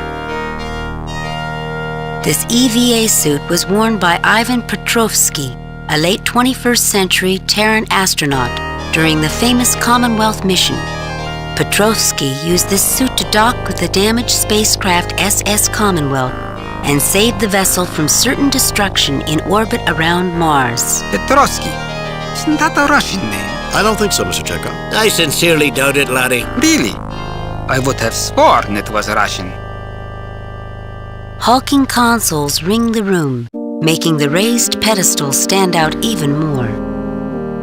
The plaque reads, "One of the most widely used and most stable designs ever. The Umber Hubble Mark 84 has been used in far more ships than any other model." Captain Kirk, I trained on one of these. It's solid as a rock and twice as dependable. Remind me after the ceremony. I'll talk to the curator about letting you look this one over. Thank you, Captain. I'd dearly love to put it through its paces. An old communications panel. On the plaque, this communication station was removed off the old freighter, Big Bear Running, when that ship was retired from its customary Benchley to Sawcare run. Outdated by today's standards, this system was known for its powerful transmitter and ease of repair. As a side note, the shell of the Big Bear Running was used as a testing target for present models of photon torpedoes.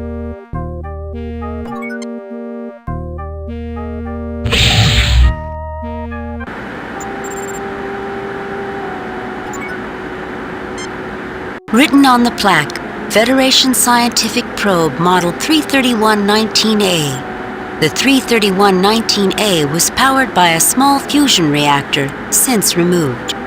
The 331-19A had considerable range but was considered slow.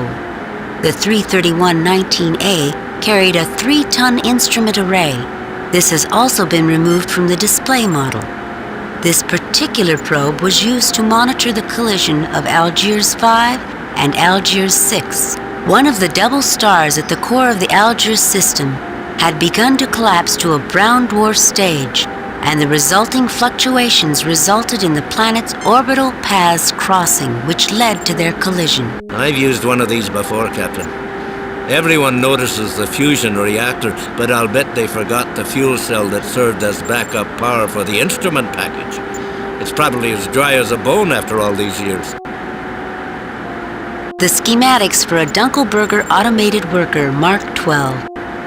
The plaque reads, "The Dunkelberger Automated Worker Mark 12 was a successful entry in the early days of automated labor. The Mark 12 was designed to function as a cargo helper, allowing small manufacturers to cheaply compete against large corporations. Due to their small size, reliability, and obedience, these robots were often treated like pets and given names that were incorporated into their response systems. This particular version was called Barney." This display is all glistening angles of crystal, written on the plaque, an early example of the crystalline computers developed by the Lantoids of Tuner 9. Supposedly impossible to access by non-Lantoid life forms, the computer works on a combination of harmonics and light transmission. The Lantoids make physical contact with the computer to operate it. It is said that listening to a Lantoid operate the computer is like listening to a complex musical score played on delicate chimes. The Lantoids view programming as an art form.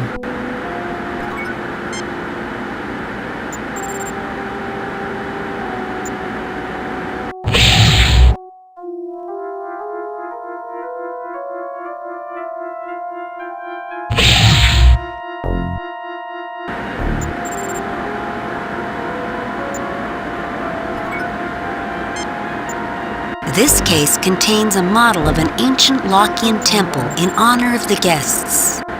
This case contains an astronomical model of the Lockean system. A very old space probe rests on a pedestal in the roped-off area. It shows considerable wear. The plaque reads, "An ancient probe recently discovered near the Nova Attar system. Early studies indicate that the probe originated from the Lackean system.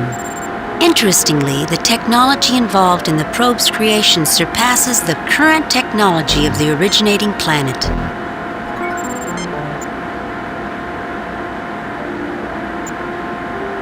I'm sorry, this door is for museum personnel only. Have a nice day. Captain Kirk and party, please report to the curator's office, please. Captain Kirk and party, please report to the curator's office. I hope you enjoyed your tour, gentlemen. Please join me. Would you mind if the first toast with the Kazakhstanian was to the Enterprise? Curator, why isn't that Brezhnev cognac? For heaven's sakes, Chekhov, don't interrupt a man on the verge of toasting the best ship in the fleet with the finest cognac on this side of the galaxy. My apologies.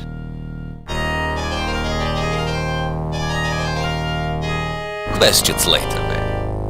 The toast. Here's to the Starship Enterprise.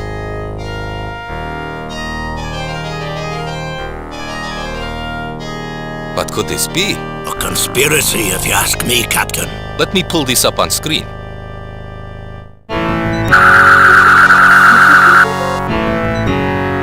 They've destroyed my camera.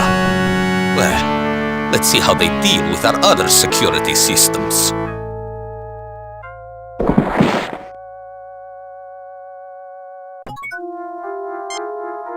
A nearly full decanter of cognac. No effect. The decanter is nearly full. This is a very expensive silver tray. The large lance shows somewhere. I feel rather bad about this, Captain. I do too, Scotty, but it's always surprising what you need in an emergency.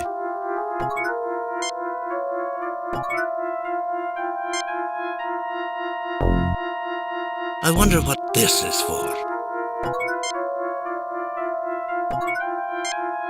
The curator's office is an interesting mix of the old and new.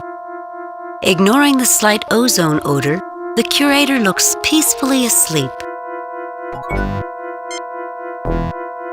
The note on the paper reads, Brezhnev, VVSOP 2123.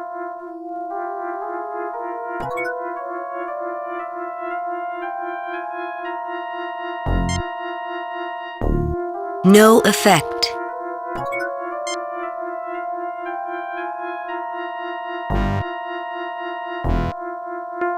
This is helpful. There's a button under the edge of the desk when the curator wants to open the door. No, I don't think that's necessary.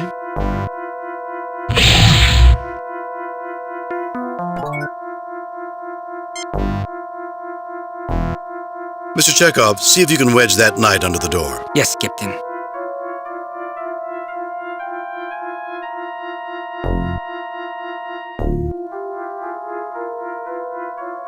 There, that should hold the door open.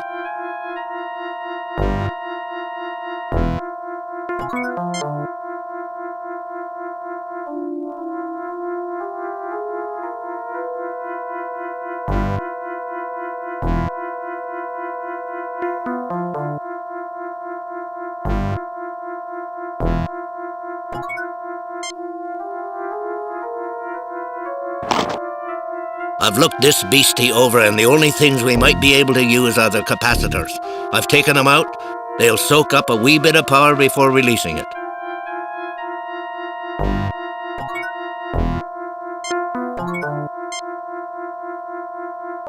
An old-style phaser cannon capacitor. It is currently uncharged.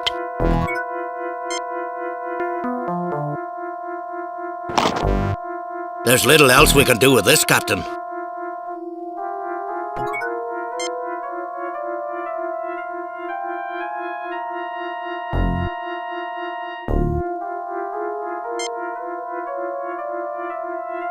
The capacitor should charge very quickly.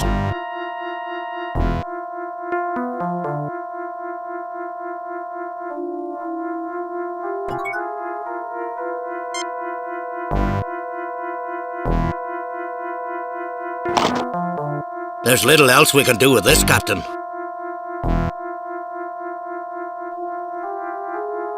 It's working fine. Just doesn't have anything to control right now.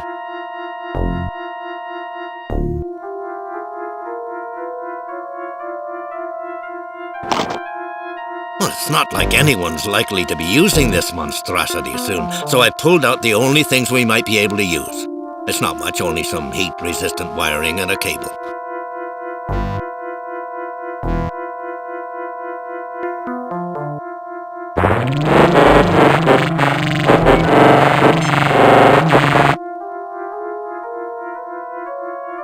Normal heat-resistant wires. A standard 350 micron interface cable.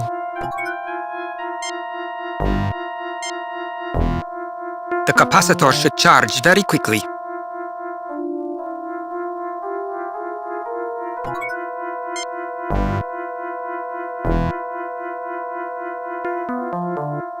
Security lockdown is in effect. Please enter access code.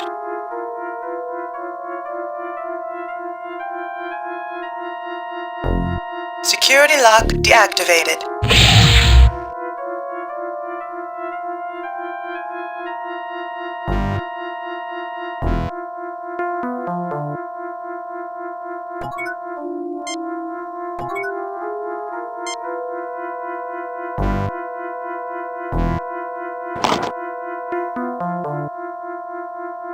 I was able to pull off some of the magnetic lamps. I'm sure we will find a use for them.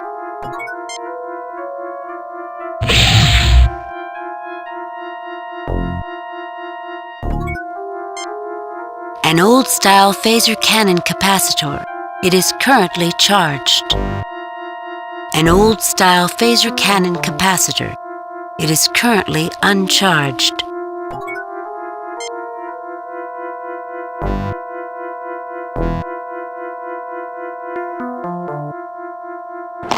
Chekhov takes the capacitor off of the Aurora generator.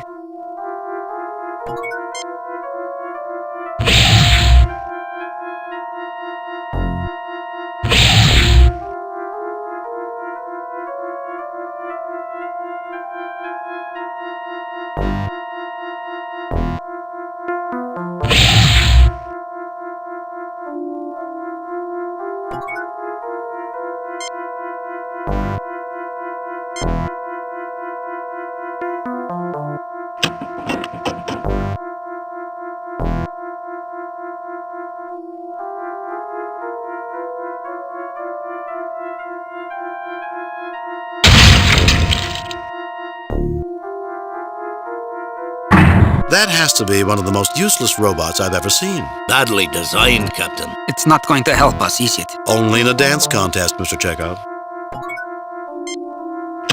You take the capacitor out of the robot.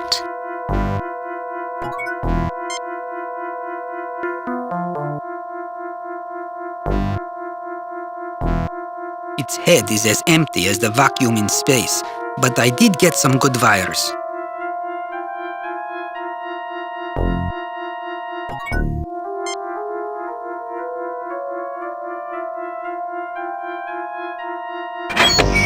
Everything on this pod's too tight. I need the proper tools.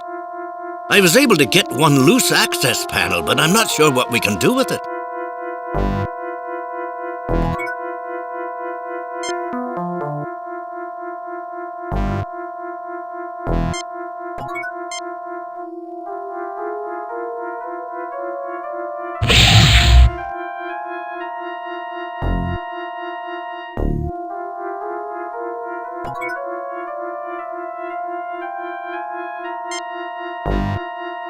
Security lockdown is in effect.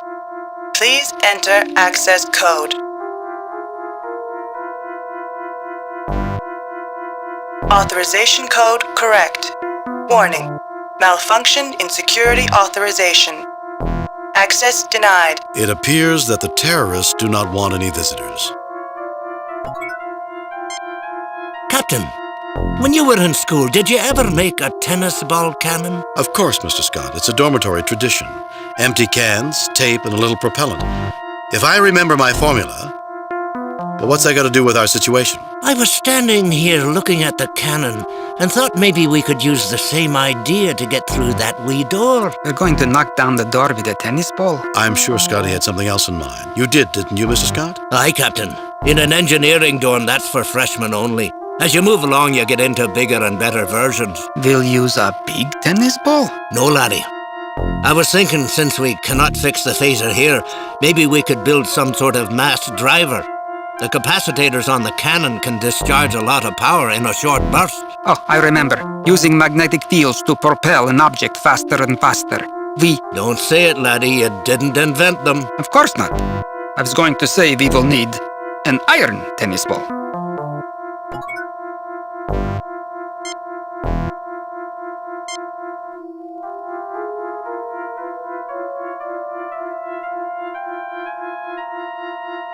The capacitor should charge very quickly.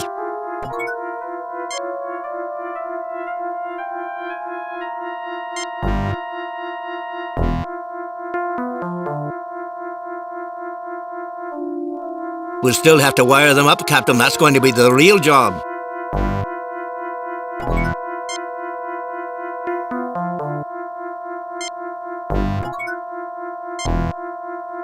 Superconducting wires.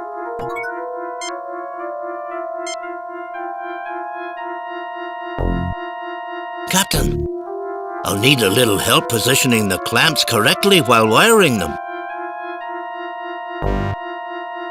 Captain, push harder.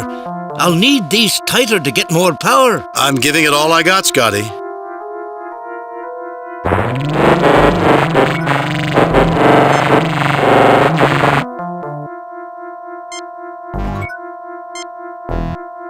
A standard 350 micron interface cable.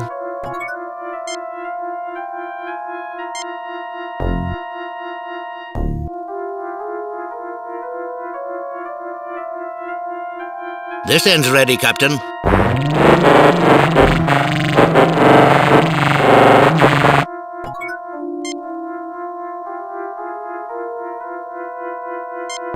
No, I don't think that's necessary. No, I don't think that's necessary. No, I don't think that's necessary.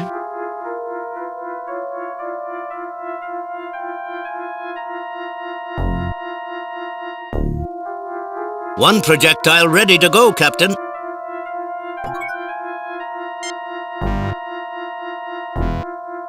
Thank you, Captain.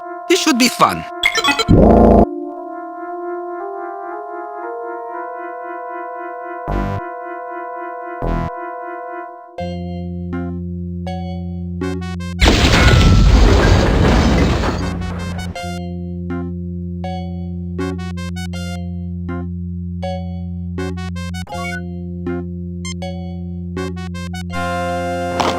Checkoff takes the capacitor off of the Aurora generator. Checkoff takes...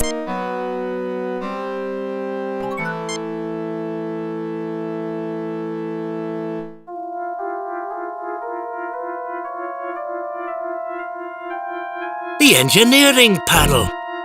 Look what we've done. The spacesuit. We made a bit of a mess here, didn't we? We had no choice. Remember, who's really at fault here? That we will, Captain.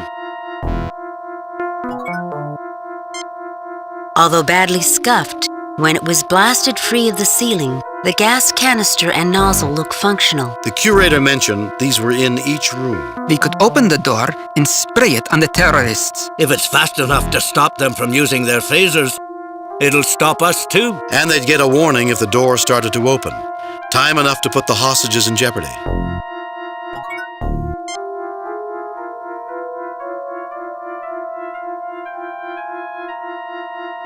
The gas canister is a bit beat up from the fall, but still functional.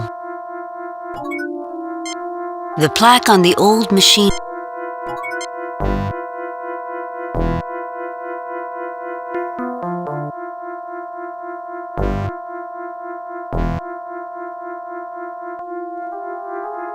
Security lockdown is in effect. Please enter access code.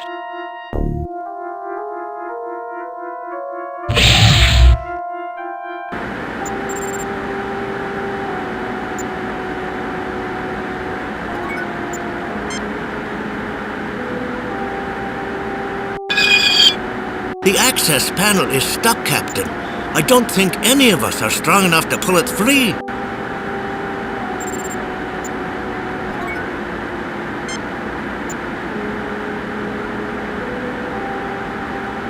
It probably wouldn't hurt anything to take one crystal. It's just a display after all.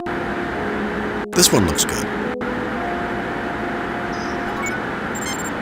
The plaque reads, "The Dunkelberger Automated Worker Mark 12 was a successful entry in the early days of automated labor."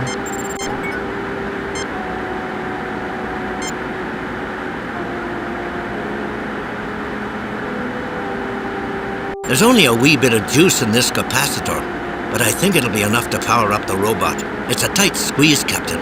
I don't think we'll be able to get it back out once it's in. Should I go ahead and do it? We could use the help, Mr. Scott. Energize the robot.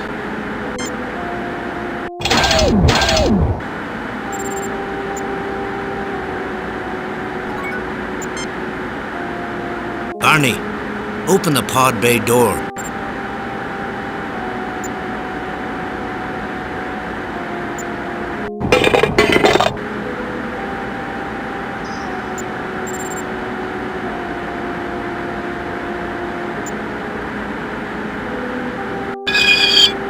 I knew it. They forgot to take out the fuel cell.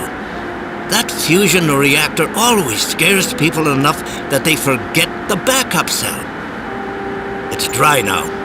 You'd need to wet this beauty down and get a catalyst in her.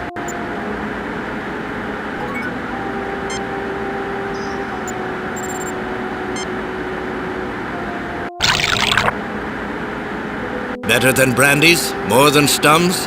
Look out, fuel cell, here she comes.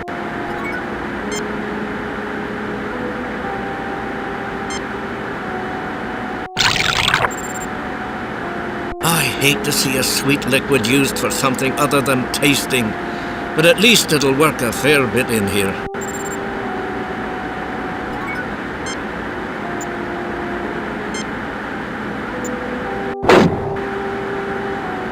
It's a good thing to build in so much flexibility. The silver isn't a bad catalyst and will act as a contact too.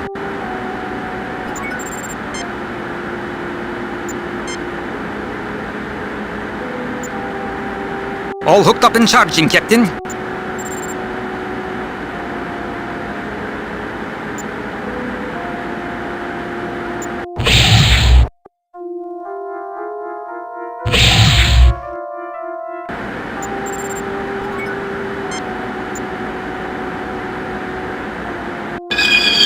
All ready to go, Captain. You remove the silver tray.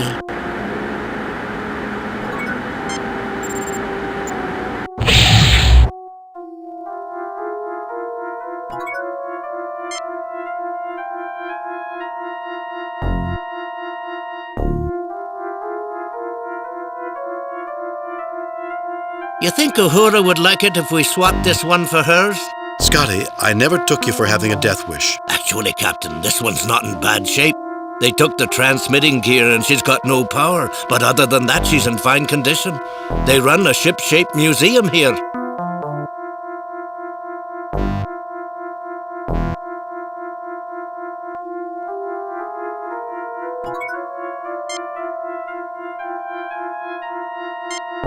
This reminds me of the time when I was a boy working on my first electronics project. I built one of those old crystal radios. With luck, we'll be able to get this transmitter working.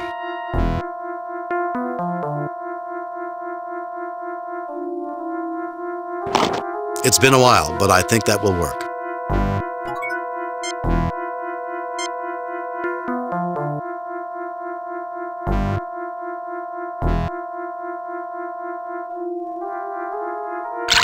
I rigged up an isolated piece of frame in there as one conducting plate and the tray as the other.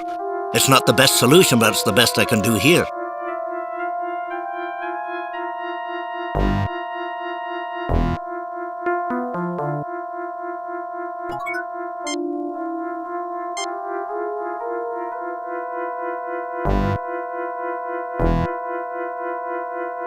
All hooked in, Captain.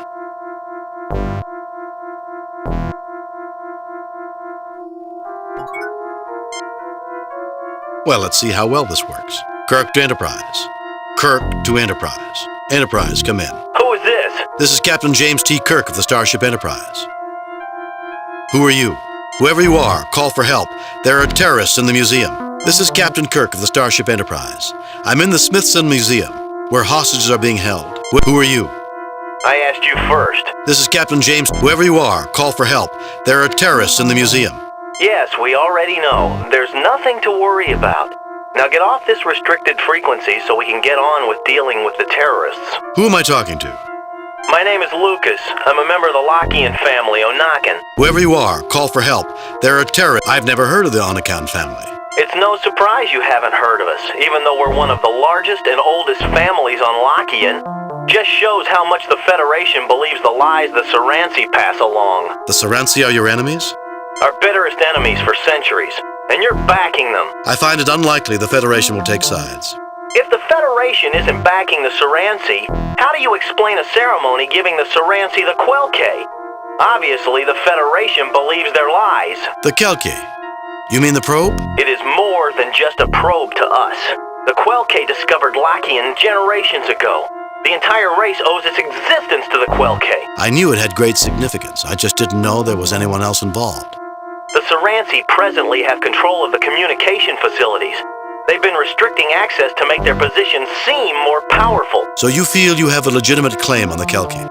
We have as much claim to that probe as anyone. It sounds like you have a legitimate grievance.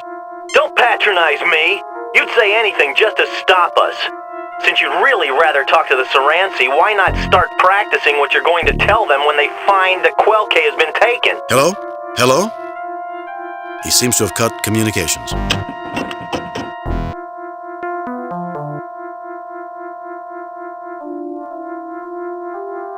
We need to recharge the capacitor.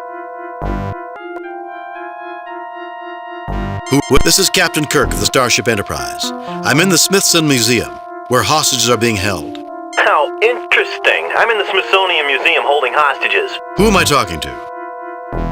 My name is Lucas. I'm a member of the Lockian family, Onakan. I've never heard of the Onakan family. It's no surprise you... The Saransi are your enemies? I find it unlikely the Federation will take sides. If the Federation isn't backing the Saransi, how do you explain a ceremony... The Kelki. You mean the probe? It is more than... I knew it had great... This is when the original planet was on the verge of being destroyed? We have as much claim to that probe as anyone. It sounds like you... Then why is the museum handing the Kelki over to the Saransi? It's because you're a pack of idiots. You have no idea what's going on. No idea who should have the Quelke. Does the Saransi also have a right to the Kelki? Of course they do, but no more than we have. Then this situation should be looked into more closely by the Federation. We're here with the best intentions. You want peace? We want peace. Is that an offer? That's a guarantee. Then we have a deal. We will turn off the security override and give ourselves up. And trust the word of Captain Kirk.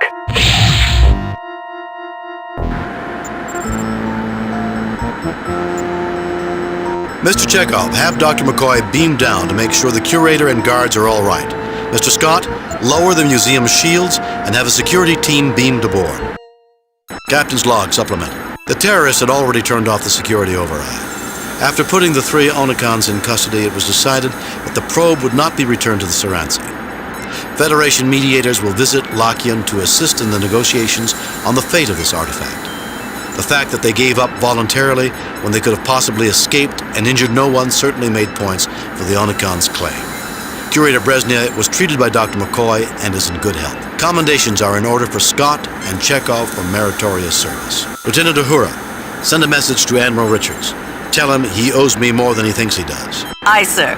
I have a feeling he's not going to be surprised. I'm afraid I'm going to remember this mission with a great deal of sadness, Captain. Why is that, Mr. Scott? It was such a fine cognac, Captain.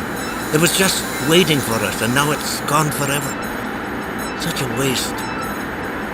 You always remember the one that got away. Sure, Scott. Captain, message incoming from Starfleet. I see they got our report.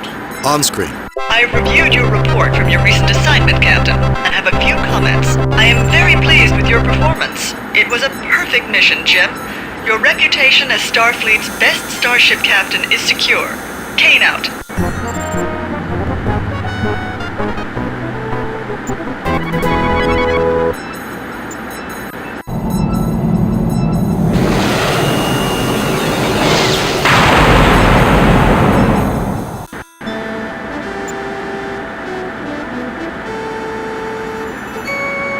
Captain's log, stardate 6169.3. While delivering supplies to outposts near Klingon and Romulan space, we received a distress signal from the Romulan neutral zone. On screen, Captain. This is Sub-Commander Guyon of the Warbird Infinitus. We are under attack. Assist us, please. Transmission jammed at the source, sir. The transmission originated on the Romulan side of the neutral zone. Captain, this could be a setup. The Romulans might be trying to lure us into a treaty violation. We can't interfere in Romulan business. Take us to our next mission.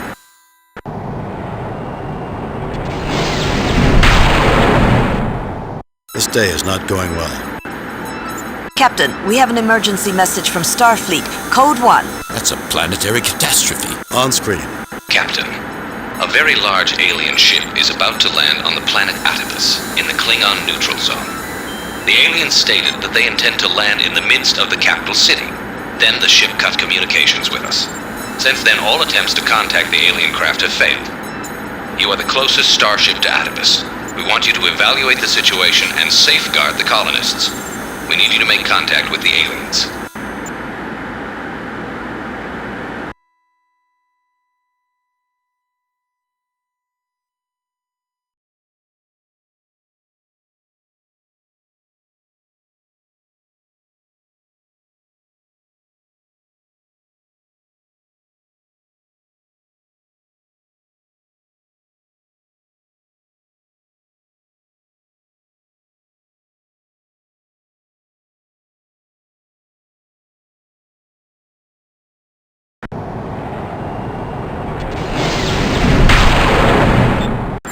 We're off course, Captain. Instruments indicate that we have crossed the Romulan neutral zone.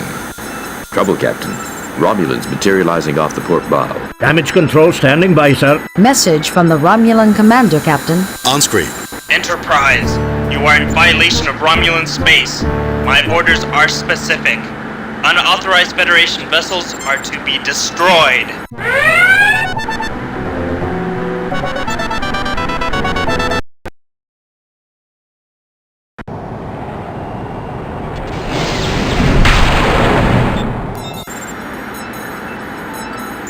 Alien ship in sensor range.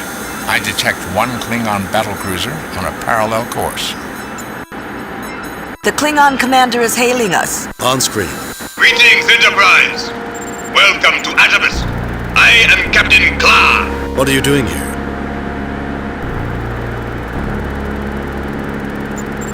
And I am Captain Kirk. Greetings yourself. I take it that this is not your vessel. What are you doing? I take it... It is larger than Klingons are accustomed to building, as you no doubt guessed. This is the Klingon neutral zone. Our right to be here cannot be questioned, nor can yours. We both have legitimate interest in this vessel. I hope these interests can be settled through diplomatic means. I intend no harm to you or your colonist. Given past incidents, I suppose that words will not suffice to prove our honorable intentions. I suspect that we will get an opportunity to test each other's true character. I await the opportunity with eagerness. Kla, out! Given that the disputed planet Atibus has not yet been awarded to either side, we have as much right to be here as you.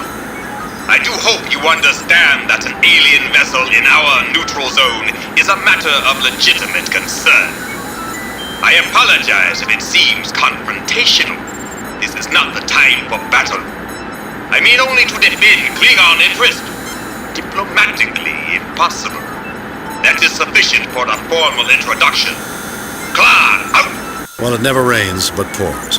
Mr. Sulu, take us into a parallel course with the alien ship. Aye, aye, Captain.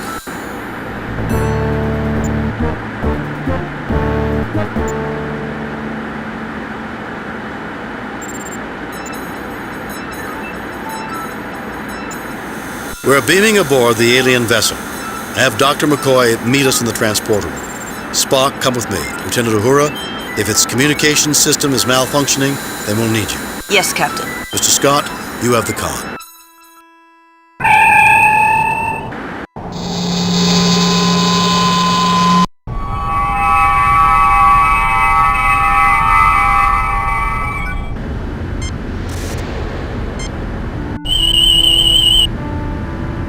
Interesting.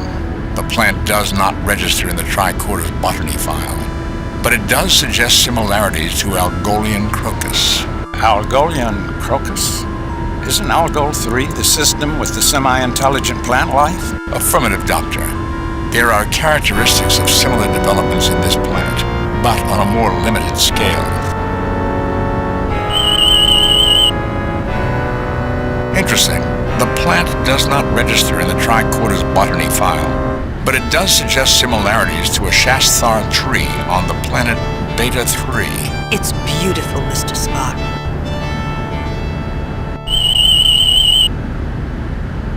Interesting.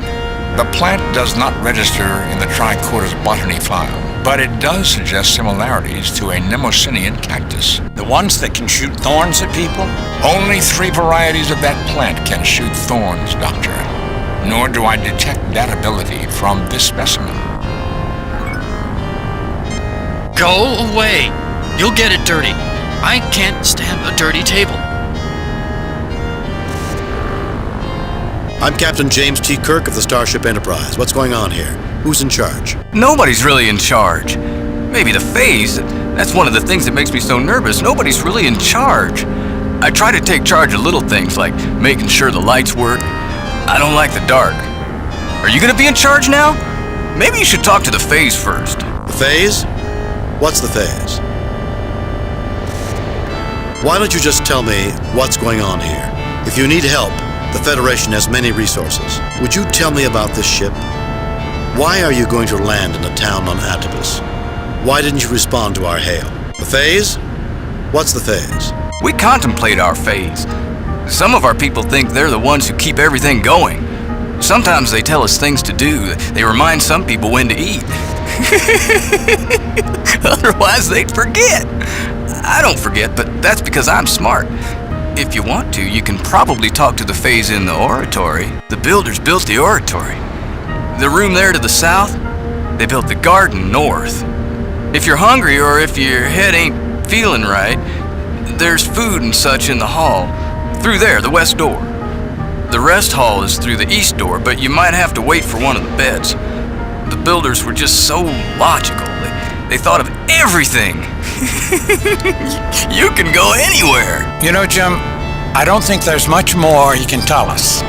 I can take a tricorder reading on him if you think it's appropriate. I'm Captain James T. Kirk of the Star... Nobody's really in charge. Maybe the phase? Why don't you just tell me what's going on here? If you need help... We've been doing fine for 1,000 generations, Captain, maybe more. We're happy here, just waiting for the ship to return to the builders. That's the promised time when we come home. We don't need any help. Who are the builders?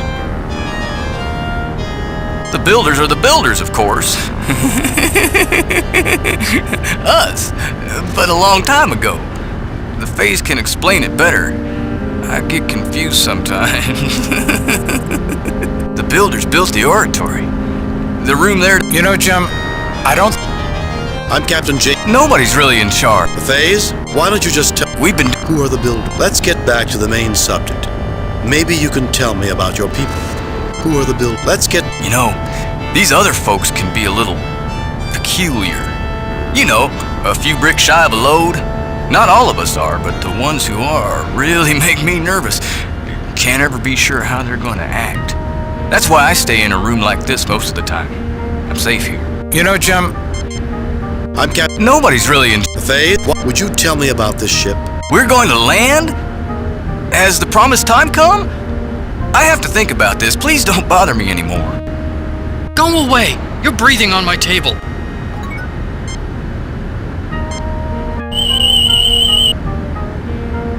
This person seems normal for his race, if perhaps slightly agitated.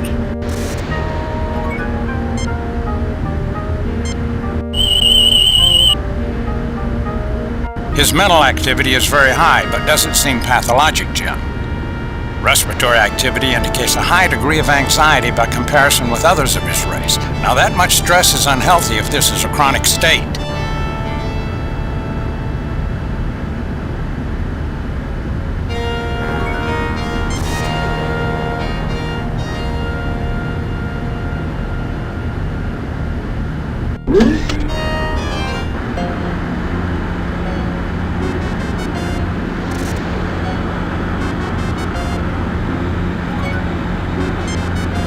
Hi there, I'm Captain James T. Kirk of the Starship Enterprise. Who are you? I'm Stan Bob. Did my mom say I could talk to you? Why, yes, she did. What can you tell us about things going on here? I don't think my mom would want me to talk to you. Please go away and stop bothering me. Hi there, remember me? I don't think I should talk to you. No, not exactly. We'd like to know what you can tell us about things going on here, though. I don't think my mom would want me to...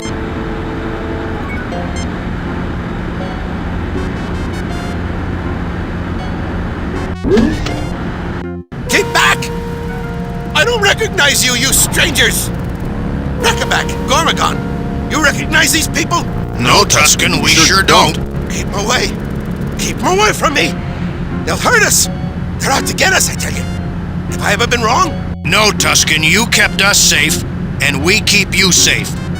We won't let them get you. You people don't want to come any closer. Honest, I don't want to have to hurt any of you. It's just that Tuscan won't like it. I hope you don't mind, but you really have got to stay back.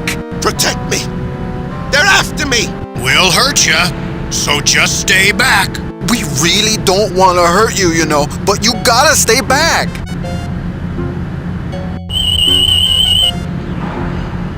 The tricorder informs me that the Klingon boarding crew has just beamed into the adjacent room, Captain.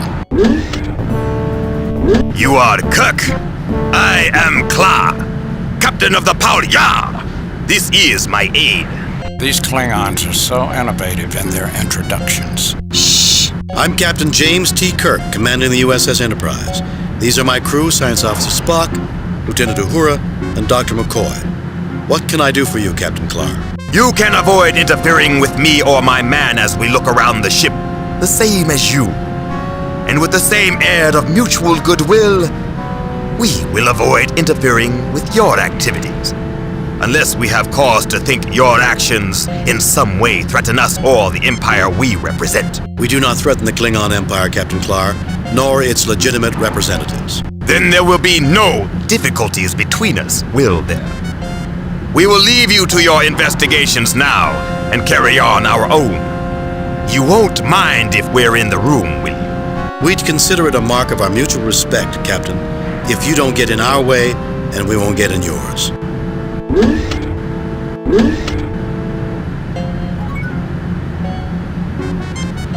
If you want the bear, you'll have to beat me at this game of chess.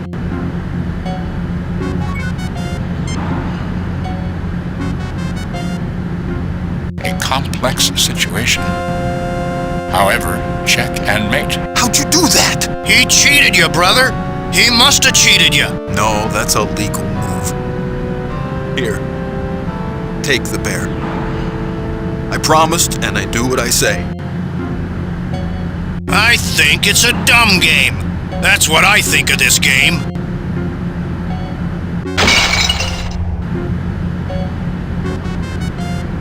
I think it's a dumb game. That's...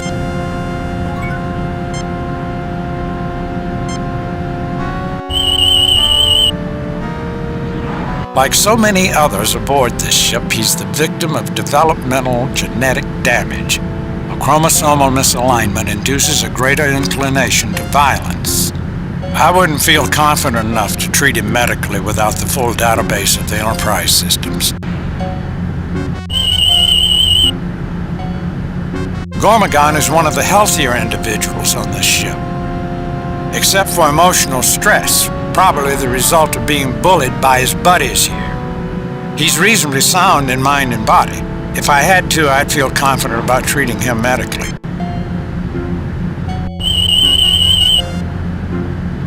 Jim, he has fairly extensive brain damage and may be causing paranoid delusions. It's also resulting in increased levels of hostility. His adrenaline levels run quite high, and there's been organ damage from the extreme stress.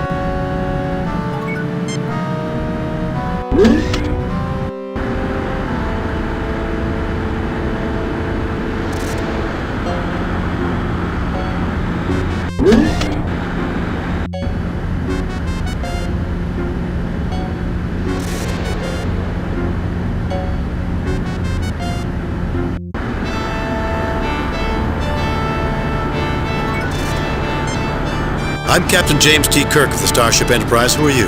Jakesy. What can you tell me about this place, Jakesy? The sweet-faced adult shakes his head no. I'm Captain James T. Jakesy. What can you tell? Can I play with the blocks, Jakesy? The sweet-faced adult.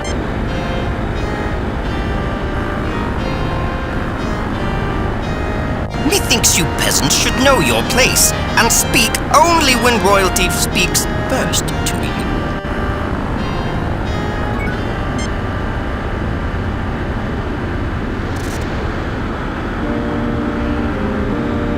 What a noble-looking woman you are. You have my permission to speak.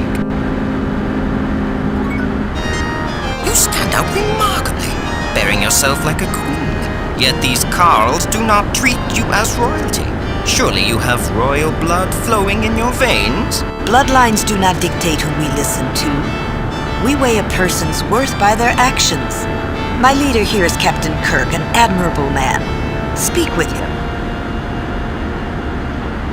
Bah! What heresy! I won't have anything to do with any of you. Methinks you peasants should know your place and speak only when royalty speaks first to you.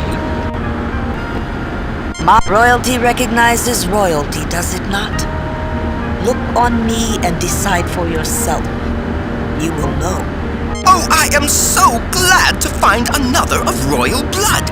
I am so tired of sitting here all the time, but whenever I leave, thralls and lesser folk plant their fundaments on the great throne, and that's just not acceptable.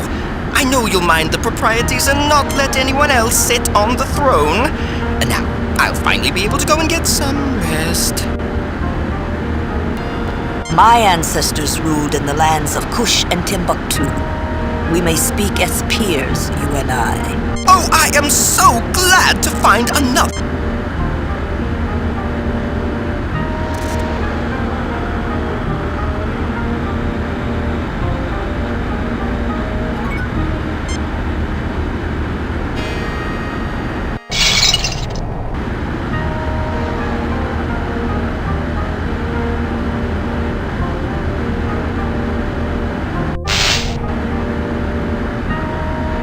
You manage to untwist a length of wire and a light bar.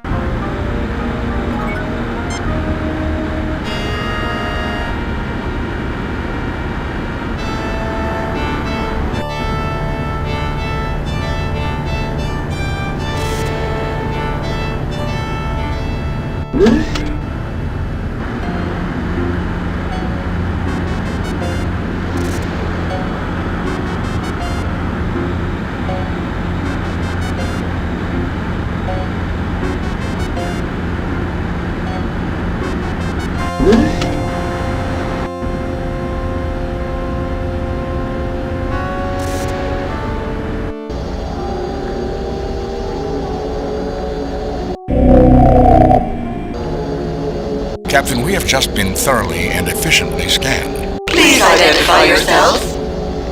You haven't been in to see me before, have you? I'm Captain James T. Kirk, commanding the USS Enterprise. These others are my crew. Science Officer Spock, Lieutenant Uhura, and Dr. McCoy. Who are you? We are the Fays. Did not your parents speak of me? Captain, note that it identifies itself only erratically in the singular I, and a blend of voices typifies its communication. Are you suggesting it is a hive mind, Mr. Spock? Or is the voice synthesizer simply programmed for a harmonic chord of voices? Inconclusive. It may also be that an array of otherwise independent machines have been linked to provide the requisite computing power, although that is an antique and unsophisticated method of achieving this level of intelligence, at odds with the overall level of sophistication and evidence. I suggest we pay close attention to both its actions and its words. Fays, why would our parents have spoken of you? I am here to care for all of you, Kirk. It is easier for me to care for you when you are younger, but sometimes one's parents are forgetful. We understand. I will care for you now. You will feel better after you eat. Great. A food-fixating mothering computer. It could in fact be very much that. Fays, you're about to land on a planet inhabited by sentients in the middle of a settlement. If you are in control of this vessel, you must stop. You must not land there. You will feel better after you eat, dear. Run along now. I'm very busy.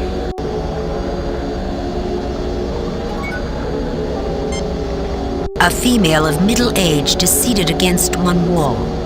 Her arms lie limply by her sides, and her legs are outstretched, giving her the aspect of a discarded rag doll.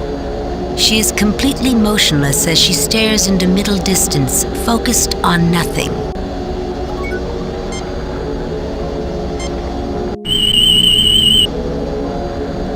She's cataleptic, Jim. Completely submerged within her mind, completely withdrawn from external stimuli. If I were to put her arm up in the air, it would stay there until I moved it back down. Psychological damage or something physical? I can't be sure even with rather extensive tests, but from the tricorder readings I would say some psychological shock ruptured an inherently fragile cognitive structure. In ancient times they would have said she was skittish or prone to a nervous breakdown or weak-minded. There are a myriad of childhood developmental blind alleys that might restrict her adult pattern creation representation Bones, stop. You're starting to sound like Spock. You do not have to be insulting, Captain. you suggesting I attempt a Vulcan mind meld, Captain? It does seem an appropriate effort in this circumstance. It will take me a moment to prepare myself. Doctor, please monitor her life signs. The procedure does entail some risk. Not only to her, but to you too. Am I right? I assure you, Doctor, I will retain sufficient distance to avoid being dragged into something from which I cannot withdraw. Go ahead now, Spock.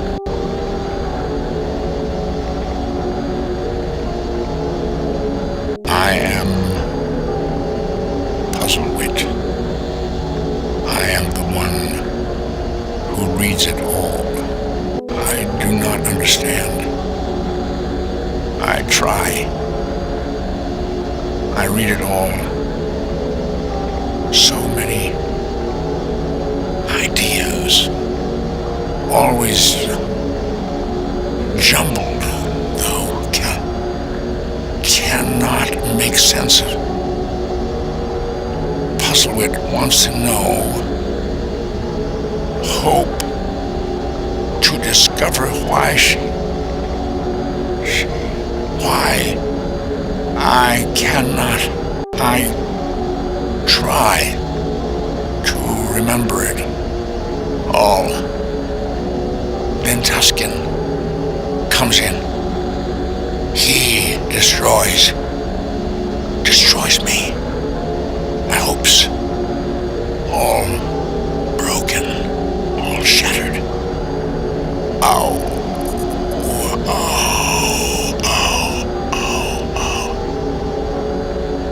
I'm broken in countless pieces. Doctor? No physical injuries, Captain. Not to him or to her. Tuscan's scared of me. Scared. For no reason. He thinks I know. I know, but I don't know. I don't understand. Nothing connects to anything else. I want to know it all. Hope then I'll understand. He thinks I'll hurt him. I don't hurt anybody. I just want to know more. Now I only know what I know. Never know what Puzzlewit doesn't know anymore. What's going on here, Kirk? We are trying to help this woman, Captain Clark. Be quiet, or you'll put her and my science officer both at considerable risk. He's trying to make a mental slave of the alien, Captain.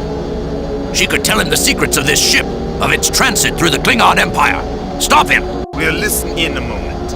I wouldn't have a representative of the Federation damaged for rendering assistance. Puzzlewit remembers everything she reads. Subject. Screen laminates. Reflective. Subject to autotrophic bonding with molybdenized nitrous oxides in the presence of cyanodephosphortrihydrous gases. Subject. Wiring systems. Auxiliary to cryptolog. Does Puzzlewit remember the ship passing through Klingon space, perhaps? All the paralenses were copied prior to liftoff. No new encryption was permitted. We could only read, not write to them. That's stellar ejector, Captain. Why would a computer terminal permit read-only interface, I ask you? The builders didn't trust us.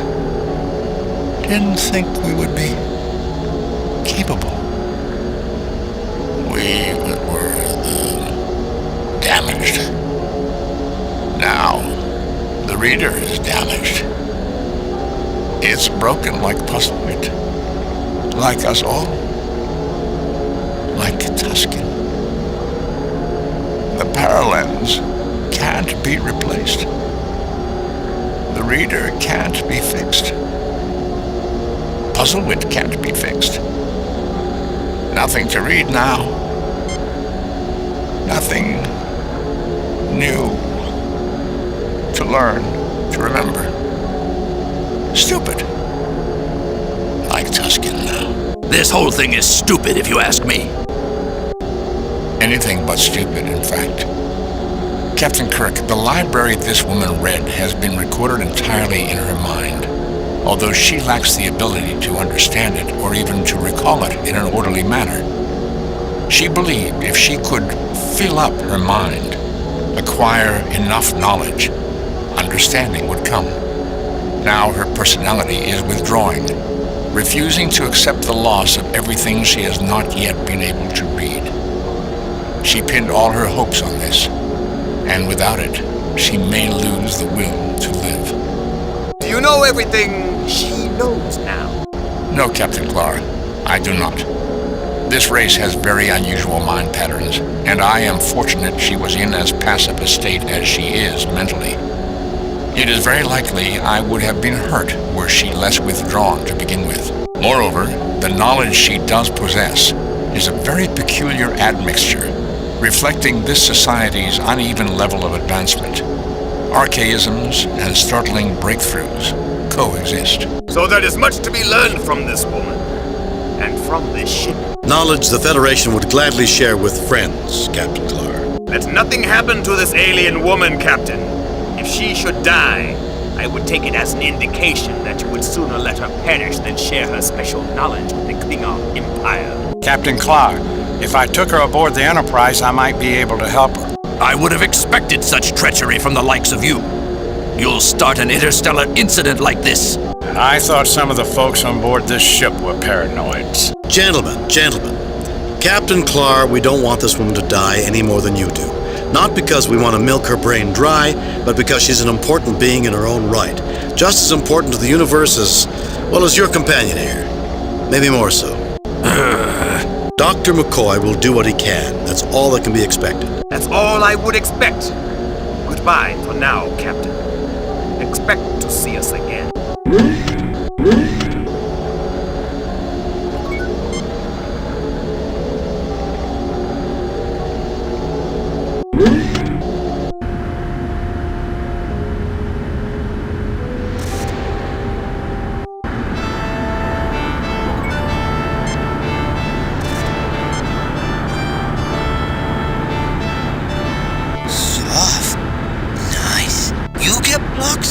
He gathers together the blocks and gives them out to you.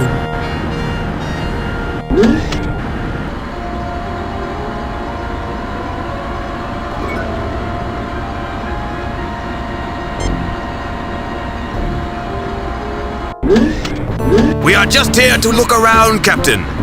I'm sure you don't mind. Would it matter if we did? Your doctor's discourtesy, though indirect, does no credit to your party, Captain Kirk. I would have expected better when we have done nothing to warrant rudeness. We need not interfere with one another's activities, I think. The room is filled with the rich scent of growing things. There is much lush growth, and some which is not thriving as well. A gardener's work table is against one wall. The room is filled with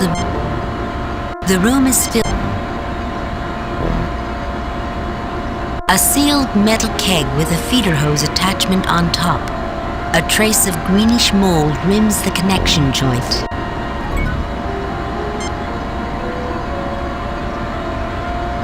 The feeder hose comes free and a mechanism pulls it out of the way. But a terrible stench rises out of the container, smelling like many things died in there long ago.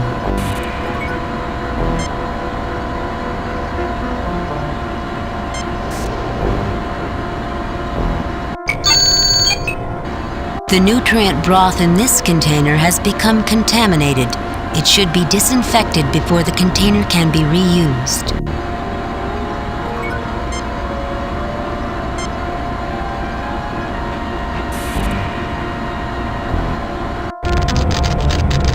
The container heats up rapidly and foul-smelling smoke pours out of the small opening on the top.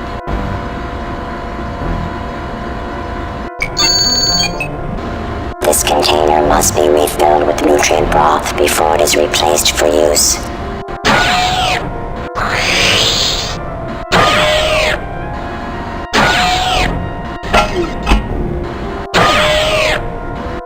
feeder hoses roll out on wired mechanisms and insert into the container. From one flows a clear liquid nearly filling the container. The other hose just makes burping noises.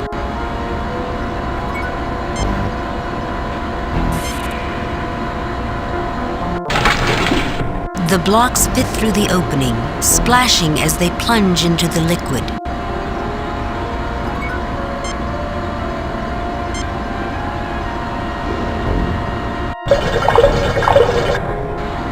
The container heats up slowly and the sound of bubbling echoes from inside. You stop and the container quickly cools. I think that did it, Captain.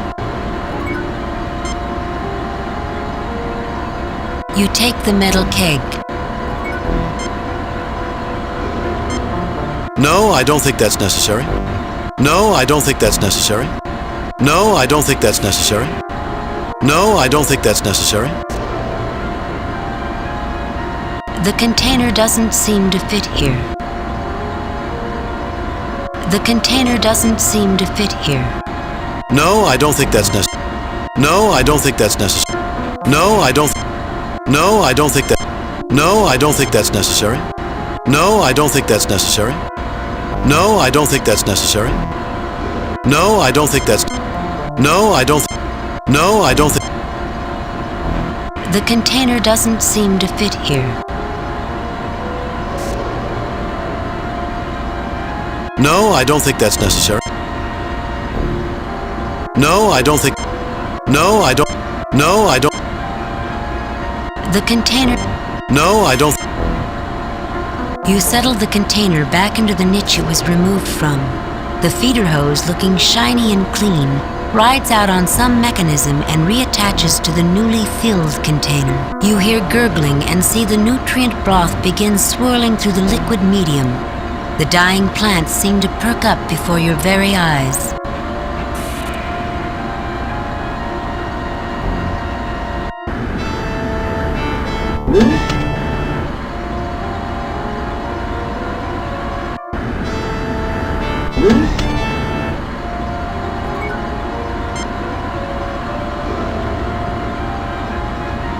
The red fruit comes free easily, dropping into your hand like it belongs there.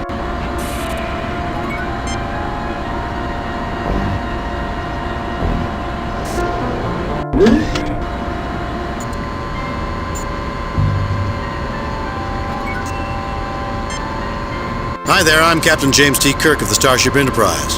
Who are you? I'm called Maul. My son is Stan Bob.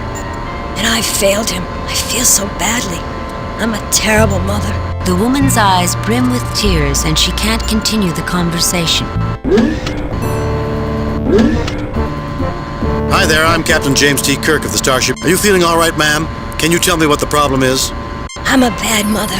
I tried to do right, get him what he wants and needs. I'm just so depressed. Everything died. Who died? What died? I'd like to help if I can. I did it. I'm a bad person. Killed all the plants, and now they don't produce anymore.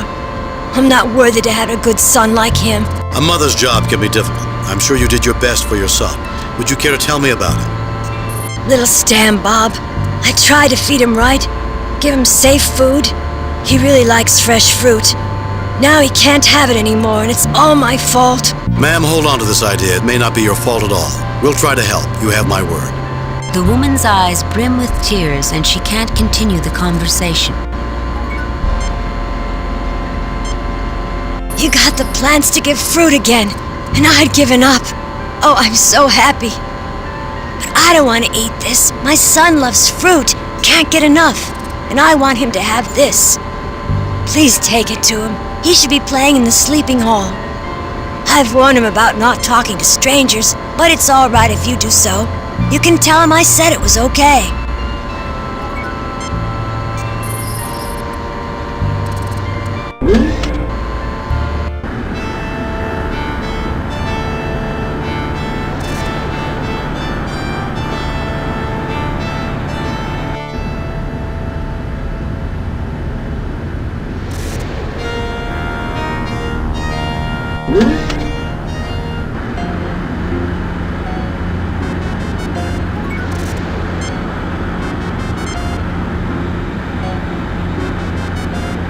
This is for me?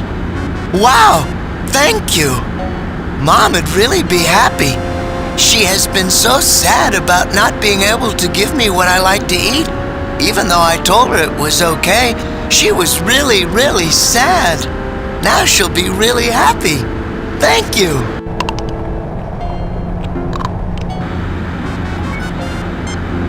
Hi there, remember me? Uh-huh. I remember. You wanted to ask me about something. Tell me about Tuscan and his friends. Tuscan and his friends aren't nice to me. They're nice to my mom because they trust her, though. She's the only one that brings them food. Sometimes she brings me safe food, too, but she hasn't lately. I get pretty hungry because the safe food I put away in a secret place isn't any good anymore. Tell me about Tuscan and his friend. Tell me about the playroom. It's through there, through the east door. Tuscan and his friends have taken it over. They play mean, except they don't play mean to my mom. That's on account of they think she won't let the food be bad. Tell me about your mom. Her name's Moll. She takes care of the garden, but she gets real sad a lot. She brings me fresh fruit, says it's good for me. I like fresh fruit, whole bunches. She hasn't brought me any in a while, and what I put away in a secret place isn't looking good anymore. Tell me about the food. I think that's all for now, Stan Bob. Go on back to what you were doing. Maybe we can talk later. Tell me about the food. The food out of the machines can make me feel really sleepy and not very good. Mom says it's because of the stuff they put in the food. Tuscan says it's poison and won't take any food from anyone but my mom.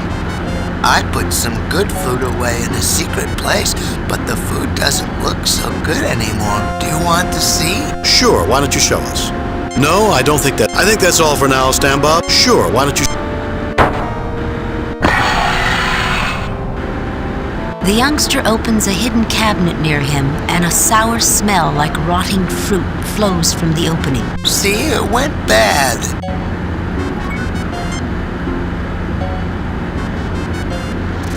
It's slippery, sloppy, stinky, and goopy, but you collect what's there into a large specimen bag.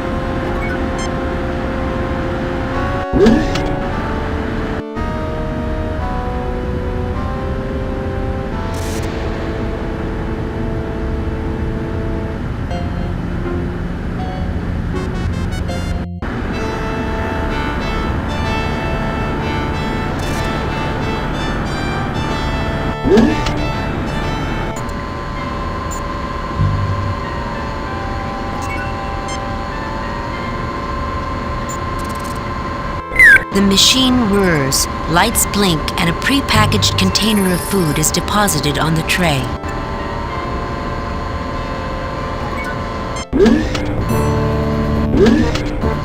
No effect. The box of prepared food is light and compact.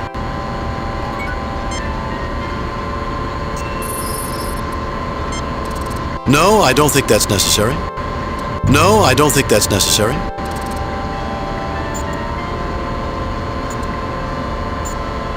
A light scans the food box and the computer screen lights up.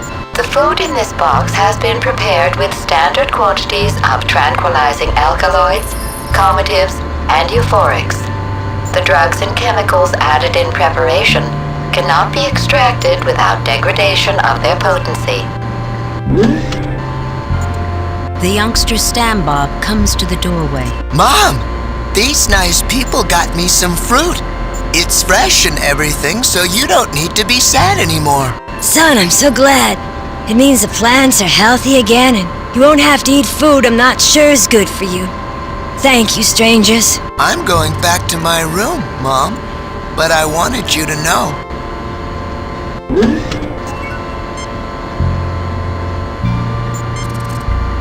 A light scans the reeking glop, and the computer screen lights up. The alkaloids present in this organic mass can be reduced to a high-potency tranquilizer. The undesirable emetics and purgatives can be eliminated. The resultant drug should be mixed with prepared food and eaten to produce a soporific effect. Do you wish to prepare the specified tranquilizer from this mix? No, skip it. We'll just put this away and go on to something else. Yes, continue. Done. The drug is prepared. Bring over the food you wish dosed with the drug, and the tranquilizer will be added.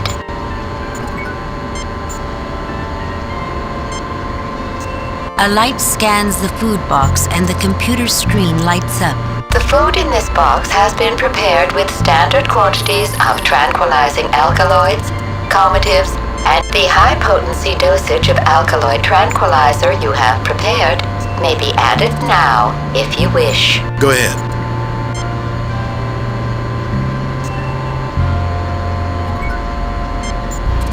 I have to thank you again for what you did for my son.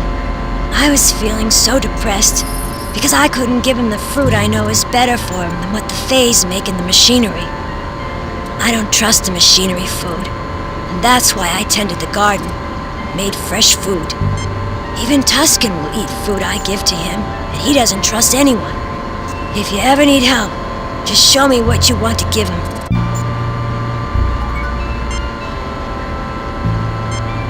Tuscan will only accept food from you. You said you'd help us after we helped you. Will you give this to Tuscan? It's heavily medicated, but that might help Dr. McCoy here to do something so he's better off. I'll take this to Tuscan now because I trust you. Go back to him and show him your food. He'll call for me, and I'll give him this instead. He'll be a good boy.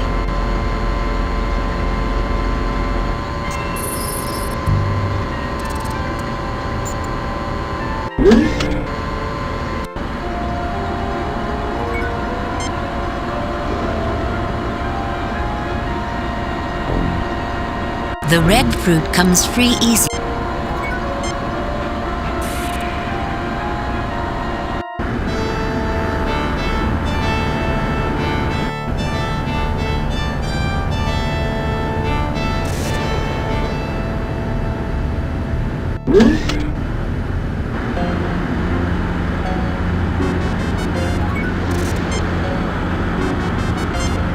No, I don't think that's necessary. This is for me? Wow, thank you. Mom would really be happy. She has been so sad about not being able to give me what I like to eat. Even though I told her it was okay, she was really, really sad. Now she'll be really happy. Thank you.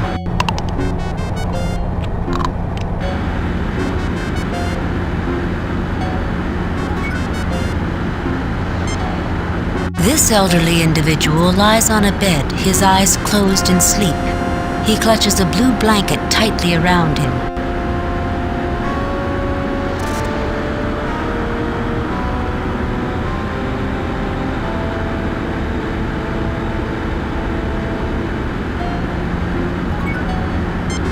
Captain Kirk is not impressed with the housekeeping skill. A youngster is sitting alone. Hi there, remember me? Tell me about...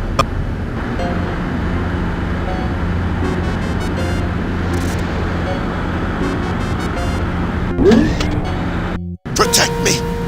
They're after me! We'll hurt ya, so just stay back. We really don't want to hurt you, you know, but you gotta stay back. See here, Captain Claw. I told you those Federation scum would be nosing around behind our backs. The Klingon observers seem interested in remaining to watch what goes on here.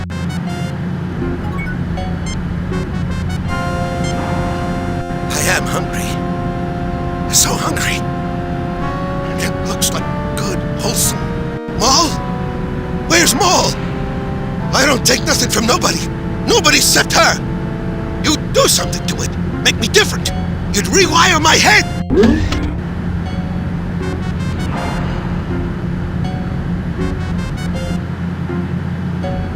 Call for me, Tuscan? I thought you might be hungry, so I brought you something you can safely eat. You know you can trust me, Tuscan. Yeah, I know I can. And I am hungry. Didn't want to eat something I couldn't be sure of, though. Give me that.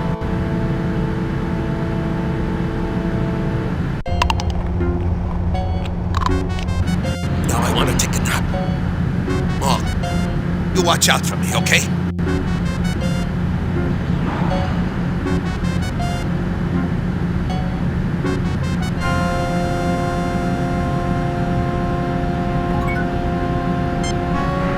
I'm more interested in a good fight than in talking. I listened to my brother Rackaback and to my friend Tuscan. They say we have to protect this room and keep anyone from getting into it. Tuscan's afraid. Well, Tuscan's just confused. I don't think I should go into it right now, but he thinks if people knew all about this place, they'd hurt his mind.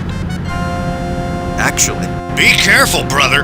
Remember that Tuscan warned us people might seem nice, but not really be nice. I don't know what would happen, actually. After all, I can't read the future.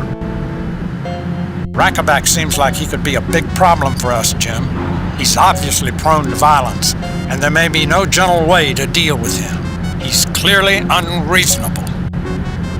I think Gormagon is the one to click with, Captain.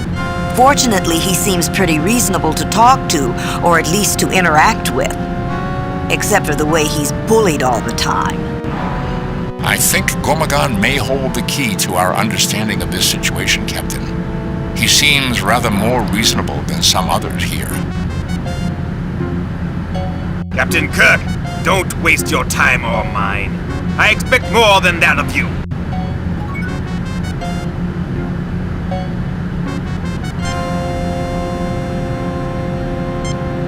Captain, that action is irrational. Jim, are you all right?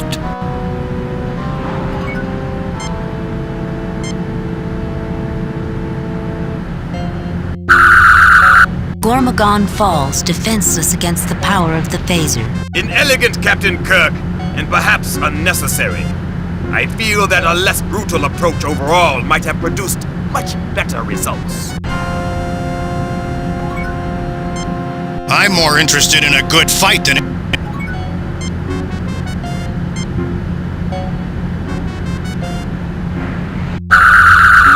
Rackaback falls, defenseless against the power of the phaser. An inelegant solution, Captain Kirk, but efficient. I listened to my brother Rackaback and to my friend Tuscan. They say we have to protect this room and keep anyone from getting into it. Tuscan's afraid. Well, Tuscan's just confused. I don't think I should go into it right now, but he thinks if people knew all about this place, they'd hurt his mind. Actually, I'm sure things would change. It might be a change for the better, maybe. Maybe not. I'm not sure what to think of you. I just don't know if I should trust you. Well, Gormagon, I think you should trust them. They've repaired the garden, which is good for all of us. They gave fresh fruit to my boy Stan Bob, when even his own mother couldn't manage that.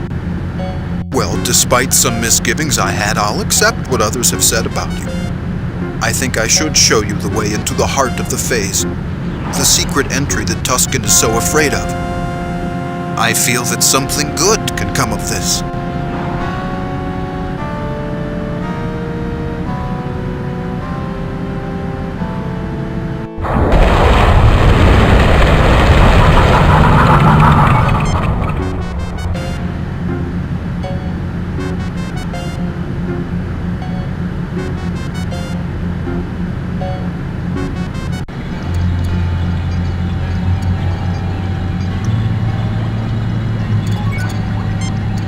This room appears strangely compressed, giving a sense of closeness that borders on the discomforting. Every wall is interlaced with what looks like a web cage of electrical wirework, with almost organic-looking nodules and bubbles. You have the distinct sense that you're inside a machine and that it doesn't seem to occupy space in any natural fashion.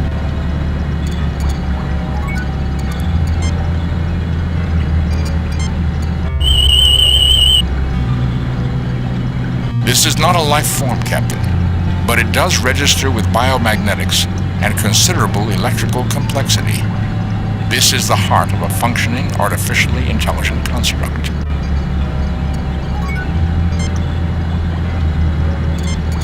No, I don't think that's necessary. No, I don't think that's... No, I don't think that... No, I don't... No, I don't think that's necessary.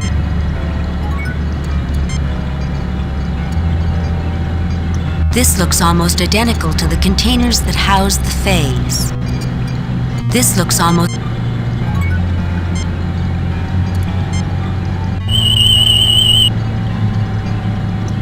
This is not a life form, Captain.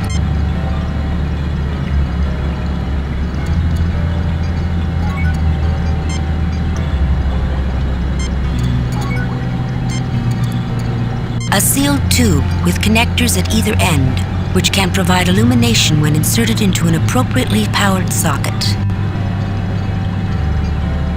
A long twist of insulated wire. A somewhat small greenish-blue blanket. This looks almost identical. In this section of the wire webwork, you see new wire replacing a burned-out section. This room appears strange. This room appears strangely.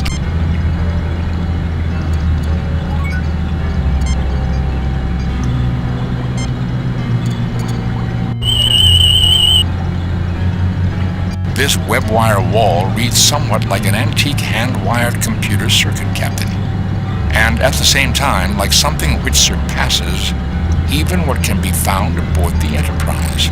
This damaged area does not appear to be functioning, but based on information I acquired from my interaction with Puzzlewit, I could attempt to repair it with a connector and some wire.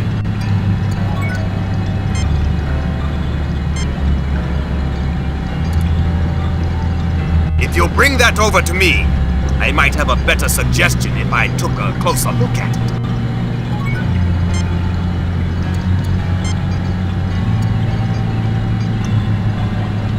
The information I acquired from Puzzlewit's mind indicates this could be a delicate operation, easily mishandled.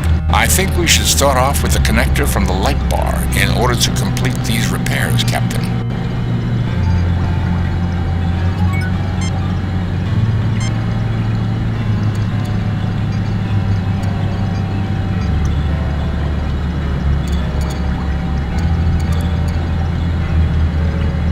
I worked with things like these when I was younger. Given our surroundings, see if you don't find this more useful.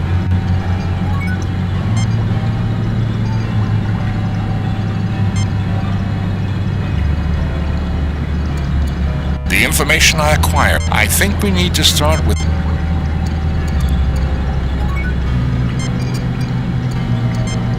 Allow me, Captain. Let me do that. The information I acquired from Puzzlewit's mind indicates this could be a delicate operation, easily mishandled. I think you will find it fits just here. Lieutenant Uhura, if you will bring over that length of wire while I hold this in place, I believe we can get this repaired speedily. Certainly, Mr. Spock. With that in place, I can see that it will easily fit. Here.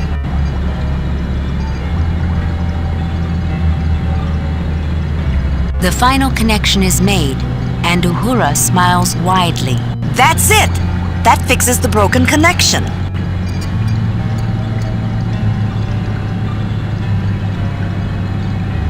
Thank you.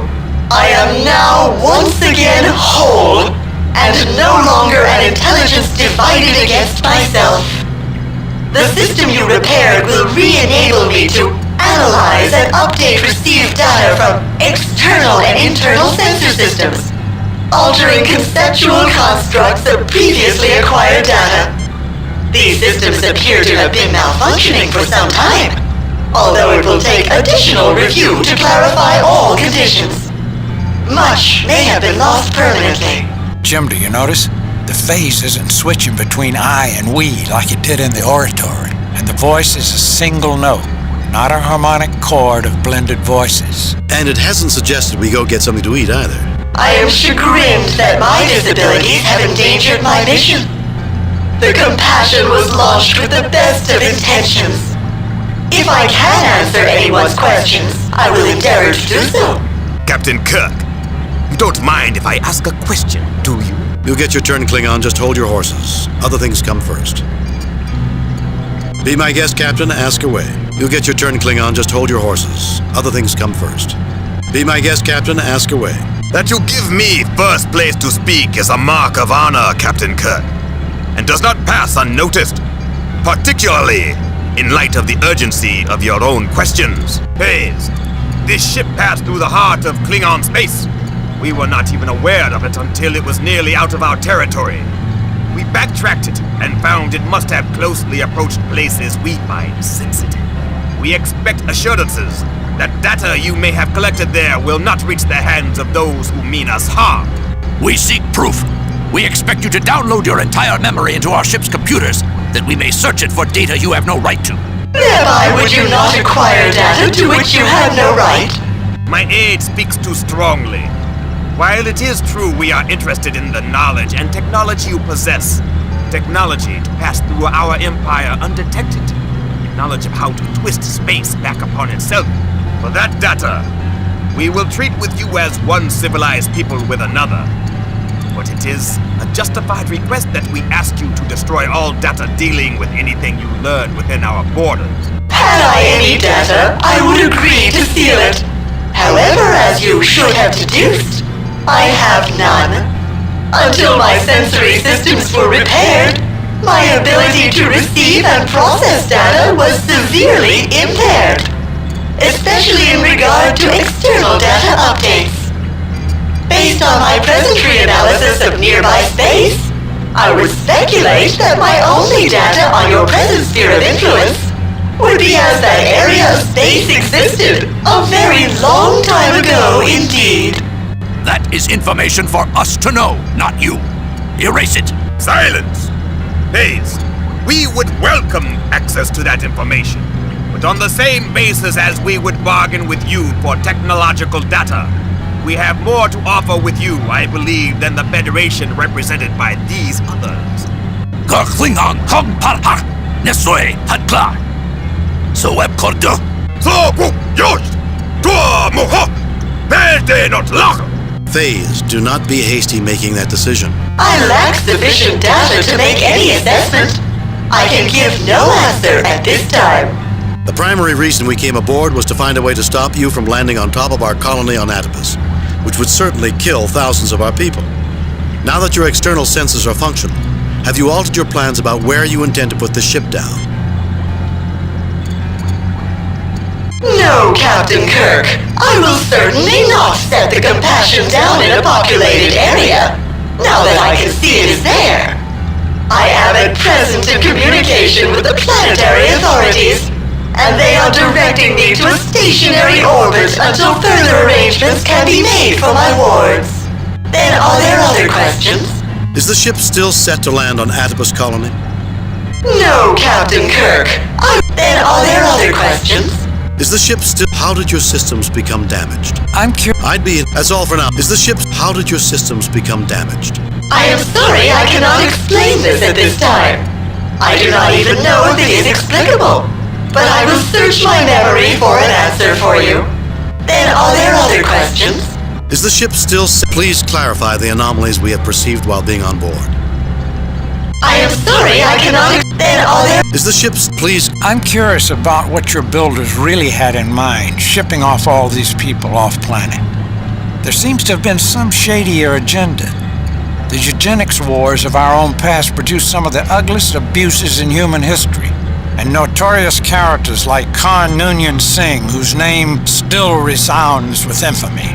How is this ship you call the Compassion justified? I have no information about your eugenics wars, but a fundamental social philosophy of the builders was that civilized people of goodwill would tolerate and value variability as a sign of cultural and social health. That a civilization will be judged by its tolerance of disparate ideas, by how it treats those who cannot protect themselves, be they very young, very old, or otherwise challenged, by the measure of altruism extended to those less powerful, even when rightfully in possession of something desired. A central aspect of Vulcan philosophy is embodied in the Idic. Infinite diversity in infinite combinations. It would seem the builders pursued similar high ideals. High ideals, perhaps, but that does not explain why these people are in space phase. More than this I cannot explain. However, you can locate additional library data under the heading Compassion. Oh, I haven't made it available.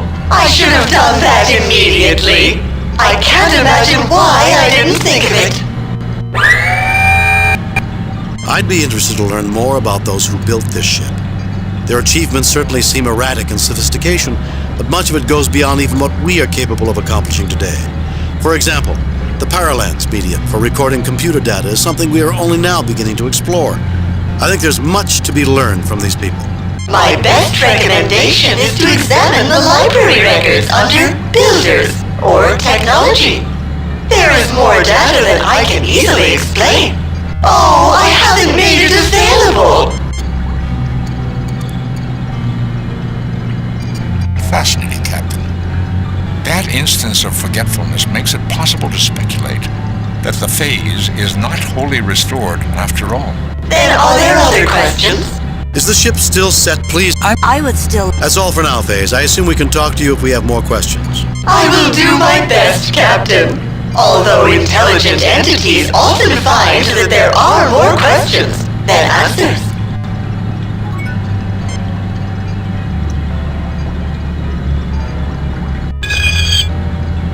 The crystalline lens feels cool and surprisingly heavy, with smoothly polished edges.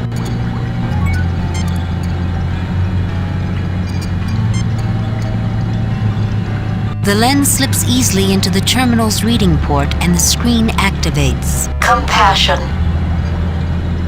Dialogs, Decision. Shambrum. Philosophy. Builders. Technology. Exit Database. Dialogs, Decision.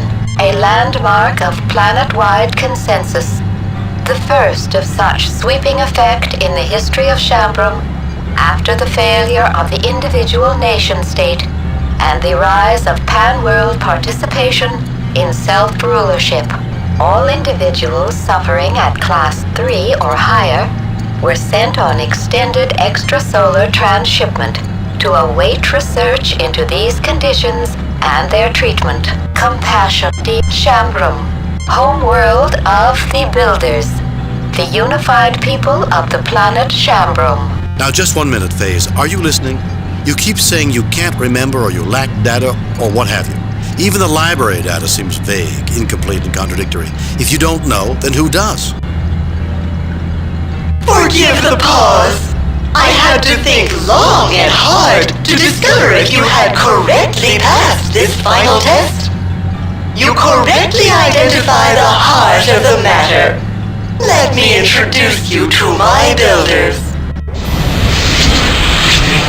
This is madness! Phase, what is this? Despite our misgivings, you have shown yourselves to be the representatives of spacefaring peoples we, the Brassica, would most trust to make first contact with.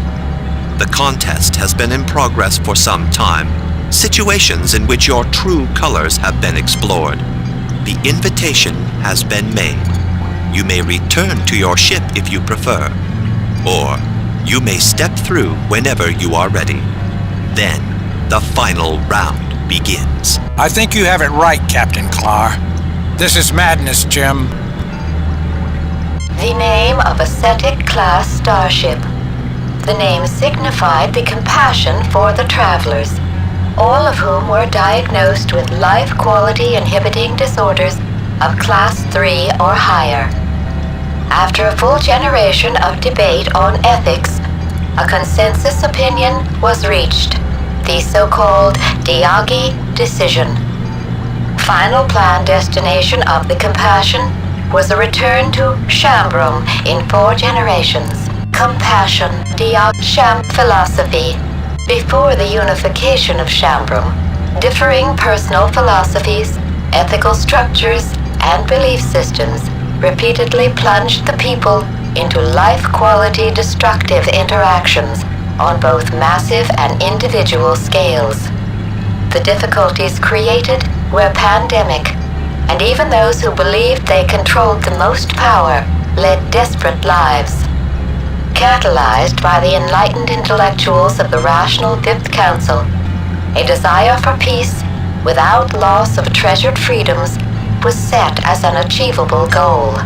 The transition was not without difficulties, but the culture of the builders eventually arose around a philosophical core, emphasizing tolerance of differences among individuals, maximization of self-actualization of all individuals, and with the paradoxical taboo against intolerance and bigotry. Now, just 1 minute, FaZe. Are you listening?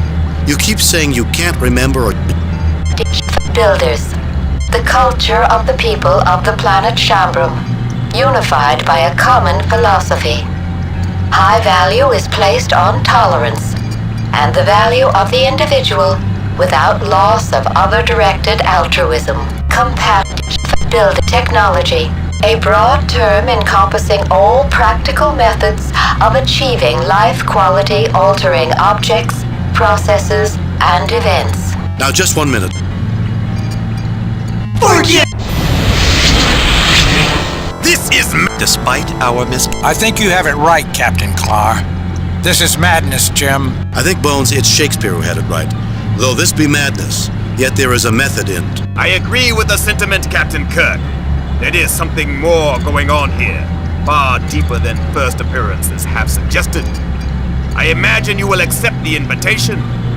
I will certainly choose to go, whether you do or not. I believe the invitation is extended to all. I will not permit that, Captain Clark. I will take all methods to prevent you. I will not go. It is certainly a Federation trick. You begin to sound like Tusken in the other room. Get a grip of yourself and act like an officer.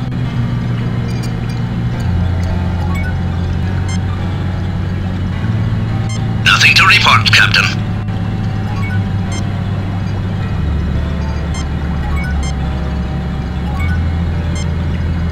I have no intention of letting my captain leave in your company through that hellish door. There's nothing you can say to change my mind, either. I am determined to go explore. There may be dangers, but I accepted that challenge the first day I decided to make my life in space. I fear I have my doubts about my aide, however. I rather don't think he's a fit companion for this expedition. The lure of the unknown, Captain. That's what makes life worth living. It's why I joined Starfleet. A chance to communicate with other people, other places, strange new worlds. I don't believe we can turn our backs on this opportunity. I'm a little dubious, Jim, but that's what we're out here for in the first place. I say let's go for it. I even think this may be an interesting experiment in diplomacy to have the Klingon present on such an expedition. Although I must say, I'm not exactly overjoyed to spend any more time with the Captain's sour mug aide there. You're one to talk, you quack. Maybe you'll hit me with your hypo and throw me out of the airlock, eh? That's what I'd expect of your sort. Captain, this is a unique opportunity. I believe we must take this opportunity. I also believe that Captain Clark's presence will prove an asset. I am less than sanguine about Clark's aide accompanying us, however. Same to you, Vulcan. What are you going to do about it? Pinch me in the neck? Captain Clark, I will not let you depart. These human scum have tricked you. If I have to beat up all of you, I will. You, Vulcan, you understand orders. Help me knock out my mad captain, and I will take him away and out of your hair. Captain Clark, I will not let you depart. These human scum...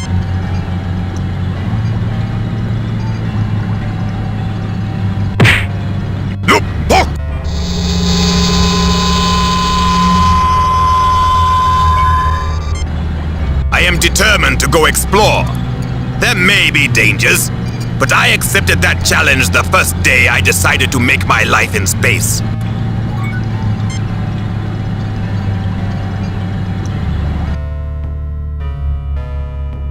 Mr. Scott, they've disappeared off the sensors. What do you mean, laddie? They've just vanished.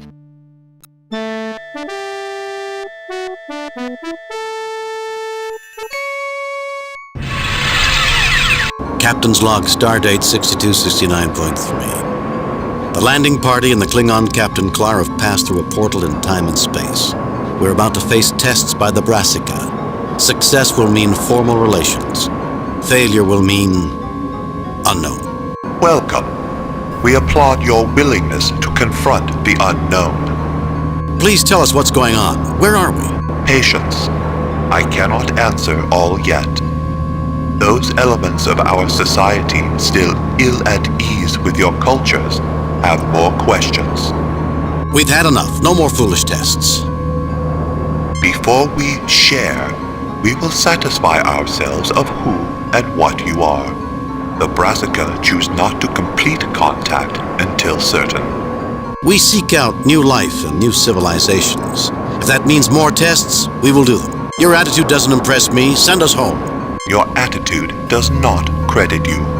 Depart. We shall not contact you for some time.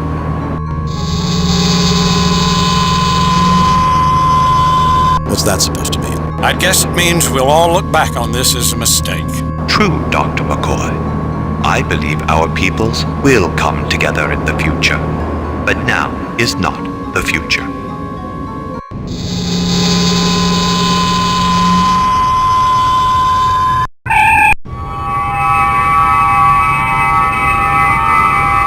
Captain's log, stardate 6270.5.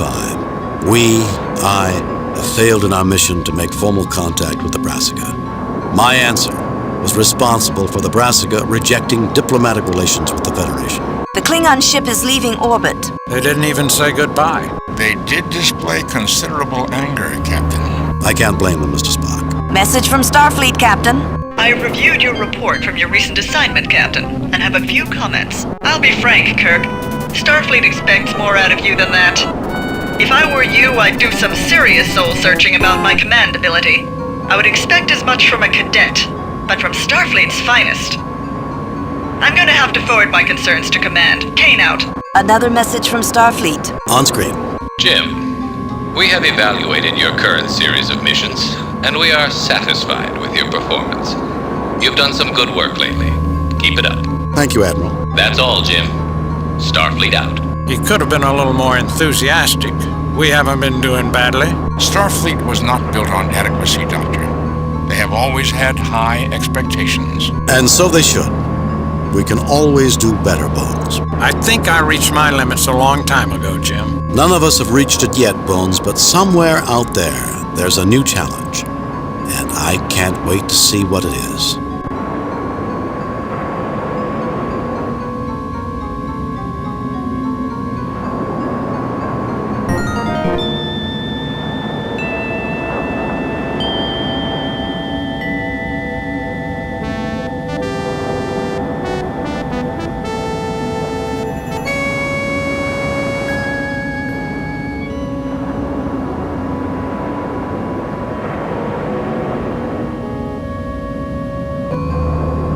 More tests. Let's just get on with it. Listen.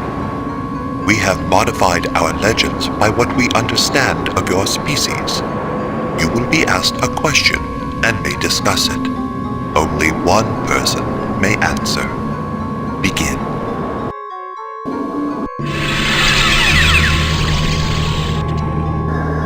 I make the first query. It is that question posed to the heroic companions we call the Gerund. Answer this. Who among you may go to the greatest pains in the pursuit of life? You may talk. I will withdraw until you choose to speak with me. Remember, only one of you may reply.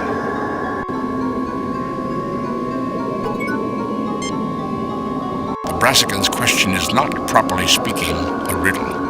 A riddle has a right and a wrong answer. This is more philosophical, with many possible answers. Then how can we possibly answer correctly, Spock? Or can we? One answer will seem more satisfactory than all others, Captain. At least we can eliminate you, Spock, from this horse race. I don't see any right answer for you to be the person who would go to the greatest pain in the pursuit of life. On the contrary, Doctor. Respect for all living things is fundamental to Vulcan philosophy. A rigorous adherence, unlike humans' variable justifications. You aren't suggesting, Spock, that you're the right choice. I believe I may be, Doctor. The Brassicans may agree. Gentlemen, I think you may be overlooking a fundamental difference between me and everyone else here. I am the only female, the only one capable of bringing forth new life. That qualifies me as the one among us who might go to the greatest pains in the pursuit of life. I may not be Vulcan, but I'm the logical choice. Who goes through more pains in pursuit of life than a doctor?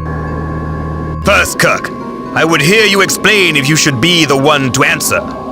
And why? I'm sorry, Captain Clark, if I decide to present myself as the one to answer, and I'm considering it. I'll explain to the Brassican then and no sooner. My thoughts exactly, Kirk. I should be the one. And if you chose me, then you shall know why. Jim, it's evident that each of us believes we're the right choice. I'm reasonably sure I'm the person they have in mind, but I can see everyone can make a case for themselves. As indeed we have, Doctor. I fail to see how further discussion will alter the situation. Captain, we have not heard from you. Do you consider yourself a candidate? Indeed, Spock. Point taken. I'm sorry. Point taken. Very well. So that everyone has a chance to make their own case, I will explain what I consider to be the sensible choice. I'm a ship's captain. 430 lives depend on me, on my every decision. Our mission is, in part, to seek out new life, new civilizations, so it comes down to me. Am I any different? Does not my crew live or die on my decisions? I explore space for the Klingon Empire! A starship captain stands as representative of the United Federation of Planets. Many races, whose goals and visions for the future are pursued together. Who shoulders the greater weight, Captain Clark? No one has ever accused you of modesty, Kirk. See it as you will. You, surrounded by your fellow humans and officers, or me, the sole representative of my empire. Jim, it's evident that each of us believes we're the right choice. I'm reasonably sure I'm the person they have in mind, but I can see everyone can make a case for themselves. As indeed we have, Doctor. I fail to see how further discussion will alter the situation. Either you must come to some decision, weighing the strength of individual opinions, or I get some hints out of our green host. You all know what I think. What I need from you are compelling reasons that someone else should answer. Doesn't do anything special for me, Captain. No effect. We have our answer. Are you ready to hear it? Let the one who would answer be the next one to talk.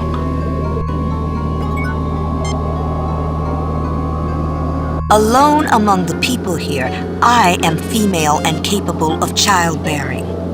The nurturing of a new life remains a uniquely female labor. Certainly, I am the one among us who might go to the greatest pains in the pursuit of life. Your answer is accepted. However, this is not to say whether this answer is right or wrong. We have our answer. Are you ready to hear it? Let the one who would answer. We have our answer. Are you ready to hear it? Let the one who would answer be the next one to talk.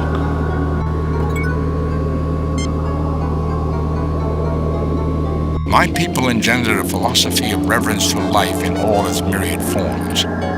My personal adherence to that philosophy is complete. I believe it is I whom you seek. Your answer is accepted. However, this is not to say whether this answer is right or wrong.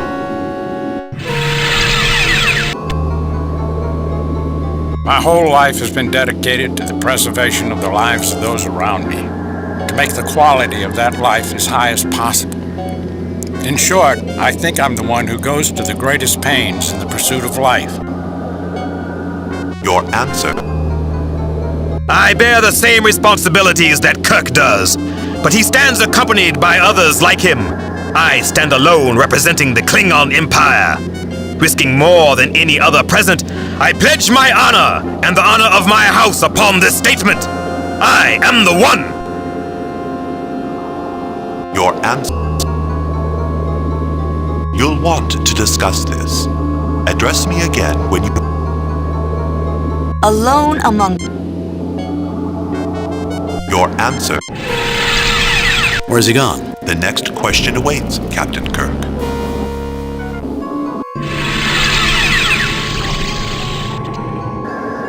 You are nothing like the Gerent, who hold a special place in our memories. The second question: who among you wrestles most intensely with the chaos of life? Talk amongst yourselves. I will answer questions if I can. In the end, only one may reply.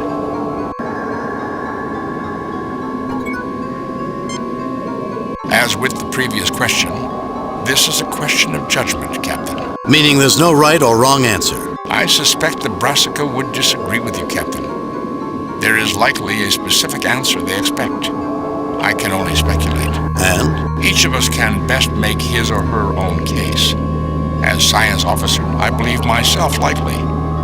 It is the very heart of science to attempt to comprehend the fundamentally chaotic nature of the universe. Chaotic? If the universe wasn't ordered, we couldn't make sense of it, Spock. As you are certainly aware, Doctor, chaos defines the very nature of patterns. However, this does not mean random. Well, that may be. On the other hand, I would be the last person to say a Vulcan wrestles with any concept. And don't you raise your eyebrow at me, Spock. It's obvious you have never spent time among Klingons, Kirk. The life of the Klingon warrior is the struggle between control and chaos. Controlled chaos is how you describe it, Clar? I'm surprised. Clearly, the Brassica know more of us than you, and I am certainly the one who these aliens intend to answer. My lineage extols the tradition of Kalas. My reasons for selecting myself are at least as good as yours, Clar. Spock's on the right track, Jim, but he's still wrong. I focus on the chaos of life. Who struggles more than a physician? Made some sense, McCoy. And I've heard you were a humble country doctor. Sounded more like a Vulcan. No need to be insulting. Gentlemen, we've had enough chaos to deal with. Interesting analysis, Bones. However, I think I might be the one the Brassica have in mind. I recognize your position, Clar, and if you thought the same as me, I'd have second thoughts. But I don't. As captain of the Enterprise, I'm responsible for the lives of everyone on board. Without a strong hand at the tiller, it would be complete chaos. Those demands make me the best answer. We are ready with our answer now. Let the one who would answer be the next to speak.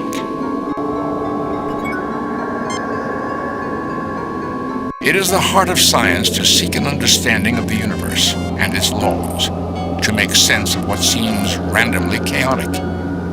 In the effort to extract comprehension from the unknown, I work to recognize the underlying patterns for which life represents the greatest challenge. Thus, I am the one among us who wrestles most intensely with chaos. Your answer is accepted, Commander Spock. However, this is not to say whether this answer is right or wrong. I think you'll want to discuss this, and then you may address it. My people have a tradition of controlled chaos, which tests our mettle, our strength of will and body. I rose to captaincy of the Palyard by being able to ride the wild kek, as we say. There is no doubt in my mind that I am the one who struggles most intensely with the chaos of life. Your answer.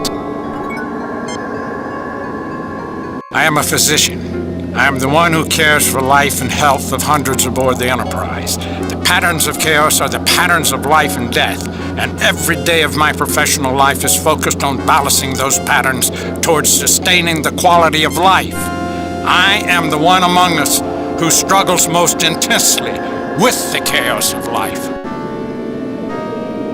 Your answer is accepted, Dr. McCoy.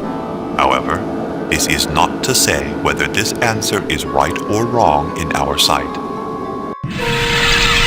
You expect me to stand by while my people keep disappearing? The next question awaits, Captain Kirk.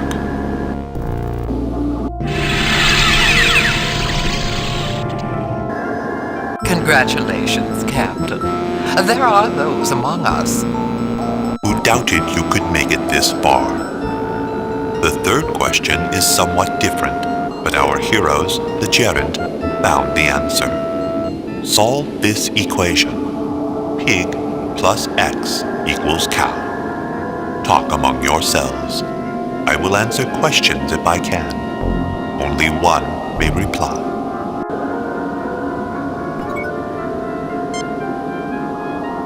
At face value, this question is complete nonsense, Captain. There is no way to answer chicken plus X equals reality. What are you saying? The question was pig plus X equals cow. Interesting, Kirk. I heard tlok pok plus X equals srok nav. To humans, it would translate to plant plus X equal hive paper. What did you hear, Vulcan? Chicken plus X equals reality. Each question starts with something edible. Pigs and chickens are farm stock, are they not? Many elements of Federation society do not consume animal flesh, Captain Clara. In principle, however, you are correct. But I believe the answer is, there is no logical answer. I don't think so, Spock. But I don't like yours either, Clar. Where's the relationship between a cow, hive paper, and reality? Difficult, I admit, Kirk. But they must be connected. I'm not impressed, Clar. The Brassica addressed me first. I think we need to answer pig plus X equals cow. You try my patience, Kirk. There's a pattern and an answer. A tlok pok grows a flower that ka-cha insects visit, and ka-cha make nectar and hive paper. So flower would work. And what does that do for my question? Or Spock's? Your officer was asked to solve chicken plus X equal reality. The philosophers of Ballare 7 maintain a celestial bird something like a chicken laid an egg from which the universe hatched. The idea of reality began as something egg-shaped, was an early theory of Klingon cosmologist. You're stretching, Clar. It all fits. The tlok pok flower is egg-shaped. Therefore, I believe egg is correct for all equations. Kirk, in a barter society, might not a cow be worth, say, a pig with a clutch of eggs thrown in? Clar, I come from a farm on Earth in a state called Iowa. Your solution makes some sense, but so would pig plus crate of apples equal cow. It's something else. If I may, based on the evidence, I remain convinced there is no answer. A time will come when we must answer. I'm willing to let either of you answer. The Brassica will allow only one to answer. Getting more than one question confuses things. I still have a gut feeling that pig plus X equals cow is the one. The answer must be something about shifting the letters. I'll get it in another minute. More than one question and the answer must solve them all. I've heard nothing better than my answer. Egg. It might be twisted logic, but it works. We are ready with our answer now. Let the one who would answer be the next to speak. The question pig plus X equals cow is an arithmetic puzzle in a word format. Convert the letters to numbers, add them, and you get 32 plus X equals 41. X equals 9, which makes I the answer. Discuss this, and then address me when you are better prepared.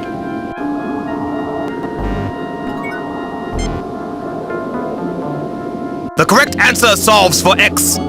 In all the different questions, the answer is egg. Your answer is accepted. The question I heard was chicken plus X equals reality. This question is nonsensical, as is Captain Kirk's. Therefore, I deduce the answer is that there is no answer. Your answer is accepted. However, this is not to say whether this answer is right or wrong. You plan to make off with everyone? Do you really expect me to keep taking that without protest? The next question awaits, Captain Kirk.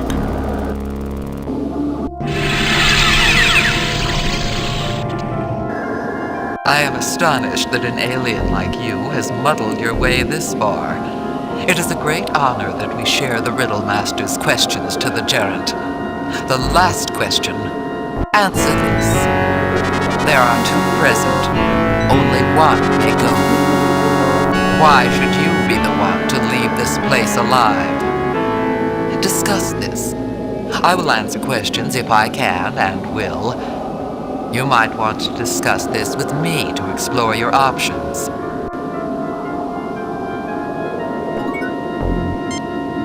Intriguing question, Kirk. Two captains representing empires at odds with each other. The Federation is no empire, Clar, and the Organian Treaty assures we are not at each other's throat. Be honest. There are many differences between us. I wish to hear your analysis before I offer my own thoughts. I'd hoped you thought of something new. It's simple, Kirk. You go, or I go. A third option would be nice, but unlikely. You get no response.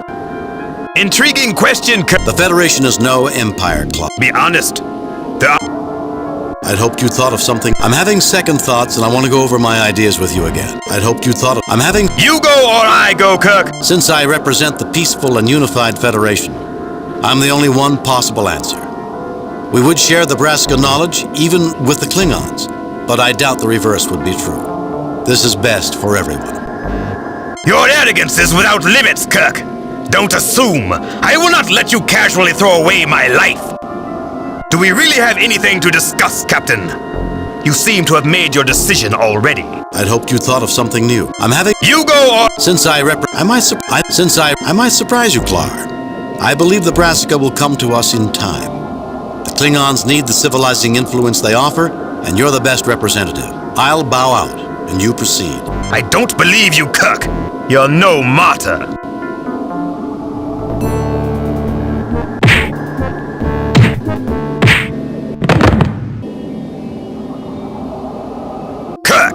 You're a warrior, or am I wrong? Are you too soft to rise to an honest challenge? Do we really have anything to discuss? I'd hoped you thought of something new. I'm having... You go or... Since I don't like the choices. I want another alternative, but I'm not sure there is one. I feel the same, Kirk. I have a thought about how we might deal with the question. Go ahead, Clar, I'm listening. They're asking us to choose one to proceed and one to remain. That's the implication of death for the one who remains. I concur. They want an answer that either I live and you die, or you live and I die. I say we answer, we both live, or both die. Good concept. What if they refuse? We choose it, whether they offer or not. And if it's not the answer I give? We shall see, won't we? We're ready with our answer.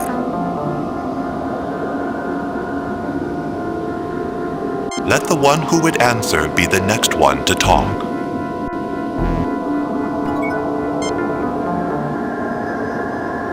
Neither I nor Kirk find this acceptable. We are not even willing allies, but I will not abandon one who has come so far by my side. Captain Clar, you have stepped forward to make your choice, and that choice is very simple. I make it simpler by allowing you to respond as follows. I proceed from this room alone. Captain Kirk may be allowed to proceed from this room alone. We both proceed from this room, or neither of us. I proceed from this room alone. If it must be one of us or the other, then I must choose for the future of my people. I will be the one to proceed. Your answer is not accepted. You have not expressed understanding of sacrifice as it combines with the qualities of leadership. Certainly not in any manner which gives meaning to those traits. While my companions believed in you, I knew it would come to this all along.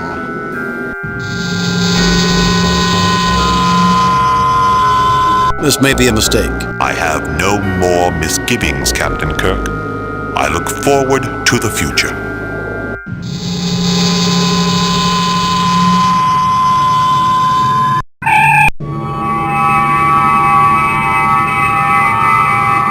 Captain's log, stardate 6270.5. I have failed in our mission. You want me to choose one of us or the other to proceed. Well, frankly, I don't think it's right to put either of us at risk. We're both starship captains, both legitimate representatives of millions of inhabitants on thousands of planets. I want another alternative, another choice. Captain Kirk, you have stepped forward to make your choice, and that choice is very simple. I proceed from this. We both proceed from this room, or neither of us does. There is no such option offered. What exactly do you mean by choosing in this way? That perhaps you should both die? No, Brassican, it means we're changing the rules. You want one to remain, perhaps to die, and one to go on? We refuse to play that game. You want to meet with us as much as we wish to meet with you, so take us both through, or let us both remain in this surreal purgatory forever. Take it or leave it. You have confounded me, Captain Kirk. I did not believe you would make such a choice. But I declared all along that this race had the qualities we sought, the understanding of both leadership and sacrifice. Captain Kirk, you have achieved all that I, at least, had hoped of you. It is time for us to greet you face to face.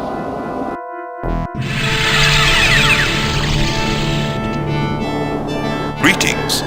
We look forward to a long and fruitful relationship with both your peoples. Your starships will be welcome here on any peaceful mission. I am pleased to meet you face to face as well.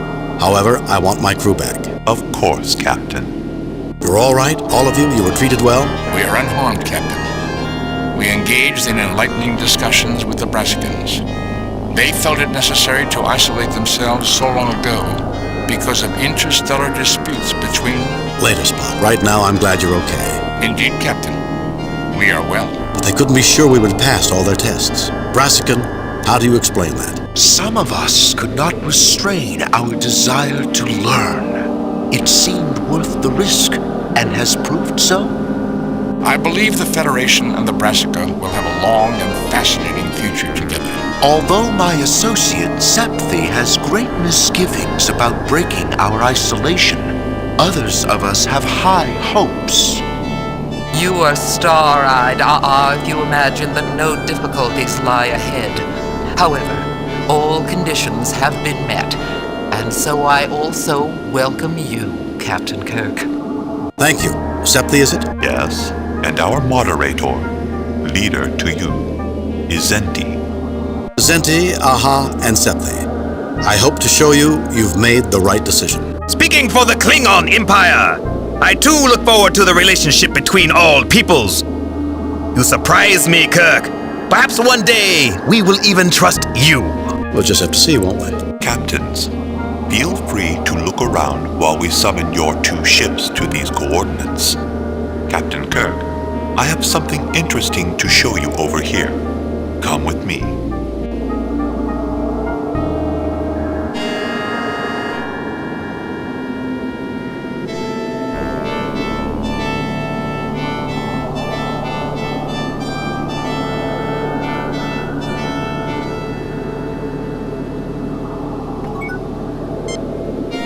This is a day we will celebrate.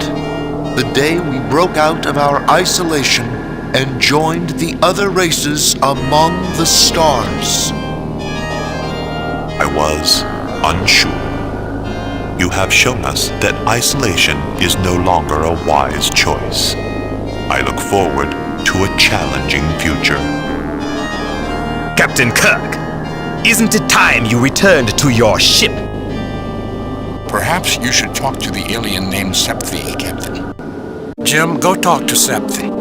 Captain, I think you should talk to Septhi.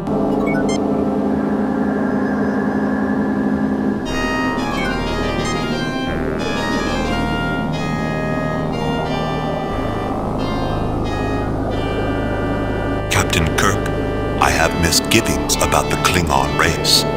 For our mutual protection, here is a Paralens disk of data which I want you to have. With this knowledge, you can come to our defense. Will you take it and safeguard our future? Yes, I'll take the disc. Not without knowing more about it. No, take it up with the Federation ambassador when he gets here. Yes, I'll take it. Not without knowing more about it. We can give you the know-how to build a reader console for the Paralens. What else would you want to know? I want to know what's on the disc. The Compassion, the generation ship you explored before coming here. was a probe ship that scanned Klingon space. This paralens contains the data. If they cause us harm, you could retaliate deep into their territory. How do I know you won't sell us out too? You don't. But if we have, wouldn't you want this in self-defense? Now, are you going to take it? Give me the paralens. No, keep it. Give me the paralens. No, keep it. You get no response. You get no response. Captain Kirk! This is a day. He will no longer speak to you.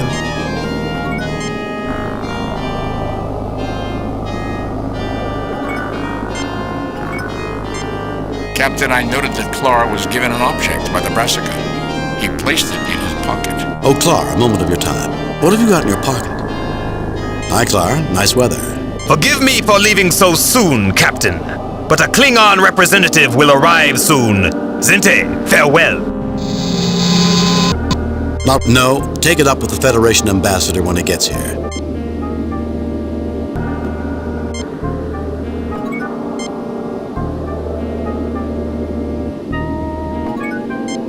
I think our mission is about finished, Captain. Unless you have something you wanted to show me. You about done, Jim? You kind of look like you got something else.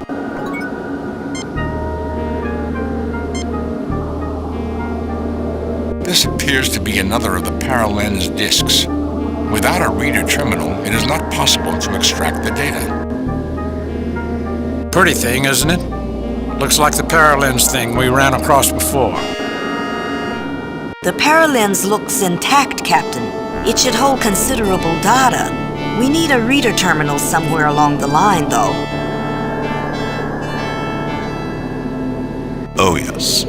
I remember Sethi said he was going to pass along that data to you. I hope you'll do the right thing with it. The paralens that Sethi gave you, yes. We'll have to upload the technology of how to build a reader terminal.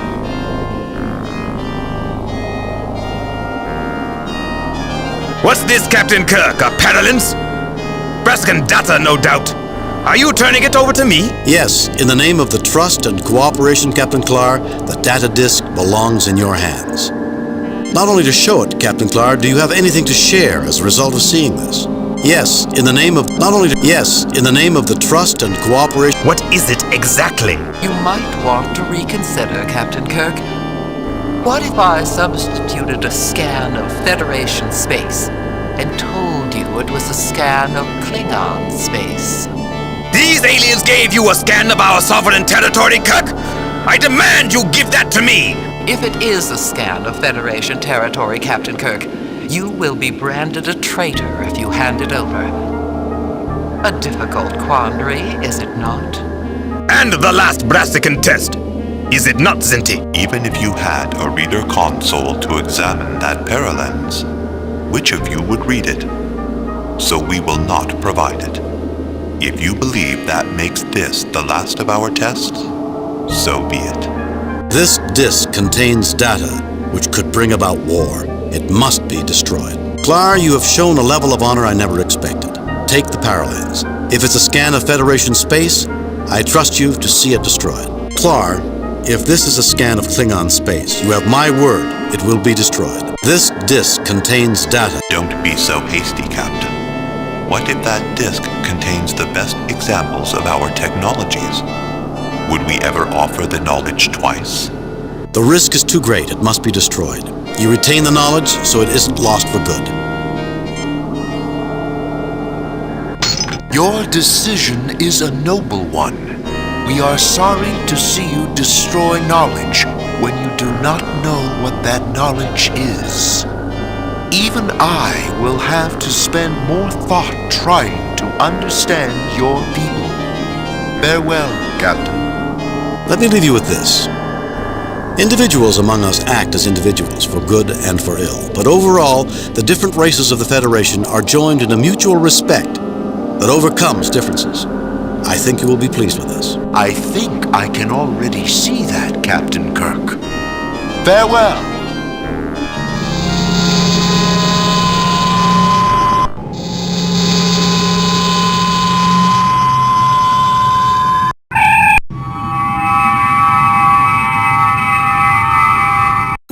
Captain's log, stardate 6270.5. We have succeeded in making formal contact with the Brassica. We look forward to a long and productive relationship with them. So, Lieutenant, you turned down the Brassica's offer to become the Federation official ambassador. Not in my job description, Captain. And they were probably just testing me. A formidable accomplishment, Captain. Establishing diplomatic relations with a new and advanced alien race. Improving our relations with the Klingons. Impressive. Thank you, Mr. Spock. Everyone's so cheerful today. Even Spock's in a good mood. This makes me nervous. Message from Starfleet, Captain. There's my answer. I've reviewed your report from your recent assignment, Captain, and have a few comments. The top brass at Starfleet are impressed with the results of your recent performance. Not only to show it, Captain Clark, do you have anything to share as a result of seeing this? Are you suggesting, Captain, that I might have secretly been handed one of these also? I was told this disc contained a scan of Federation space. Fancy that. The Brassican Septhi said this disc contained a scan of Klingon space. Playing both sides, Zenti? Perhaps, Captain Kirk. Or perhaps this is our final test. What if those discs contain scans of your home space, respectively? Or our finest technologies? Give us a reader console to examine the data. Even if you had a reader console, which of you would be the one to use it? You must decide what to do without the knowledge. Clark, give me your disc, and I'll give you this one. Clark, let's give both discs back. Clark, smash yours, and then I'll smash this one. Keep both discs, Clark. I rely on your honor to break them both. Clark, smash yours, and then I'll smash... Clark, give me your disc, and I'll give you this one. Clark, give me your disc, and I'll give them both to me, Clark. Trust me to do what is right. Klingons do not trust others easily. Give me the disc or destroy it now. Here, take the disc. Keep both discs, Clark. Trust brings trust, Kirk. You have won our respect, Captain. Both of you. Those discs were blank and no scans existed. This was truly the final test. I am greatly reassured about our intersecting futures. I doubt we have seen the last Brassican test, Zenti. Seems to be your nature. The Klingons will do well. Now I think it is time for us to go. Let me leave you with this. Individuals among us act as individuals, for good and for ill. But overall, the different races of the Federation are joined in a mutual respect that overcomes differences. I think you will be pleased with this. I think I can already see that, Captain Kirk. Farewell.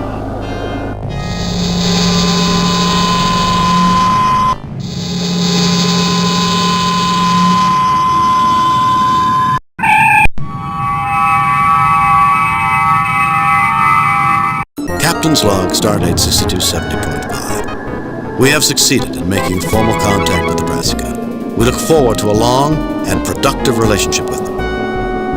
So, Lieutenant, you turned down the Brassica's offer to become the Federation official ambassador. Not in my job description, Captain. And they were probably just testing me. A formidable accomplishment, Captain. Establishing diplomatic relations with a new and advanced alien race. Improving our relations with the Klingons. Impressive. Thank you, Mr. Spock. Everyone's so cheerful today. Even Spock's in a good mood. This makes me nervous. Message from Starfleet, Captain. There's my answer. I've reviewed your report from your recent assignment, Captain, and have a few comments. I am very pleased with your performance. It was a perfect mission, Jim. Your reputation as Starfleet's best starship captain is secure. Kane out. Another message from Starfleet. On screen. Jim, we have evaluated your current series of missions, and we are satisfied with your performance. You've done some good work lately. Keep it up. Thank you, Admiral. That's all, Jim. Starfleet out. He could have been a little more enthusiastic. We haven't been doing badly. Starfleet was not built on adequacy, Doctor. They have always had high expectations. And so they should. We can always do better, Bones. I think I reached my limits a long time ago, Jim. None of us have reached it yet, Bones, but somewhere out there, there's a new challenge. And I can't wait to see what it is.